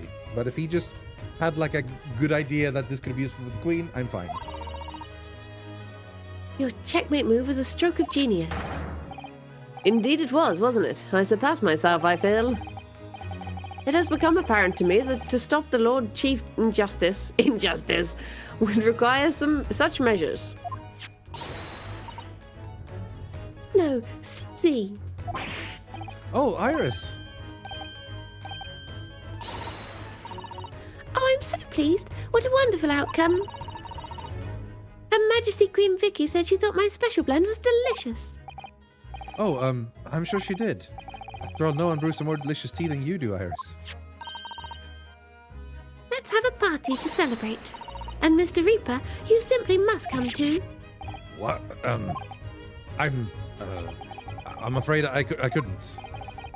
The Reaper of the Bailey, flustered by a 10-year-old girl. Again. No, really? Oh, pooh. But, I give you my word that I shall present myself at your residence in the near future to express my gratitude. Oh, how lovely. You've promised now. I won't let you forget it. Bye-bye for now, then, Uncle Reaper. All right, Iris. Thank you for all your help earlier. Oh, that was nothing. Just come back home soon. Ouch!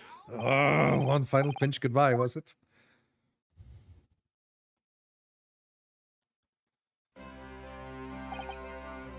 Well, I think I ought to be leaving. Lord Van Beeks, would you care to accompany me? Certainly.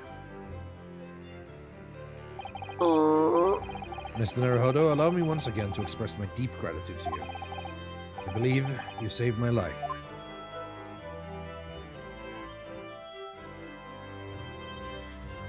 The two badasses.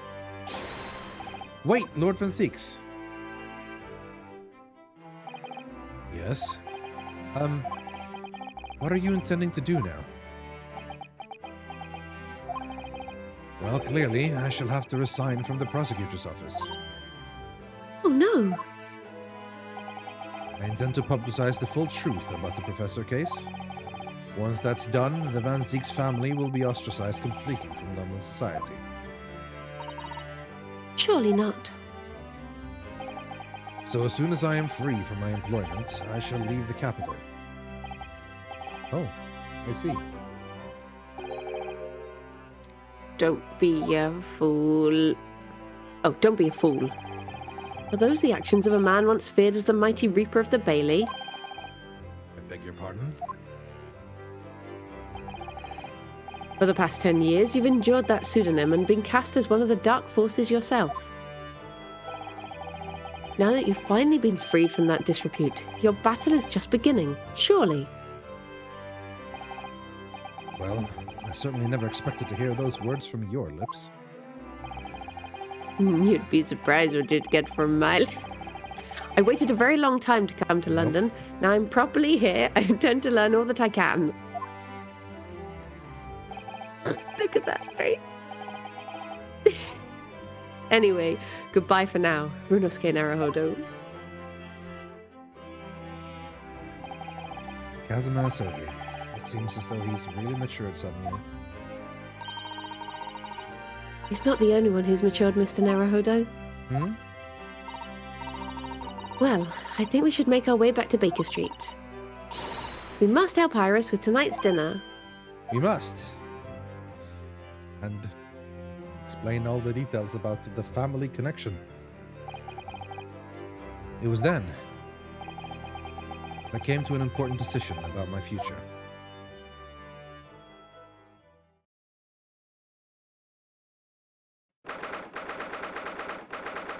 4th November, 6:25.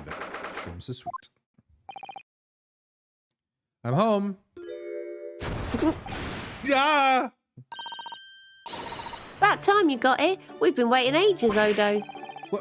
What are you doing with that colorful piece of history? It's a party, innit? It's got to go off with a bang. I mean, fireworks, ideally. When you ain't got fire, smoke's the next best thing, ain't it? It's a girl on Fresno Street who could help you with that, I think. Right. I'll remember that. You don't have to reload that thing every time I speak. You really must hear this. It's quite the most extraordinary thing. I assure you, it will defy your expectations. Take down every detail now, Mikotoba. Ah, the world-famous great detective regaling his partner with a tale of his adventure. Sight to behold. Would you care to hazard a guess? Where do you suppose the fiendish runaway had concealed himself? Would you believe? Inside the trunk I found of the abandoned in his cabin. Would believe it, yes. He was there. I say, Mikotoba, I detect not a hint of surprise. I wonder why that is, hmm? Maybe because I was there at the scene as well, Jones? What? You were? Then why the deuce didn't you say so before? Not quite the sight I was expecting to behold, but still. Hard not to feel privileged to see it. Hello, Mr. Sholmes, Professor Mikotoba. I'm finally back from the Bailey. And not a moment too soon. A feast prepared by Iris and Miss Susato awaits. I must say, I haven't seen Susato looking so happy in a very long time. Ah, Bruno, there you are. Dinner is on the table, everyone. Please do come and take a seat. Time to fill my boots. Fill your boots? That's not where you keep food? Goodness, is that really true, Gina? Yep, I'm losing my copper's cobblers and going back to what I know best. It's a diver's life for me. Really? You're really leaving the police force? But why, Ginny?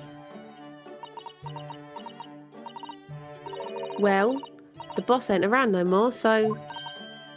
Oh, what about Toby? Yeah. And anyway, no matter how hard I try, that Reaper ain't never going to accept a diver turned dick, is he? Well, people can change, you know. Ah, yes, that reminds me. I rather thoughtfully offered to relieve the bailiff of this now defunct piece of evidence. Eh? It's the inspector's pocket watch. The crown's been reattached. I wonder if my suspicion is true. What's your suspicion? That you push the top and there's something inside. Yeah. That's why it was split in the very beginning. That watch was his pride and joy, a symbol of his great achievements at Scotland Yard. But for 10 years, without fail, it measured every second of the man's remarkable career. But now, it's stopped.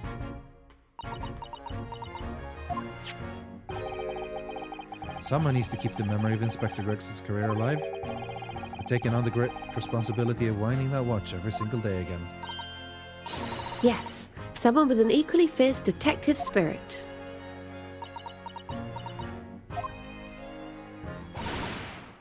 It's got to be me. There ain't no one else. Quite right. I mean, after all, the boss was... Well, he was my boss. Yes, Ginny. Yes, he was.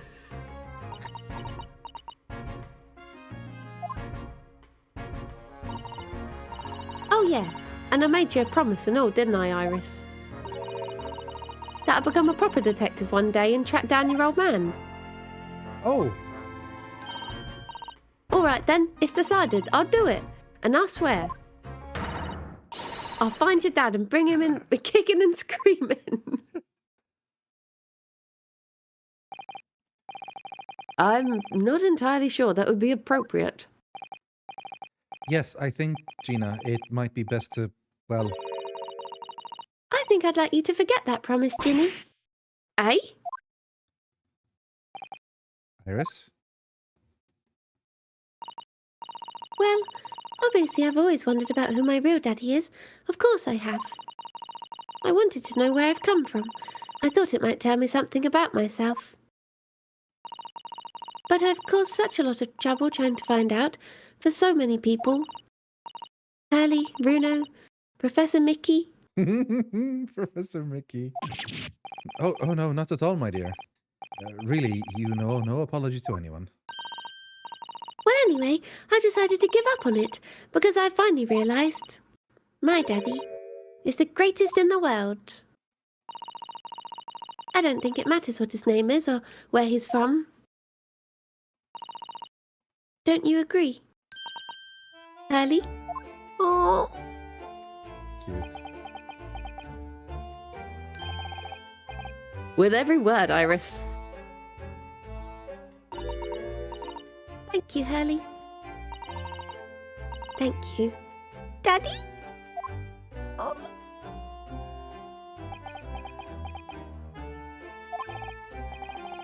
I think, Mikotoba. Yes, Sholmes? I think that I ought to express my gratitude to you. Oh? For 6 years, you and I solved many a mystery together.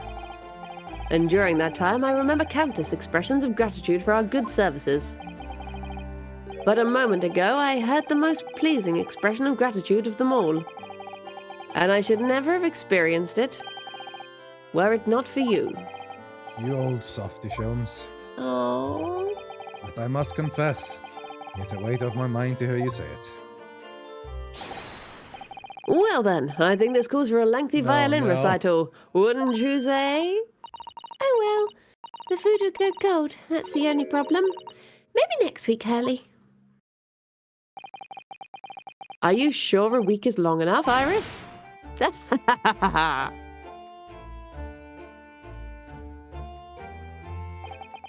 Even amidst the most troubling of cases, even reeling from the most shocking of revelations, turning in the evening to this suite of rooms, there's always warmth and happiness to be had.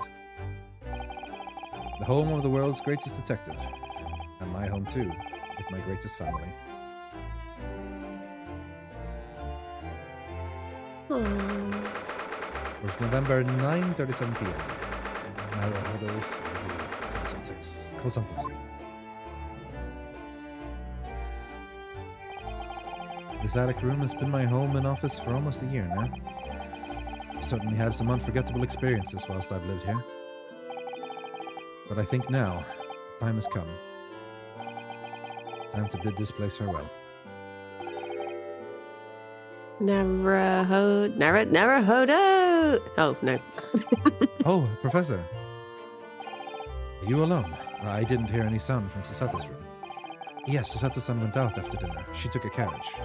Something about an important matter she needed to take care of. Ah, see.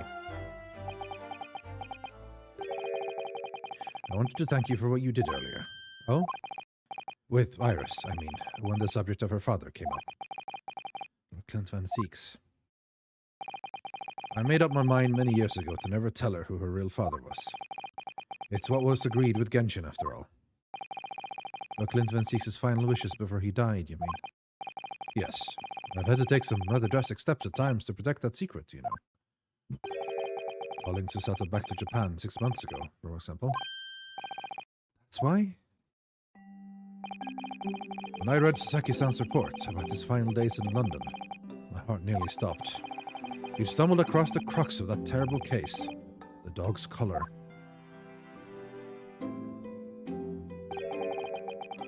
The description of the Baskerville insignia left me in no doubt. Baskerville. If you decided to investigate that insignia, sooner or later you'd have made the connection to the Van Seeks. To make matters worse, Sasato knew of the unpublished story as well. A story that Iris had written based on my notes from the time. Yes, the Hound of the Baskervilles. Exactly. It was a work of fiction, but based on the grim reality of a huge beast of a dog being used as a murder weapon. A dog with the Baskerville family emblem around its neck. Armed with those two clues, I feared you and Sasato might arrive at the truth. So I invented that story about having collapsed to justify her leaving London and returning to Japan at once. All in aid of halting any investigations you and she might have been contemplating. I see. Something I've never understood is why Sasato-san came across that manuscript in Japan, though. You know, Iris is the Hound of the Baskerville story, I mean? Jomo sent it to me. That was before Sasato left Japan. He was very troubled about what should be done about it, you see. I'd read it and carelessly left it on my desk, which is where Sasato came across it, of course. Ah. It was the only case Sholmes and I ever pursued that I didn't record in meticulous detail. I was stunned when I discovered that young Iris had pieced together so much of it from my paltry notes. Sholmes and I discussed the matter and decided that we couldn't allow the story's publication. At that point, I returned the manuscript by post to Sholmes for safekeeping. So you did all that to stop Iris from finding out the truth about her father? That's right, because Sholmes had told me how astute she'd become. Isn't the entire point of all we've done is that the truth is always important, and it is, even if it causes pain, it's important for the truth to have, because the second you turn away from it, darkness takes hold? Wasn't that literally the lesson we had from this entire court and what we always come across? Maybe her truth is that Hurley is her dad. Yeah, but knowing the name of her once father? That can't hurt, really? Like, surely, like, just knowing will at least give closure, and then she can accept that that is who my father was. I now have an uncle, but my real father is Hurley. Yeah. You know? However, having witnessed events in court today, I must say my opinion has somewhat shifted. Yeah, good. I think at some point in the future, the time will come for Iris to know the truth. When it does, well, I believe it will be for the best. I think so too. Oh yeah, that's true. She should be minted as well. She must have been left so much. Probably. Actually, Professor, I want. Well, I guess all of it was left for Van Zieks, really, Yeah. or like Barak. I mean, I wanted to talk to you about something too. Judging from that expression, I'd say you've come to a decision, have you? Yes, I have. I will be returning with you to Japan. Are you quite sure? I'm really only here as a substitute for Kazuma. But he's here in Britain now, as originally intended. Locum student Naruhodo doesn't really have a right to stay, I think. I see. Looking back now, when I first arrived here in February,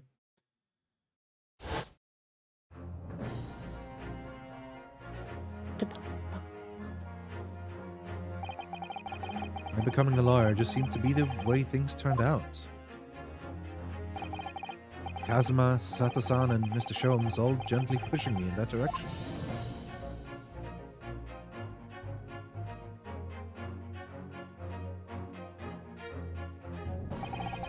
I spent the best part of a year immersed in this world, but always aware of a seed of doubt inside me.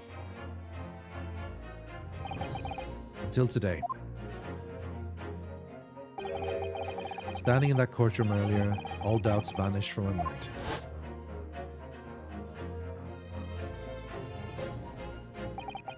I was totally focused. I was sure of my belief in my client, and I was sure I could see the trial through.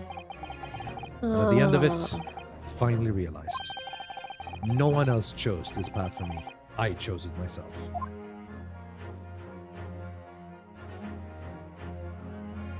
The path of a defense lawyer, eh? Yes, that's what I am now. That's what I'll be going back with you to Japan as. And that's the path I'll be following for the rest of my life. Well, it sounds like you've made quite a resolution there. I have. Very well then. I must say it's extremely welcome news. I shall make arrangements for your return first thing tomorrow. But I don't imagine we'll depart for a few days. Now with the symposium having been cancelled now, such a shame. Never mind. I'm sure there'll be other opportunities in the future. Well then, I'll bid you good night. Bum, bum, bum, bam, bam, bam. Yes, Susato. She's home. Susato-san? I just wanted to let you know I'm back.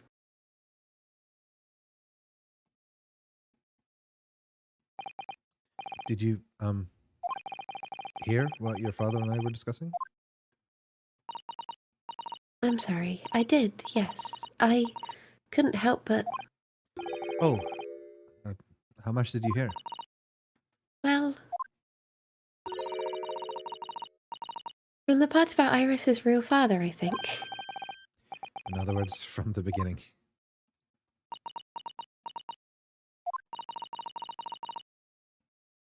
You've made up your mind. You return to Japan and continue working as a defense lawyer. Ah, yes, I'm sorry. I really should have consulted you about it. I did want to earlier this evening, actually, but you'd already gone out. Oh no, that's quite alright. I already knew that is what you decided, Naruhodo-san. You did?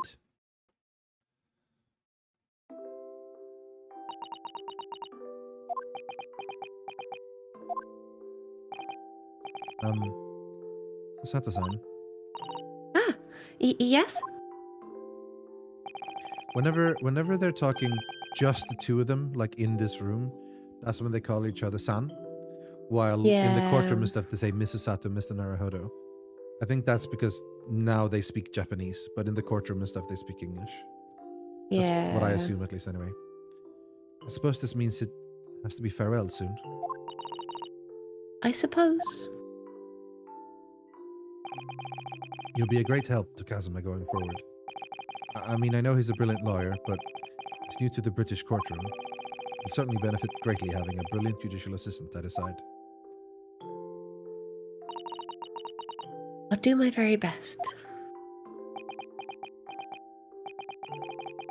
I wish I could say it, but I just can't. I can't ask her to come with me, after all. She was always supposed to be coming to Britain as a customer's assistant.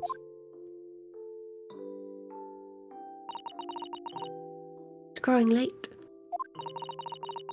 We should both try to get some sleep. I'm sure you must be exhausted after today. Oh yes, you're right. Before I retire, let me just say one more time. You really were quite splendid in court today. So if you ask me, anyone who thinks of you as a substitute or a locum should be ashamed of themselves. Susato-san. Thank you. Aww. Very lovely. Yeah.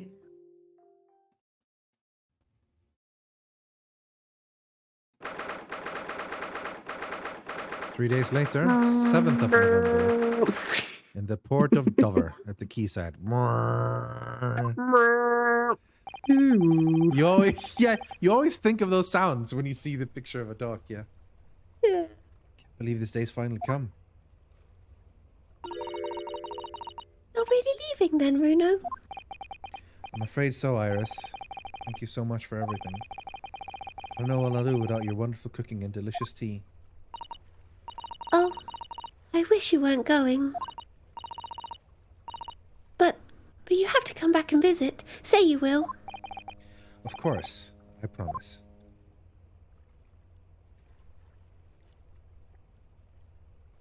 Well, it was a very brief reunion, but it was a pleasure to pursue a case with you again after so long. For a while, at least, it felt like old times. Yes, I suppose on reflection, there's something to be said for it. Having a little fun once in a while. I'll just go and say goodbye to the professor as well, I think. All right, Iris, you do that. There we go! We got a honk! Susato-san. Oh, I've just checked, Naruhodo-san. Your luggage is already on board. Such a beautiful morning. Perfect for embarking on a journey, isn't it? Before I set off, I'd just like to say how thankful I am for everything you've done for me. I gotta say, we are really nailing the voice acting in those last few lines. I feel like we're sounding better than ever, honestly, right now. Yeah. And give my warmest regards to Kazuma, please. Actually, I think you ought to give him your regards in person, don't you? Sorry? Ryunosuke. Kazuma! What are you doing here? Do you really think I'd miss my best friend's departure? Thanks. To be honest, I'd been looking forward to our wild time tearing up the streets of Her Majesty's capital, but, Well, we'll have to save that for another time.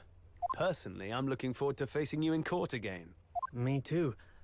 But, we're both defense lawyers, so, I'm going to become a prosecutor. I'll stay in Lord Van Zeek's tutelage for the time being, but before long, I intend to be just as formidable as the Reaper himself. Oh, I see. Actually, Ryunosuke, I have a favor to ask. Name it. I'd like you to take care of this for me for a while. Karuma? Why? Because I've seen it now. I've seen what's inside me. The demon that reared its ugly head that day.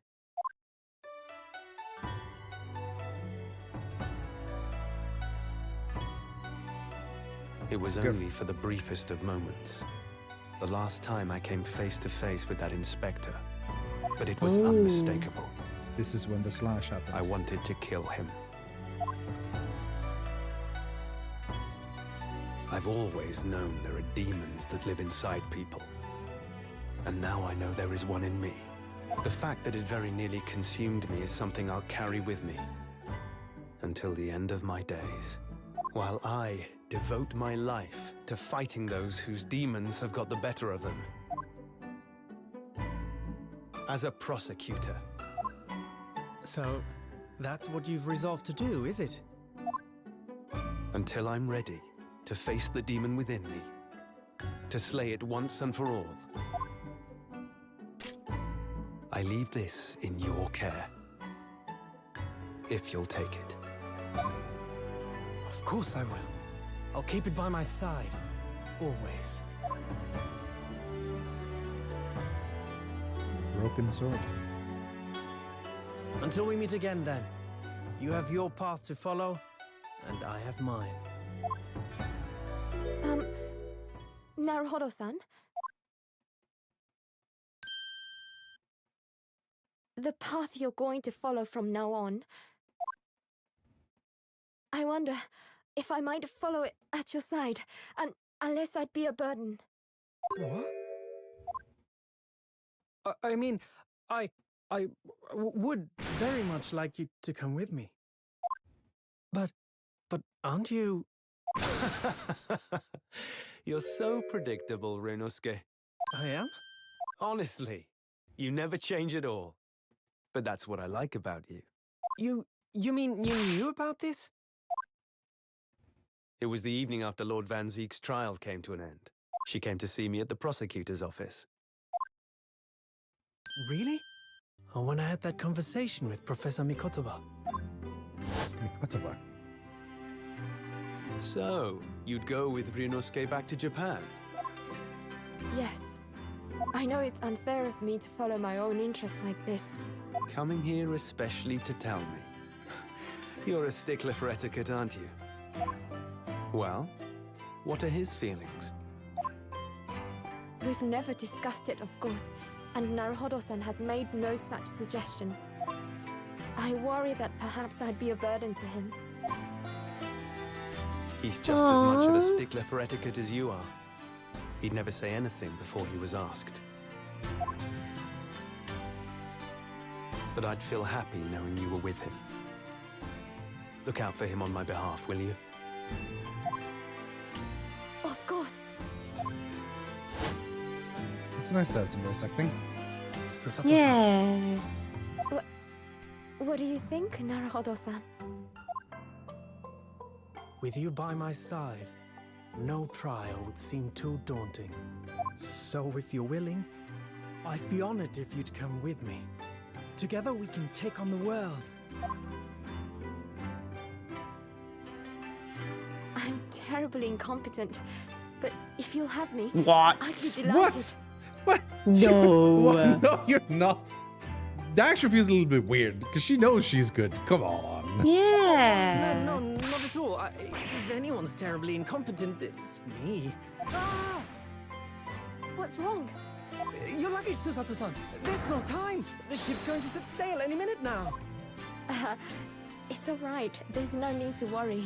As it happens, my luggage is already on board too. It is? Your fine judicial assistant has everything in hand as always, I see. Emma's always laughing at me. Do you not notice them carrying her luggage? I guess he was too busy looking around at other stuff. Bruno, your ship's about to leave. I hear his voice. Time to go then. Look after yourself, Ryunosuke. Cosmo, draw your sword. It's duel time.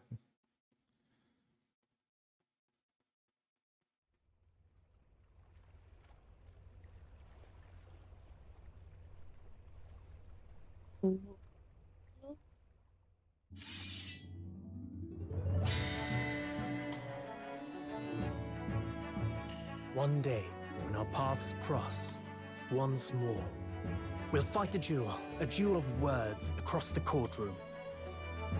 A day I eagerly await, as a lawyer. I've been waiting to hear you say that, partner. Oh. Ooh. Very nice. Fancy. Don't forget me then, Kazuma. As if I could. Briony. And Mr. Sholmes, thank you so much. I'm very much indebted to you. Indeed, Mr. Naruhodo. I believe you are. I'll never forget all you've done for me during my time in London. Quite. I should like to think you will remember your debt of gratitude. Especially when I visit you in your country. What? The truth is, although many are ignorant of the fact, the world is far smaller than most folk realize. Well, I'd be delighted if you came to Japan one day. Oh yes, would welcome you with open arms, Mr. Sholmes. Oh, that sounds wonderful! I can't wait! In that case, let us conclude that this is to be merely a brief parting, my dear fellows. Aww. Nice. Nice. And that brings us to the end of my adventures in Great Britain.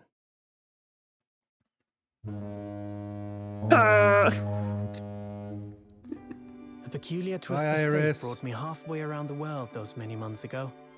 She's who I'll But miss that the was just the most. start of my journey. Who knows where fate will lead me next? Where are they? I was like, oh, there Still- they are. I'm confident this won't be my last meeting with the friends I've made in London. And when we're together again. I'm really No glad doubt, they the went first together. words It out would have here really will sucked if be- it's sad to stay behind. Objection! The game is afoot. No? Okay. Yeah, it's sound. The ship, Thank you, Scythe. with our friends from the east, sailed steadily towards the distant horizon.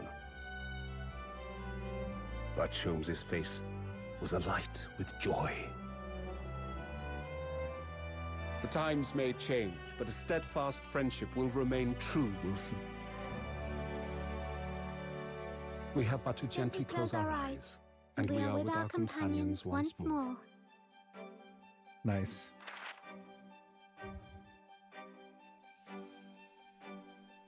So I do just that. And when I do, I can hear his strong, familiar voice ring out. Objection! Objection! The games always end on objection. Until we meet again, Bruno. Yay! We're done! We Aw. did it! It was really, really cute at the end.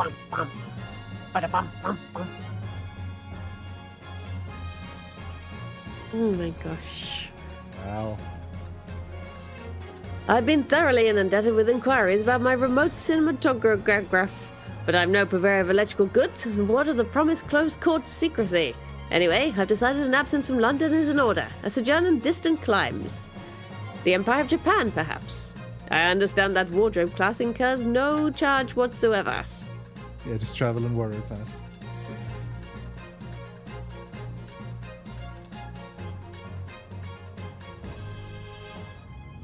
I gave a little note to Hurley the other day. It just said, "Thank you for everything, Daddy," but it made Hurley cry. And I gave him some lotion I'd invented as well, to dye his hair red safely. But he said that might make him cry too, so he'd rather not use it.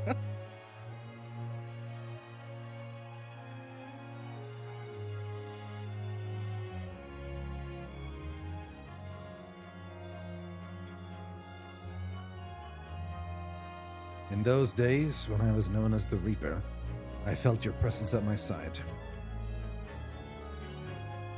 Once, unable to bear the burden of that grim pseudonym, even retired from the courtroom. Despite everything, I still wear your prosecutor's badge with pride. The darkness that once beset me is no more, as you too are no more. In the words of a young foreign friend of mine, I must stride forward toward a brighter future.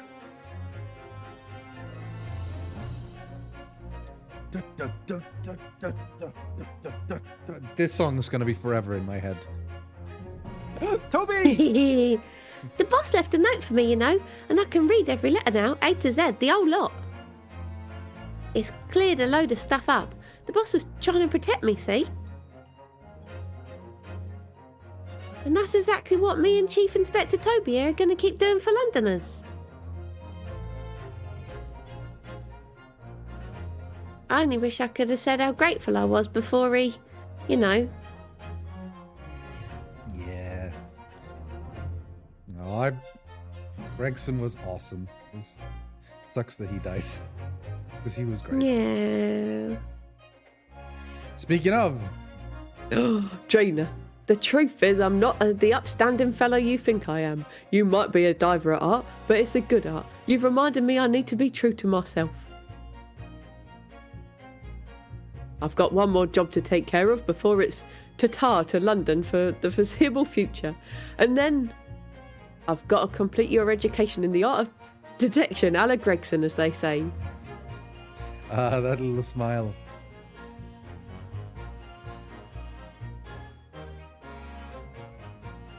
This is the best way to do credits because then people don't skip them. You know, it's good. Your Excellency, this man is accused of illegal entry into the offices of Ministry of Foreign Arts. Objection! Opening overstatement overruled! The minister has been detained by Britain anyway. What is Scottish counsel for the defence, and women are forbidden to enter the courtroom. Oh, really? My friends who's artisans the British courtroom all the time and doing a wonderful job.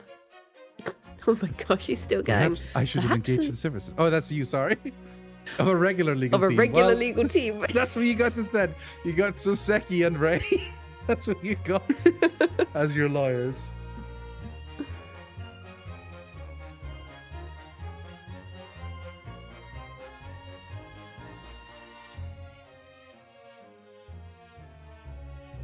Mama, is it true about Japanese people? Are they experts at filleting corpses? Yes, they are. Fish corpses on the whole. I'd like to hone my own filleting skills. You don't mind, do you, Mama? Yes, I do. I'm not a corpse yet, am I? No. I can't imagine that family. And God. I'm glad. Two psychos.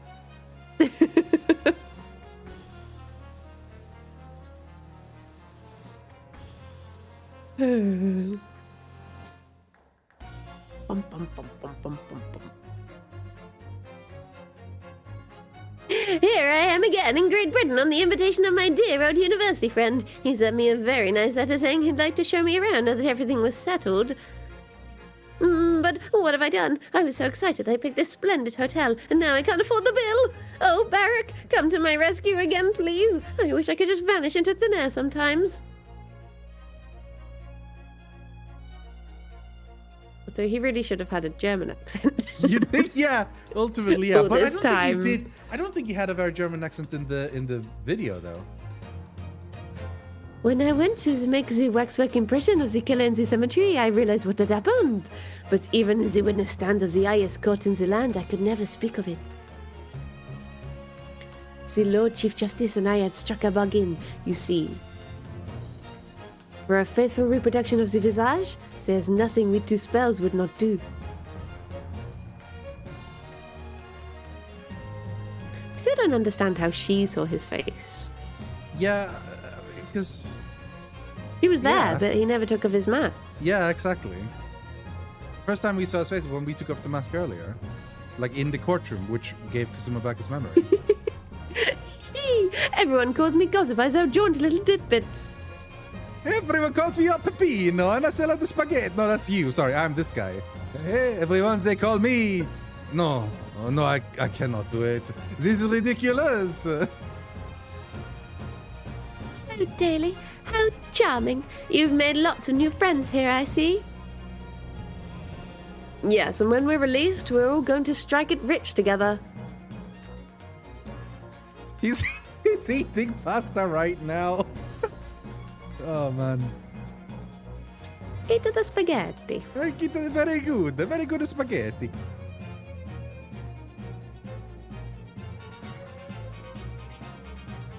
When I was accepted on the foreign student tour, I knew exactly what path I had to take. And however it might have ended, I knew that I wanted you there to see it. If I ended up in the dock, there's no one else I would have rather had defending me. But now, thanks to you, there's a new path I want to take. I'm sure we'll meet again in the courtroom, my friend.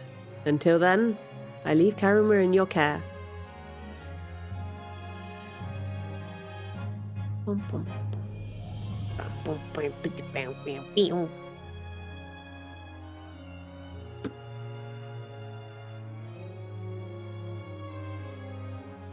Who's left?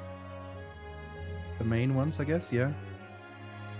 I've made some tea, Naruhodo-san. It's important that you rest whilst you can. Once we arrive in Japan, you shall be busy establishing your new office. I'm so delighted to be accompanying you. After all, your talents have been recognized by a great detective. Because you really are the greatest of lawyers. A great ace attorney, some might say. She said the name! You said the name!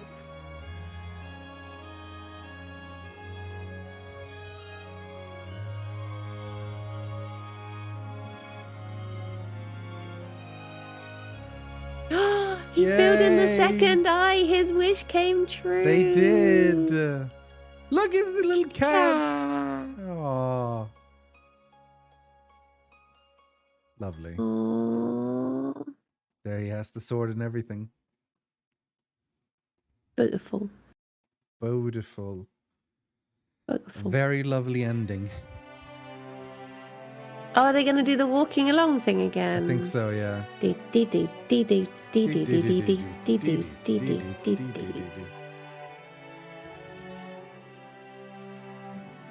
Mark Ota, Bradley Clarkson, Rina Takasaki. Sounds like those two were of Japanese descent at the very least. Which makes sense. 3 kitty cats. Robert Vernon? That's Estinian! Barak Van Seeks is Estinian from Final Fantasy. Oh, now you find him handsome. I always thought he was cool. He was just racist. But ultimately he learned his lesson, which is good.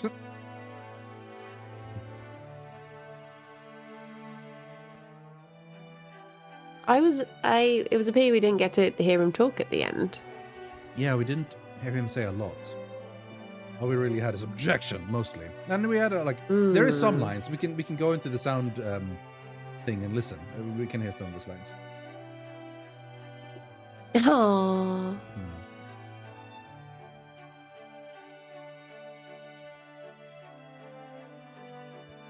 That actor guy, oh god, he was the worst.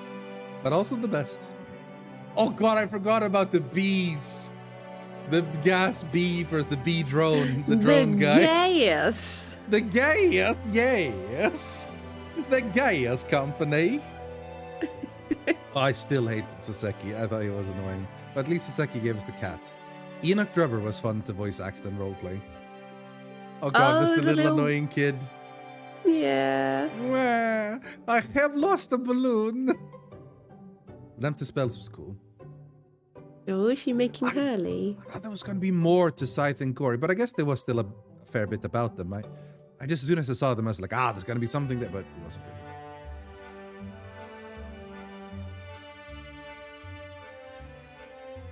really. Aww. Actual hero. Hot. Actual hero. And then Gossip, aka Daily. And Venus de Milo. Yes. How can it be in 2 places at once? Oh my gosh. And there's Barricading. I didn't know it happened. And there comes the Pupino. Eat the pasta. Yes, we must say the pasta. It is a very good.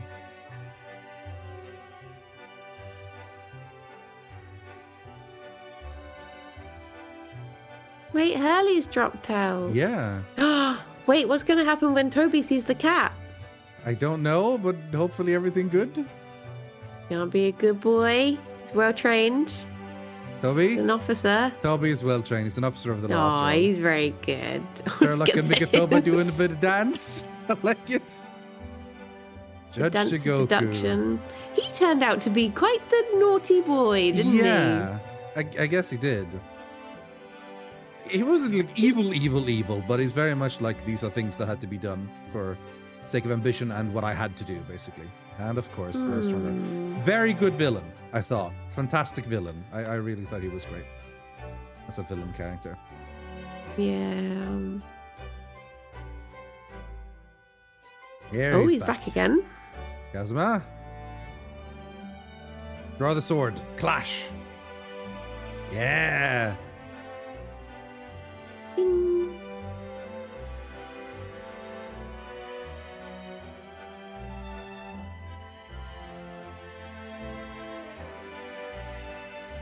The end.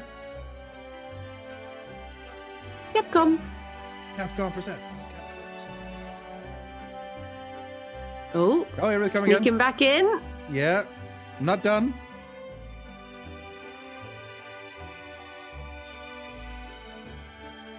Just the two of them now.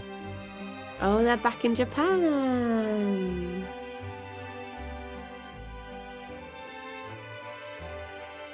We never got an explanation why the jury kept having similar people. That's just how these games were. Originally, when the first game was made, it was decided that the guy who wrote it was like, I think I can make a game fairly quickly and cheaply if I sort of reuse a lot of the same characters over and over again. Yeah. And that sort of kept being a thing, even now later on, where they still have more budget. But even then, like we never really got like a model of Asogi much. Well, we did, I guess, once. So we could have seen him more again. Oh, cool! 2 different paths, 2 different swords, 2 different heroes.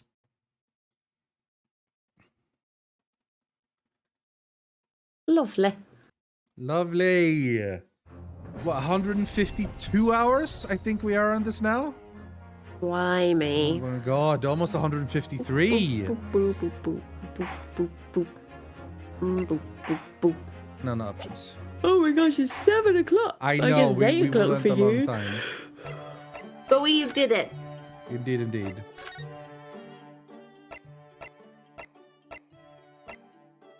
Lord Strongheart has told me all about you. Yeah. That you're a student who arrived in London but 2 days ago. That's Estinian, all Mere right. amateur. This has gone on long enough now. This flagrant ignorance of the mechanics of law. Herlock Sholmes, you say? Yes, I've heard the name. The protagonist in a series of short stories for the vulgar classes. A god of detection or some such. The quintessential look of a sacrificial lamb. The Nipponese are a truly fascinating breed. Just ignore that. He's okay now. Yeah, for sure, definitely. He's not racist anymore. He's learned his lesson. Hopefully he's less racist, yes. Yeah. My god, wow, we have been, how many streams have we done of this? Like, it would have been 153 hours, basically. Like, plus minus an hour or 2 of just nothing. Well, obviously, a lot of that was just us sitting on the game screen, mind you. But still, still a ton. There is still the escapades we can do, but like, it could probably be fun to do at some point. They're like more short stories. I think it's mostly just, we don't even make any investigation ups. We just probably just look at it. But not for a while, I think. We've quite Ace Attorney'd out at the moment, I think. But man, that was really good. It ended really well. I wish a little bit less Herlock Ex Machina. They didn't quite say, but he did say, I suspected that the great Lord Chief Injustice would be blah, blah, blah, blah, blah. It's like, come on, man. Like, it would have been better if you still had a little bit of doubt and we did the heavy lifting rather than secretly he knew all along. I'm not so super big of a fond of that, but man, it was incredible though. Like, really good. It was a really fun time. It's been a hell of a journey doing all this, and yeah, we've gone for a while. 35 streams? 35 streams, yeah. Average of like 4 hours a piece? Then? Is that enough? Yeah, yeah. Well, it would have been more. No, if it's 153 times, that's a lot. 153 times 35. Yeah, 4.3 hours each. I feel like we didn't always go that long. I feel like we must have gone short for quite a while. I mean, usually, like, we aimed for like three, but somewhere between 3 and 4 is what we aimed for. Yeah. And that's totally including Blimey. the podcast. So there's been a lot. There's been a really quite a lot. Damn. Yeah. But yeah, we are done. Done with Ace Attorney. Oh boy. I really loved it. Chunky game. Yeah, very much so. I hope you had a lot of fun as well. I definitely did. I hope people watched, had a lot of fun. A lot of it. Yeah. It's quite late now, so we're going to obviously call the stream. But I personally just wanted to say thank you to everyone who've been with us since the very beginning and popped in and watched us play. It was really great. Thank you to everyone who's subscribed to us and gave a bit to us and just watched us along the entire way. It's been great. We've taken breaks in between for random games and stuff. But Jingly jams. And jingle jams and things. But this is something we've stuck with well. A lot of voices. We've done a lot of voices. Yes, some of them better even than well. others. Yeah, exactly, yeah. Some better than others. That's been really good. I think I gotta go finish the DLT case in Phoenix Wright Spirit of Justice. It's the only one I haven't done, really. So I should go do that, I think. It's been good. Nice. We had at least one other game we were thinking of playing. Blank. That game with the little deer and the wolf cub or whatever. So that could be fun. And then we'll see what happens after that. Me and Ryan will chat a bit about it. But if you immediately want more of me and Briony, then I have good news for you, because tomorrow on the Ogscast channel we'll be joined by Kirsty for a little bit of Kirby Craft. And then the next day, you can also listen to a whole hour of us chatting on a podcast. True. Very true. We need to double check, by the way, that the server is properly updated and stuff. I think Ben did it, but I haven't double checked, so it's probably good if we check in time. Yeah. Thank you, everyone. That's it for us. Do you have anything you want to say? Go and, I was just going to say, you're going to go and heckle Kirsty now, because it's Final Fantasy Day for her. Yeah, I am. And then I'm going to have to jump back and watch the VOD, because I'm late. Actually, I'm only an hour late, so it's okay. But I'm going to go heckle, yes. That's the plan. Nice. So I'm probably going to rate her, actually, as well. Just because. Thank you, Briony, for some lovely time. I will see you tomorrow. See you tomorrow. Maybe even in the evening. Who knows? Maybe there's some Radiator Beams. Maybe. Radiator. Yeah. Maybe. Nice. Cool. Well, thank you, everyone, and thank you, Briony and Briony's chat. Have a lovely time. Goodbye. Thank you, Radiator's chat. Bye-bye. Bye-bye.